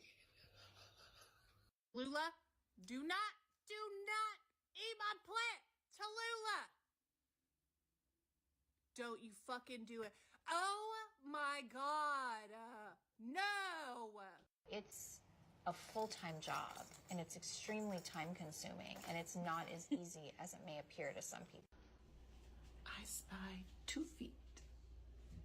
Let's boop them and see what happens. Says, no, you don't. It was at this moment that he knew. He fucked up.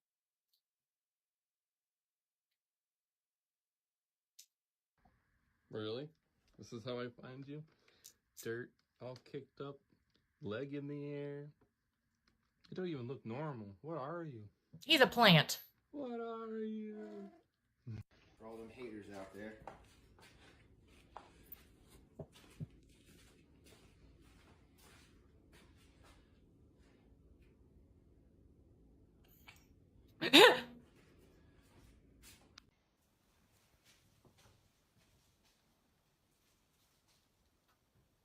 Oh my goodness. I don't think your kitty's pleased with you, madam.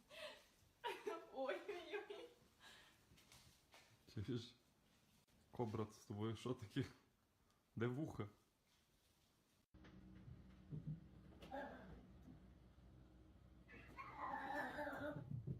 Sounded like Merv for a minute.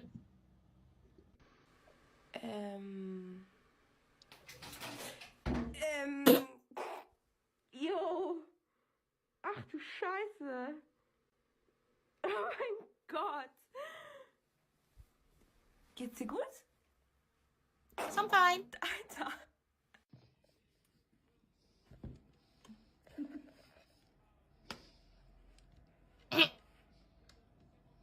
Just let him have some cheese. He's being so hard to be stealthy. Let him have some cheese. And we cannot escape, we cannot come out. Mama. Watching this crazy shit happen and my cat's just like...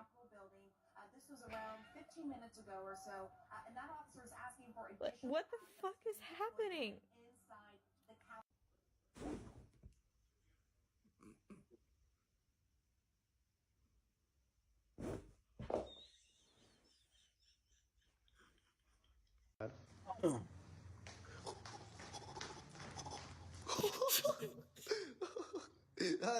Get him, kitty! Kick his ass!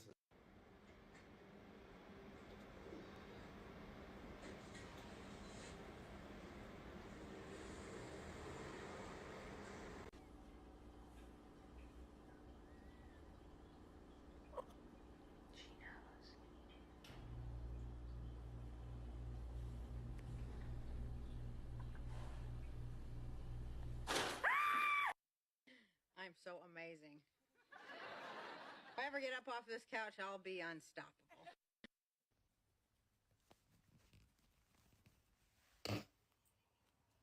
Sorry. I'm sorry. I've been ready for these bitches to go home, so I think I'm still gonna stay here in Palm Springs. Cat is so fucking done.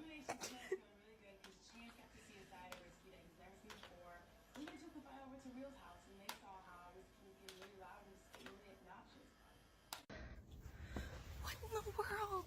What happened? How did you do this? Maybe you should, like... You're not even chewing. Maybe you should take it away before he makes himself sick. Oh my goodness. So violent.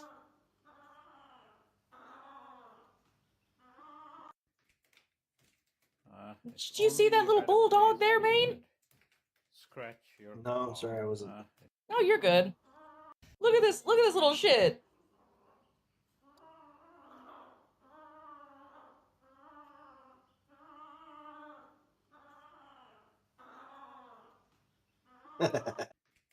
Like, goddamn, little thing. Had a place where you could scratch your claws, if only.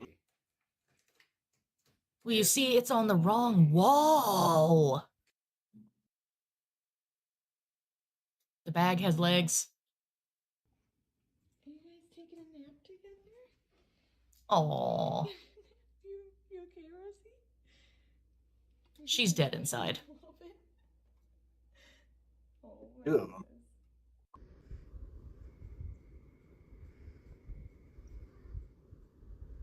She bit his butt.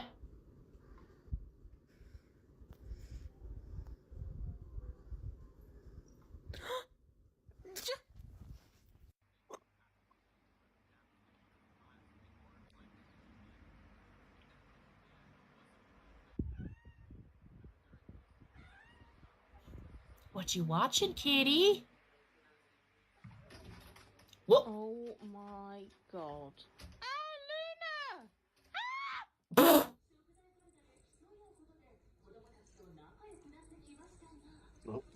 Whoa. Almost got Bit it. his... Hey, I'm a bit delayed from your stream.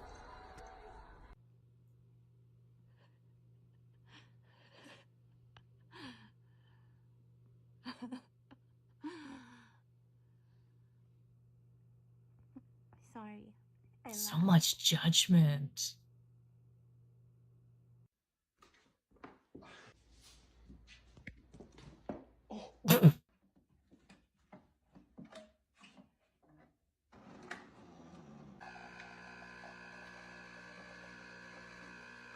Hey man, he's trying to fix the machine, trying harder than you appear to be.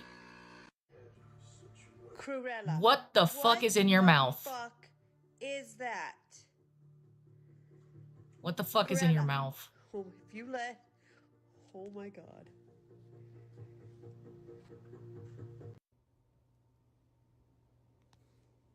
Te vas a quemar. Ven aquí. Zuko. ¡Ey! Chingada madre. Niño. Come here, Zuko. No. Oh. Oh my god. All his fucking face whiskers. Se quedó sin patitas. Es un bollo, un pan bimbo. Give me my fucking chicken tender.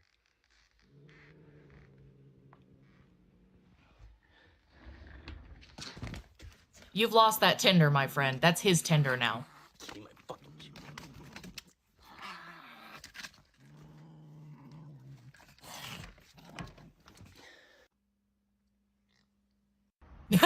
The snort. What's that hot fuzz? This is why I can't have nice things.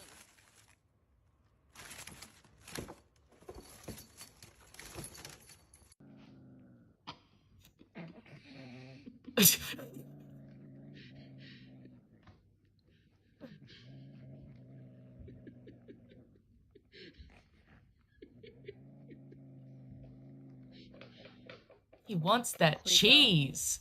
Did we not learn? No, we did not. And you scared the crap out of the pony. Well played, sir. Well played. Rico, those are not toys. What do I know? 1, 2, 3. Leap. Okay, ready? 1, 2, 3. What the fuck? You didn't even grab the sock. Where'd it go? I don't know. I lost it. Fine. It's always nice to end on cat videos.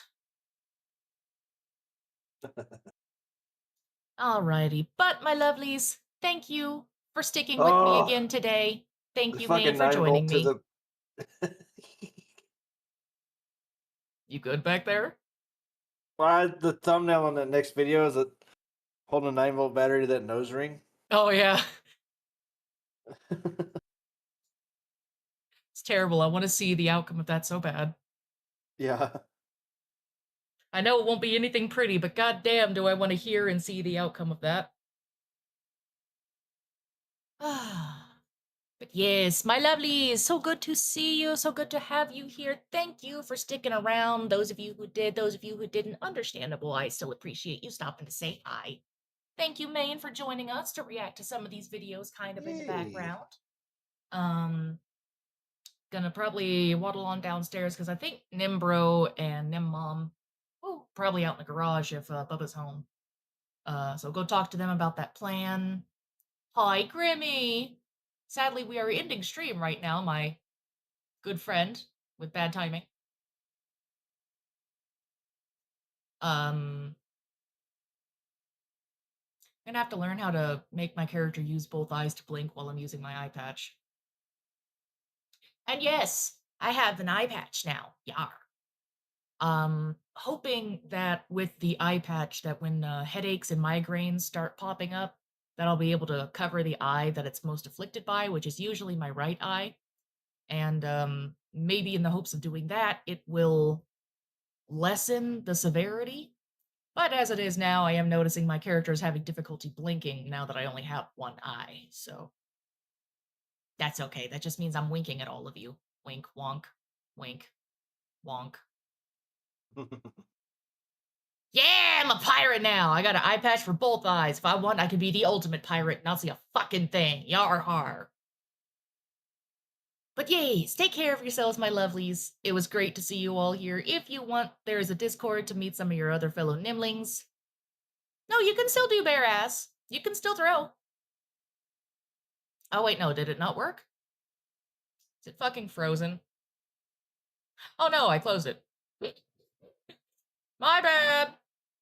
My bad. That was me. I'm not waiting 20 minutes for it to load, though. My bad. In return, you'll get a free ara instead. Hopefully that's good enough exchange. Otherwise, my bad. But yeah. Discord if you want to meet some friends, play with some folks, see what's going on, is also the best place to get any kind of updates, especially since I'm going to be rolling out a fairly big update in the next week or so. Trying to figure out how to word it correctly, but basically, streams are going to become 1 to possibly 2 streams a week come February and end of January, so I can start actually packing shit and moving the fuck out of here. So, things will get a little shorter. I will still appreciate all of you being here. And should you miss me in the meantime, either this evening and waiting for me to come back on Thursday, or when I am moving and I'll be spotty for like 2 months, excuse me, there's 2 YouTube channels with almost 4 years of backlog content. And there's also a link to all of the reactionary streams, I believe. Trend wound up making it a little while ago because I'm fucking lazy at going back through my own videos and sectioning shit out.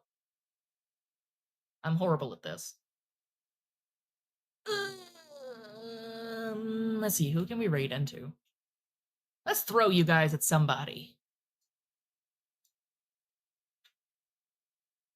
Hope I have a good time. Please don't push yourself too hard. You too, Chase. Can't promise so much on my end.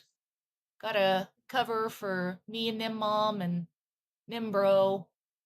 Lots of packing to do. Lots of packing to do.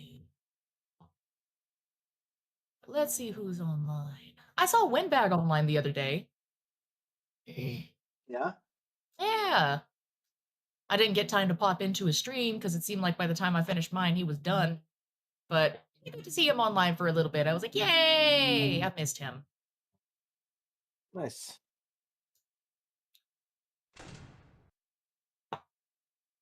All right, we are going to raid Mandarimp. Be sure to give him a big, warm, twerky hello and call him Stinky Shrimp.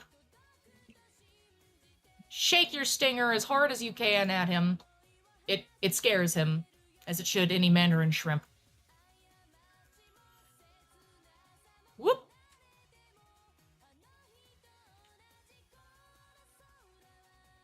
Take care, everybody. Now we'll see you again another time. Goodbye.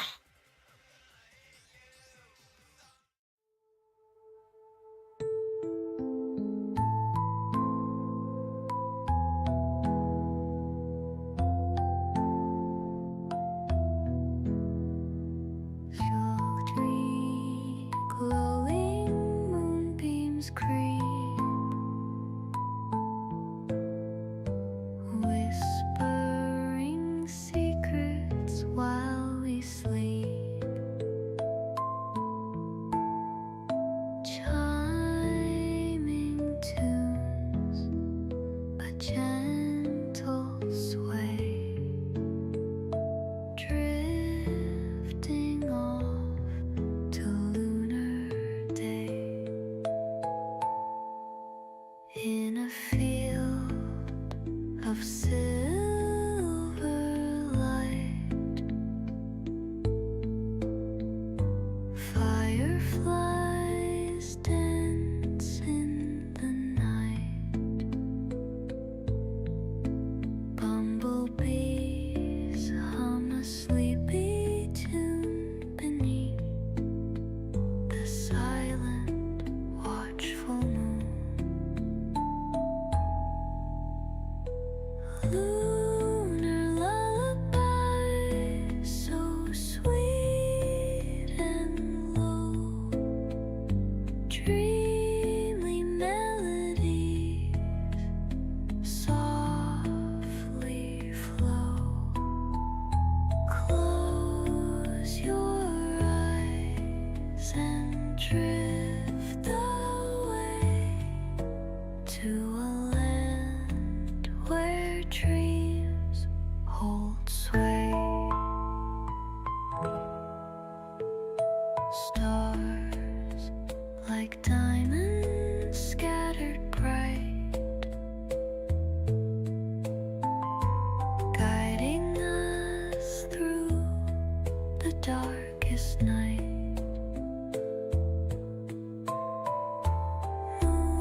Moonbeams kiss the sleeping trees, whispering secrets on the breeze. Lunar lullaby, so sweet and low, dreamy melody softly flow. Close your eyes and drift away to a land where dreams hold sway.